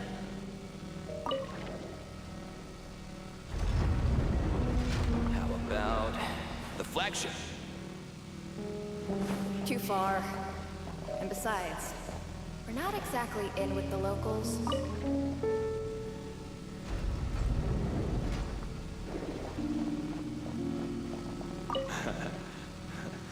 Then how about the staff cafeteria? Brimming with bright ideas, aren't we?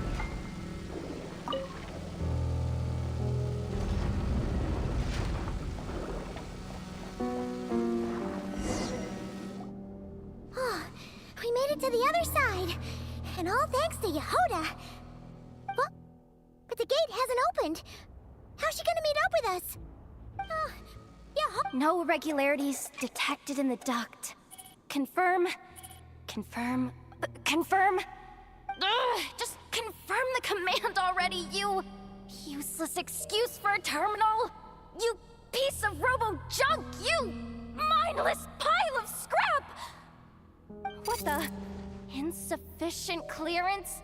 Of course, I don't have the clearance! You oversized... Ugh, ow! Go with the flow, Yehoda. Go with the flow. If the others make progress, that's great. But you can't bank on it. You've never been one to depend on others. So it's about time you stepped up to the challenge. Deep breaths. Stay calm. My priority right now is getting my hands on a high-level access card. That way, I can override the security protocol. Senior maintenance staff. Only they can access the core sector. But hey, there's always someone careless enough to hide a spare key under the flower pot by the door. Which means there's a good chance there's a duplicate lying around somewhere in the control room. Even if I can't get into the control room myself, doesn't mean I can't rely on some external help. If I can take control of one of those guard bots, maybe I can use it to search for the access card. This is crazy, Yehoda! You're all alone. You've got nothing. And yet, you're charging ahead like fear's a foreign concept. Maybe that's exactly why. 'Cause I've got nothing left to lose! Confirm! Am I a genius? Whoa, this feed's super clear. This is gonna be a piece of cake. Wait a second. This thing's not a guard bot. It's a janitor bot.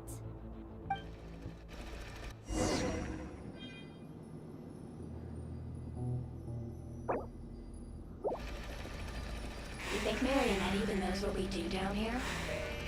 She seems to spend all day either holed up in her lab or out doing the rounds. Still a mess over there.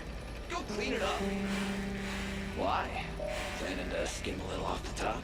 No, nothing like that. Just wondering if anyone would actually notice if we didn't show up from time to time.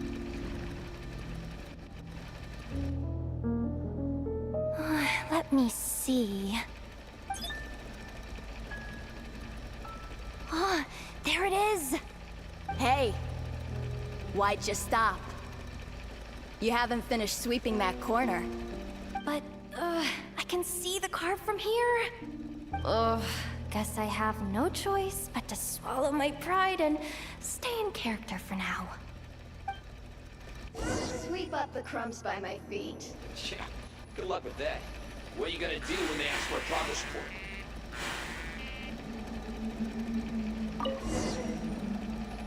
Sucks though. Finally sent somewhere warmer than Snezhnaya. Yet we barely get to see the outside world. Gotten rid of the dust behind the door yet? Come on. Where's that bot passage when you need it? There! Oh, the terminal's just ahead. But will Yehoda be okay? Paimon? She said she'd use every resource at her disposal, so let's have some faith in her abilities. Besides, when it comes to surviving in Nodcry, she probably knows more than any of us. So, they really do believe in me. But how long are we gonna have to stay here? Paimon doesn't want to get caught by the Fatui either. Does Paimon mean the two Fatui in that room?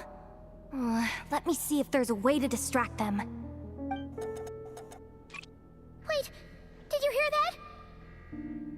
Huh? The alarm? What's going on? Let's go check it out.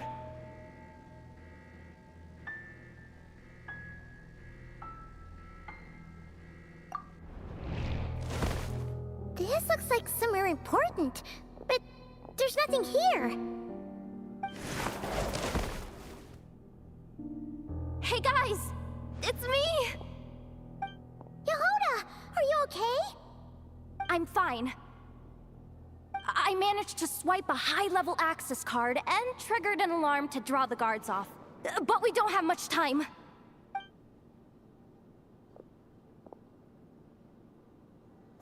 All right, looks like we can control the elevator.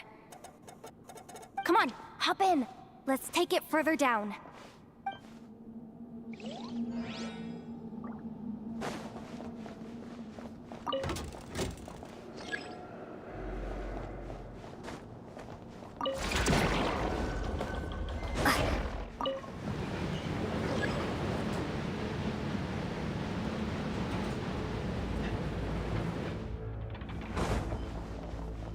We should be able to use the terminal to move the drawbridge. Here's the access card. I'll keep watch while you handle the controls.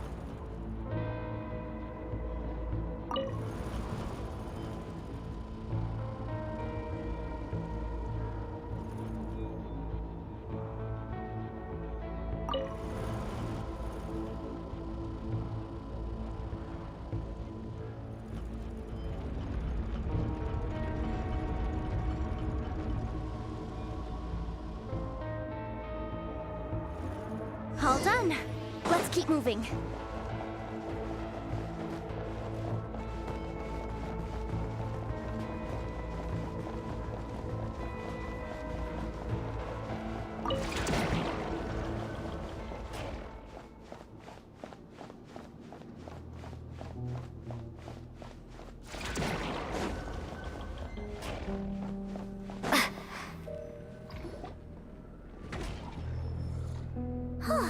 There's no one here!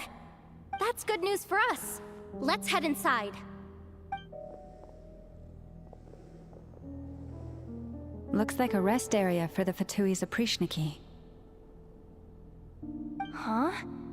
The terminal's still on? Huh.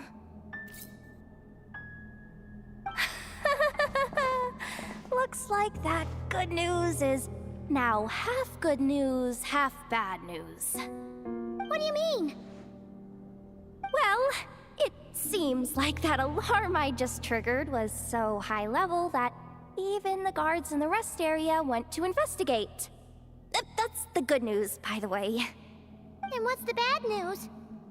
The bad news is that once they realize it was a false alarm, they're bound to circle back and check this floor.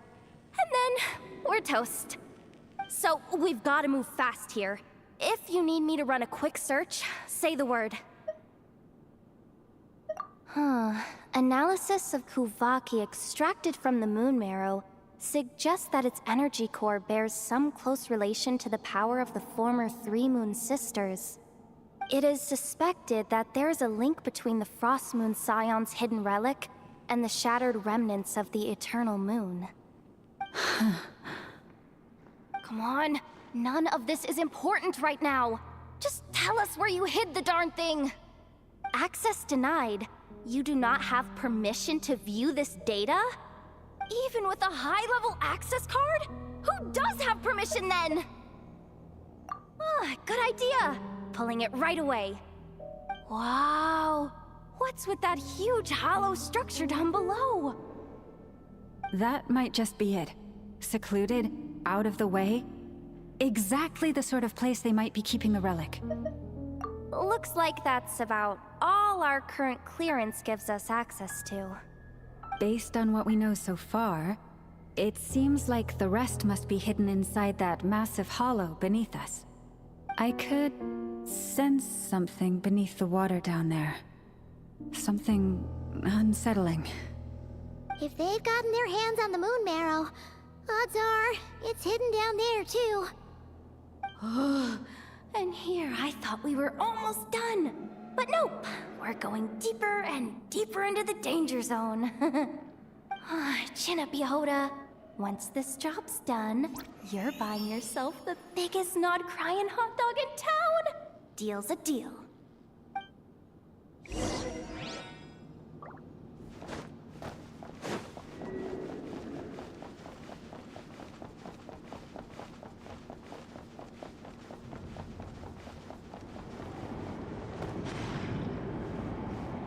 Watch out for that defense bot! It's aiming right at us!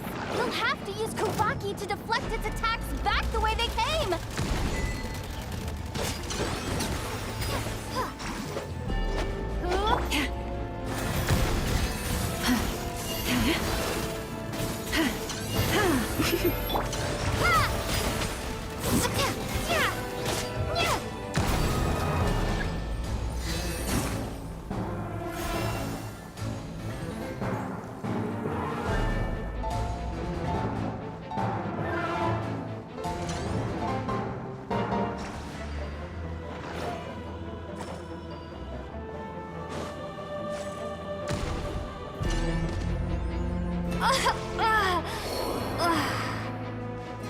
Oh, Forest, take my broken crown.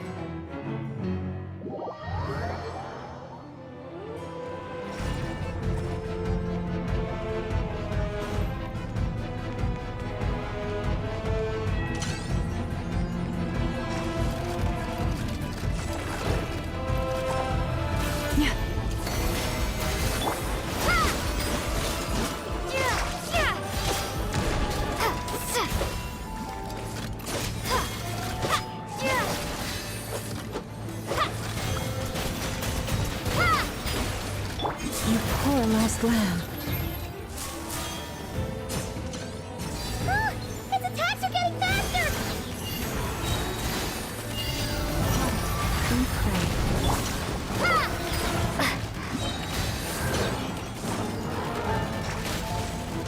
Almost there. We're almost there. Protect us.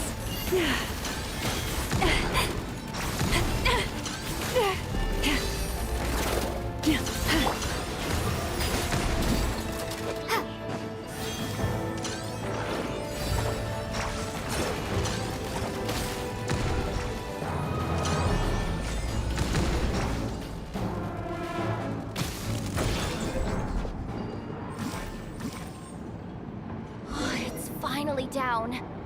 Quick, let's hurry down to the lower level before we're spotted.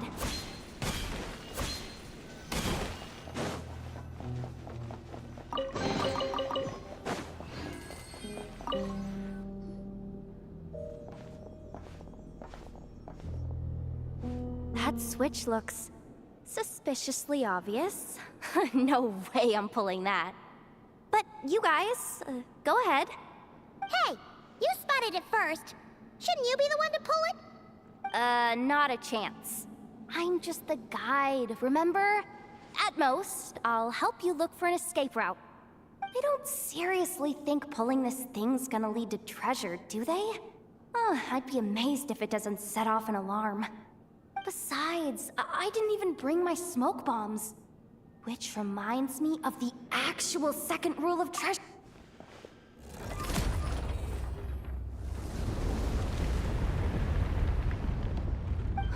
The ground, it's shaking.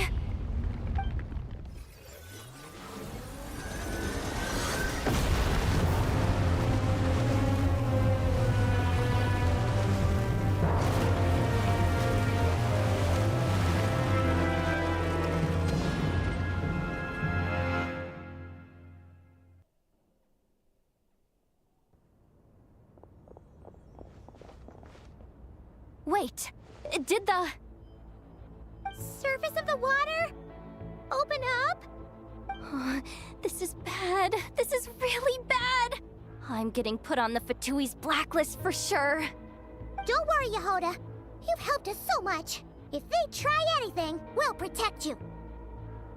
Aww. Come on, I was just kidding. I'm tough, okay? Just haven't had the chance to show off my fighting skills yet. Me, afraid of the Fatui? Ugh, not a chance. I suspect the relic is hidden down below. Yehoda, your commission ends here. I am truly grateful for everything you've done for us. You don't need to put yourself in any further danger. I'm coming with you. This has nothing to do with the commission, or the danger, or whatever. This has already gotten way out of hand, so I'm coming too. End of story. Ah, she's blushing. Hey! Zip it! Why'd you keep staring? Oh, you looking for a knuckle sandwich or what? Oh, come on, move it already.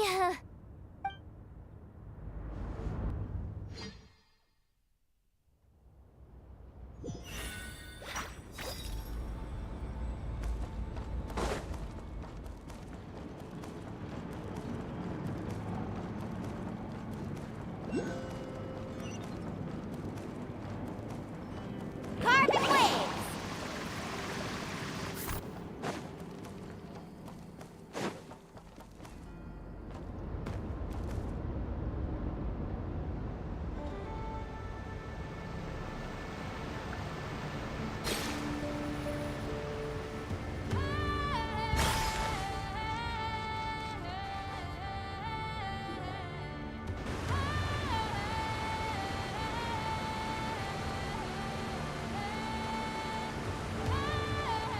Whew.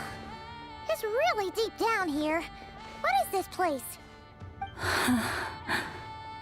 We're standing on another fragment of the ancient moon's remnants. So this was the source of the Kuvaki I sensed earlier. Wait, what? So the Fatui had it hidden underwater this whole time? This gigantic thing?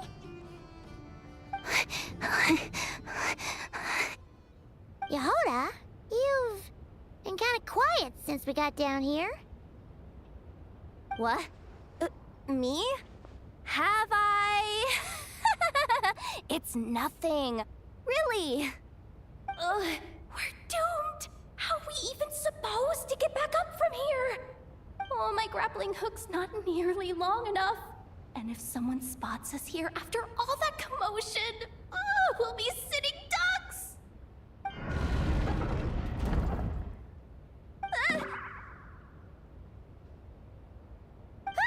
Oh no! That door's opening! Please don't say it's the Fatui! No, please, no! We finally made it here, and we're so close to getting the job done! I didn't risk my neck just to die before I've even had a chance to spend my reward!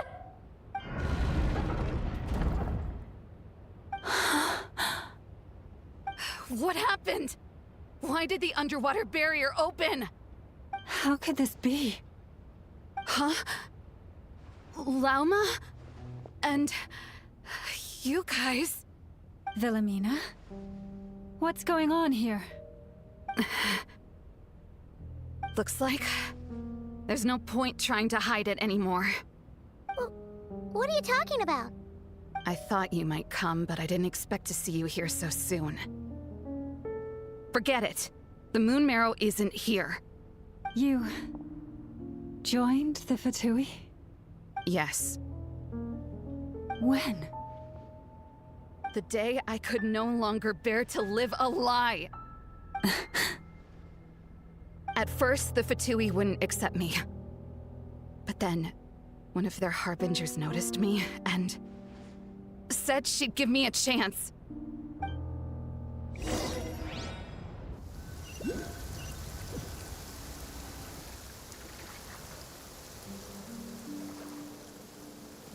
Ugh. Lost them again.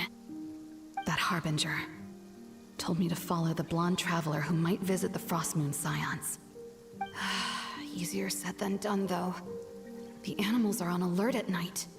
If they see me, Llama will catch wind of what I'm doing sooner or later.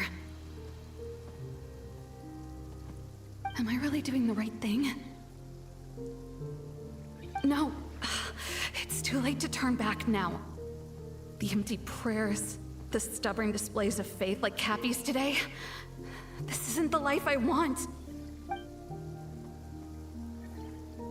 Huh? Is that... Ah, the Traveler's back. I won't let her slip away this time. Wait, who's that with her? They look so alike. They seem to be heading towards the statue of Kotar.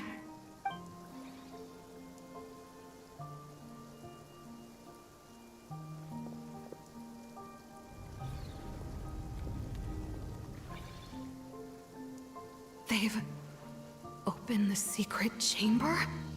But wasn't it meant to be sealed? Wait a second. The Moon Marrow!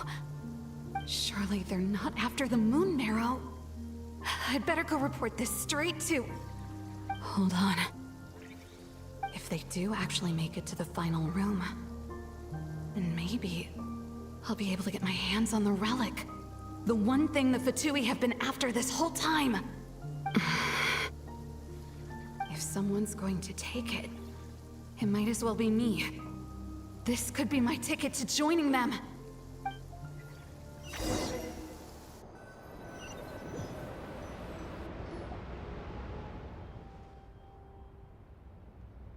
Yes. And in your final moment of hesitation, I took the chance. And then you gave it to the Fatui? But when we talked to you before, you seemed so genuinely worried about Lauma. Because I thought she was as fed up with the Frostmoon Scions as I was. We grew up together, Llama.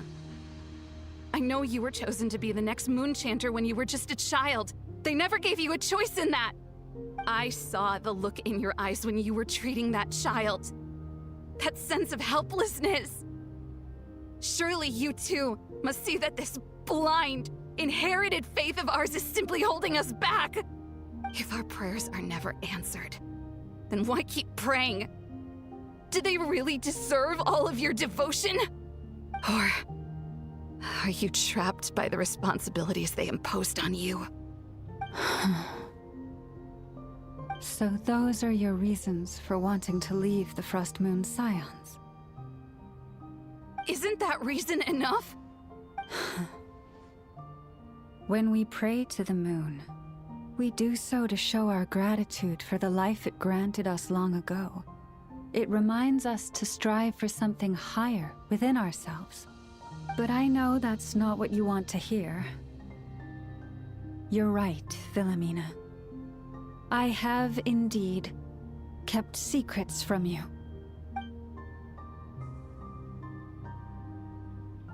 I knew it. You don't want to be the Moon Chanter, do you? No, that's not it. I'm talking about the fact that the moon in the sky isn't real. What? You're saying... Huh? I've completely lost the thread now.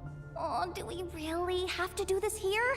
What if a Harbinger shows up? Oh, I'm not cut out for fighting big bosses! The pain you sensed in me was the pain of hiding this truth. If what you're saying is true, then you already knew that the Frostmoon Scions wouldn't believe any of this. Why didn't you just leave like I did? You don't understand, do you? That's the difference between us, Wilhelmina. I care about the Frostmoon Scions. They're family to me. It hurts because I care. And that's why I chose to hide the truth. But now I understand that was a mistake. My family deserves to know the truth. I shouldn't have tried to hold it all together with empty prayers. Are you trying to say that I only ever cared about myself? There's nothing wrong with that in itself. No one would have tried to stop you from leaving. But you did not have to stab us in the back like this. We've been spotted! I knew it. I just knew it. Oh, what now? If a Harbinger shows up, I'm out of here. No darned relic is worth dying over. Looks like I misjudged you, Llama. I didn't think you had it in you to stand up to your fate. Turns out, you are a great moon chanter after all. But you were right about one thing. I haven't considered Hisi Island my home for a long time now. Bosses, time to go.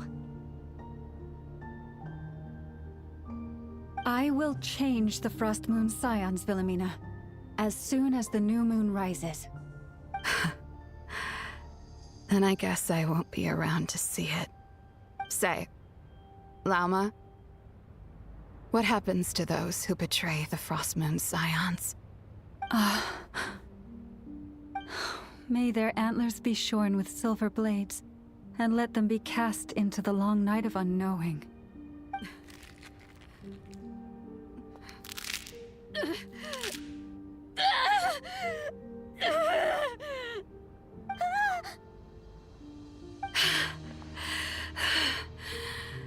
I have honored the ways of the Frostmoon Scions one last time. Think of it as a gesture of respect, Llama. There they are! Grandma? Marionette has the Moon Marrow. She went to Starsand Shoal. Don't flatter yourself now. I'm not trying to atone. I just don't believe you'll actually be able to change them.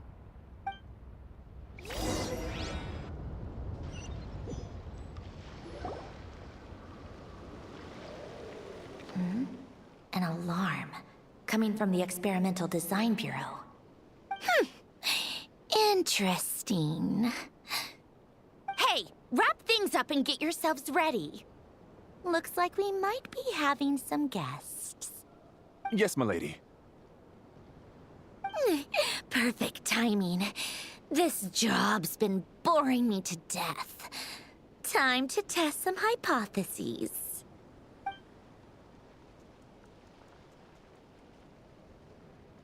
Bosses! I mean, esteemed clients. I mean, generous benefactors. Wait up! Come on! Sure you don't want to consider heading home first and coming back another day? Nasha Town's that way. You are aware that this is the way to... A little ahead of schedule, aren't you? Oh no, it really is a Harbinger this time. Marionette. So you are here after all. Hand over that relic right now. It belongs to the Frostmoon Scions. You mean that thing your antlered turncoat brought us? I have never much cared for trophies given up without a fight. But watching you tear each other apart over it? Priceless. I'm not in the mood for warnings today. Ooh, how frightening. Had I a Trimble function, I'd have rattled off at least a dozen screws by now. Or perhaps I've just set my sense of humor parameter too high. Were you trying to be funny just now? You don't honestly believe you're a match for me, do you? Go on then. Let's serve our guests a little appetizer.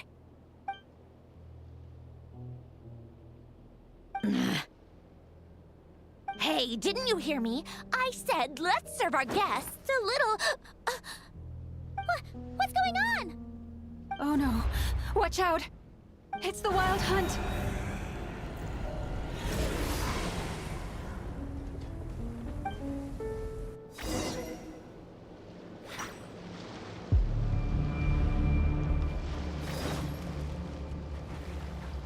Knock him down. Ha! Open fire!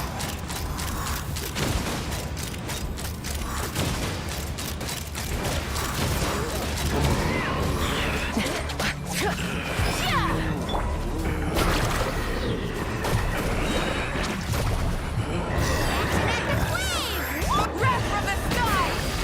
Try and stop me!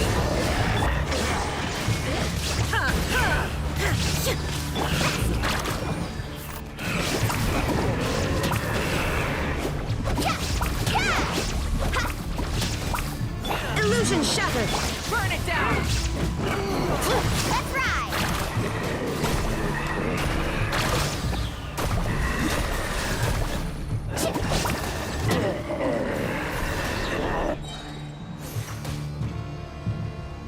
Off we go.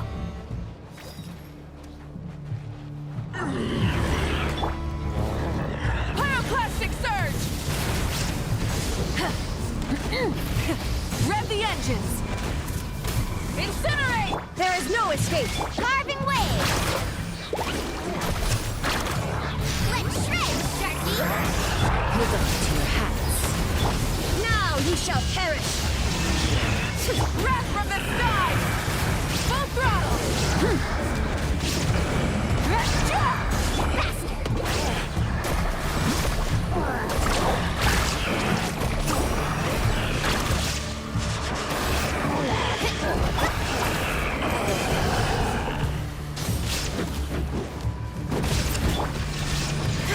Let's ride! Catch an epic wave! Light of the blazing sun! These things just keep coming!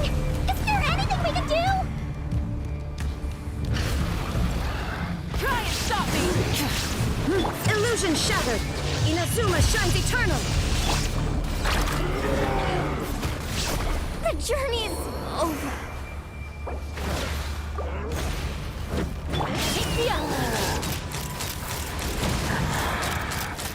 Open fire! Open fire!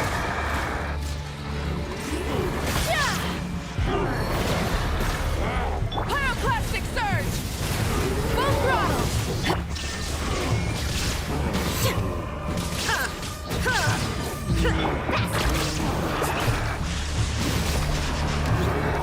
What kind of guy falls behind? On to oblivion! Wrath from the sky! Try and stop me!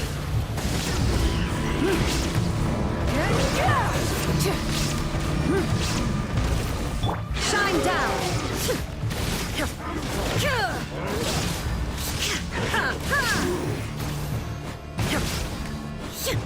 Rise with the sun! Light of the blazing sun! There is no escape!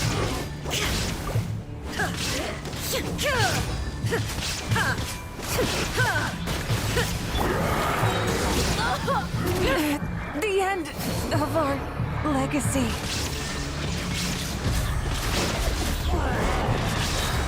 Inazuma shines eternal!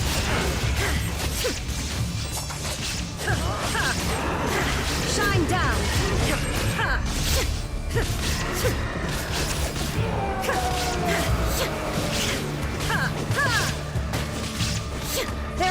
escape!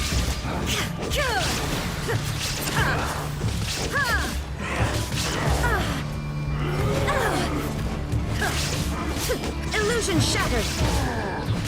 The Thunderbolts!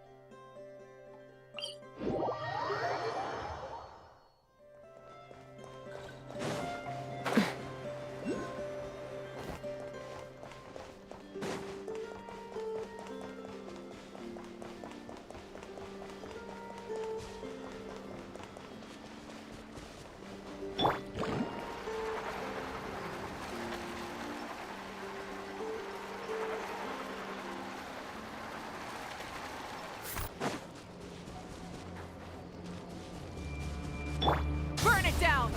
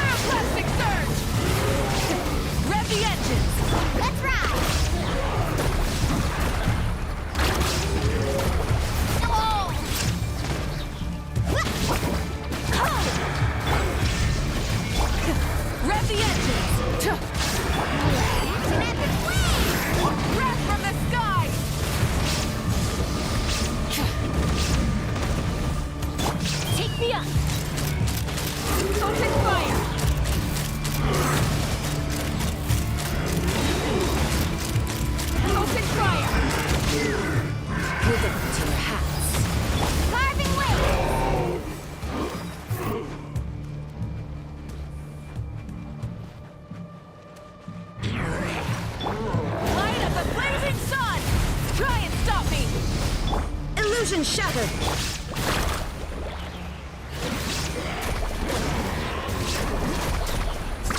Amazing! Inazuma shines eternal! There is no end! Burn it down! Wrath from the sky! Let's ride! Let's shred, Sharky!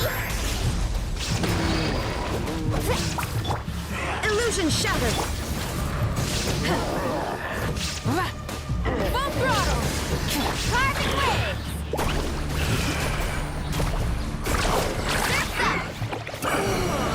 Use that device to seal them away!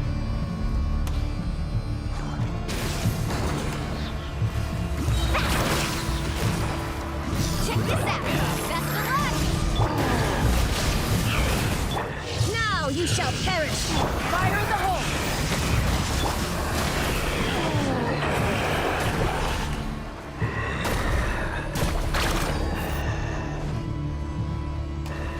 Off we go! Rise with the sun! Shine down! Is that it? At least that's what the Lightkeeper's handbook says. Careful! It's not over yet!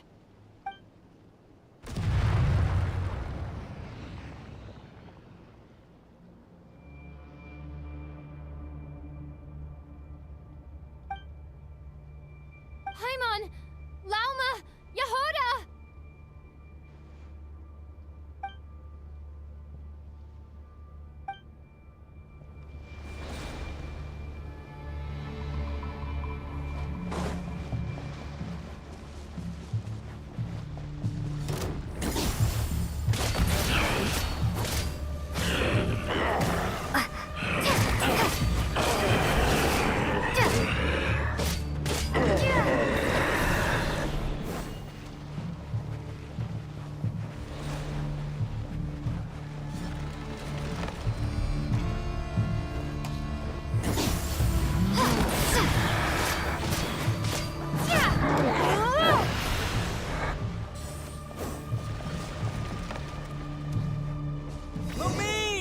Wait, what was that?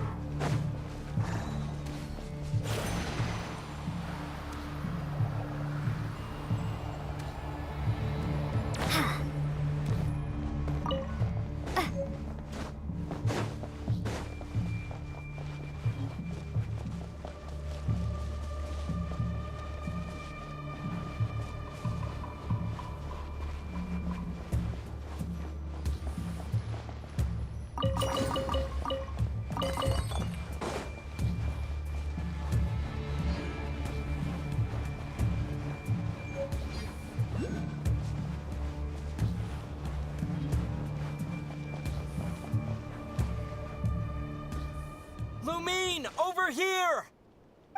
Ether! Quick, grab my hand!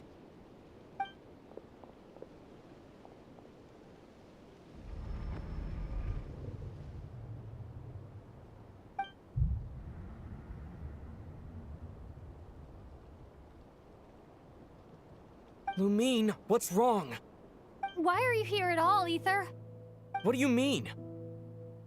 If I may be so bold, what does family mean to you? Why were you after the Moon Marrow that night, Ether? Among those who entered the final chamber, there was either someone with impure intent, or else an abyssal presence. We can talk about that later. Tell me why, Ether.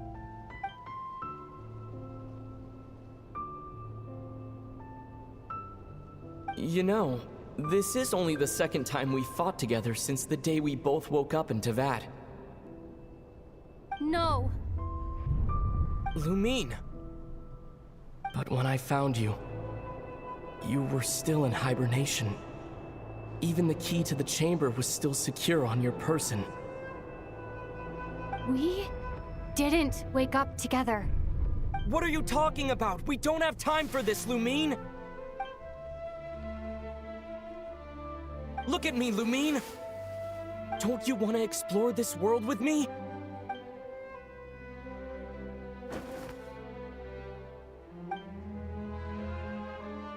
You think I'd lie to my little sis?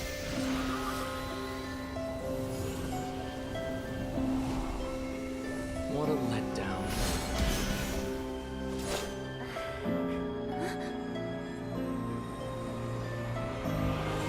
Go get it from me, Lumine.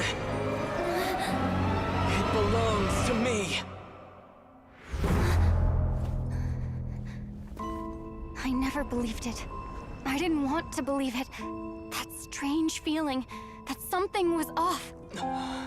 I wanted it to be real so badly. Even if it only lasted a moment.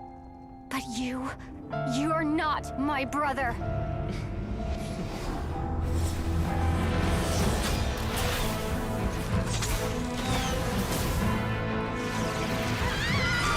Moon Goddess, please save us! Why is this happening to us? Has it been abandoned?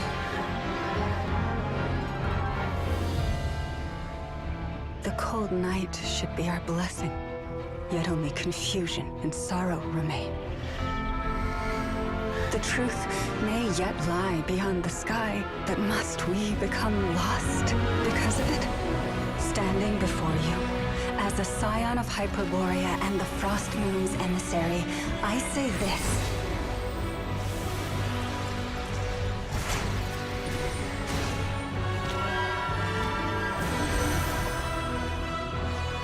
Should the false sky above dim the light of the moon, then from silver blood that flows as rivers, let us weave moonlight anew.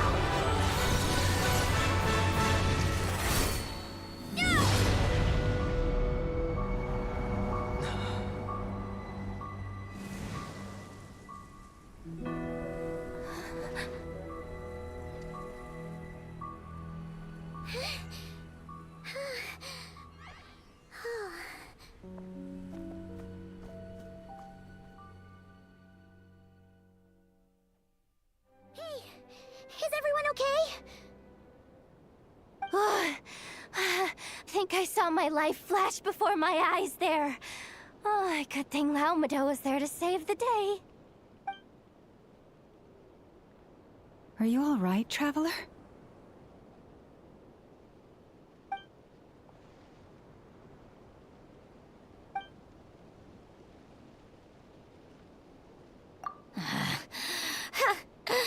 Well, that took you long enough.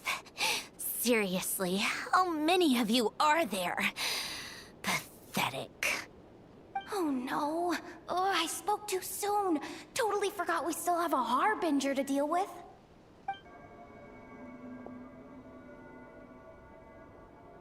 Hey, is that the moon marrow? It was hidden inside that big robot of hers all along. But that robot... Ugh, that's Polonia to you, not just some robot.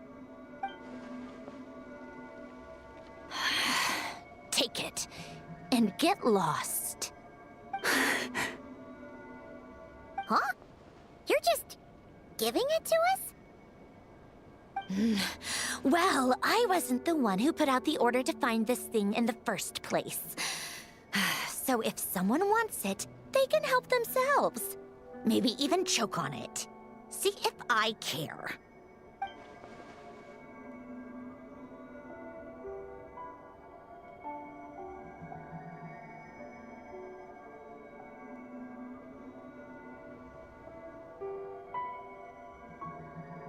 So, are you waiting for me to change my mind or what? I'd be more than happy to pick up where we just left off.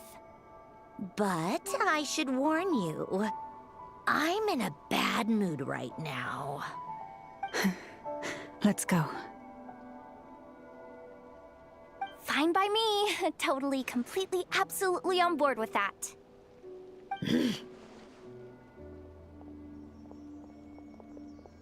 It's finally over. If that doesn't make the most thrilling commission of the year, I don't know what will. Looks like the Fatui are all gone now. Lauma?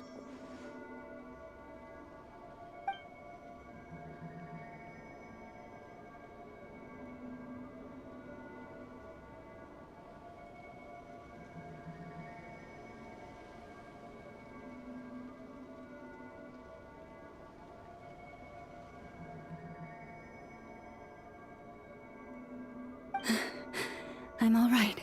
It's just been so long since I truly felt the power of the moon. I thought I sensed the wild hunt nearby. Don't tell me you've already taken care of it. Hey, it's Flint's! Hey, he's that Ratnik. Unless I am mistaken, you are the Moonchanter of the Frost Moon Scions, are you not? May I ask, what is that in your hand? Please, don't get me wrong. I've been tracking the wild hunt lately, and I've come to suspect that its actions aren't as aimless as they might seem. When I saw what you were holding, I could not help but start connecting the dots.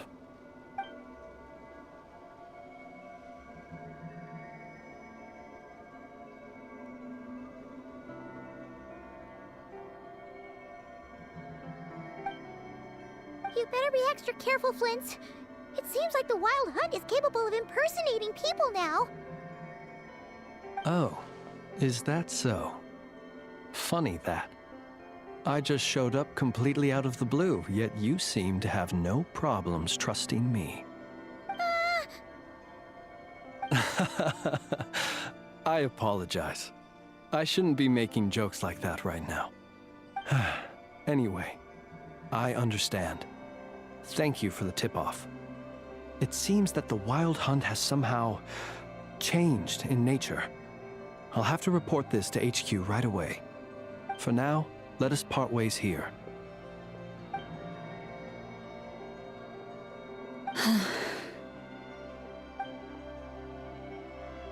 That little joke of his just now sure scared the bejeebies out of Paimon. Are all the Red Nikki and Nocrai like that? They're usually stationed in remote areas and tend to keep to themselves. So, it's not surprising they end up a little eccentric. No, he's different. Really? How so? The animals. They've told me they're afraid to even go near him.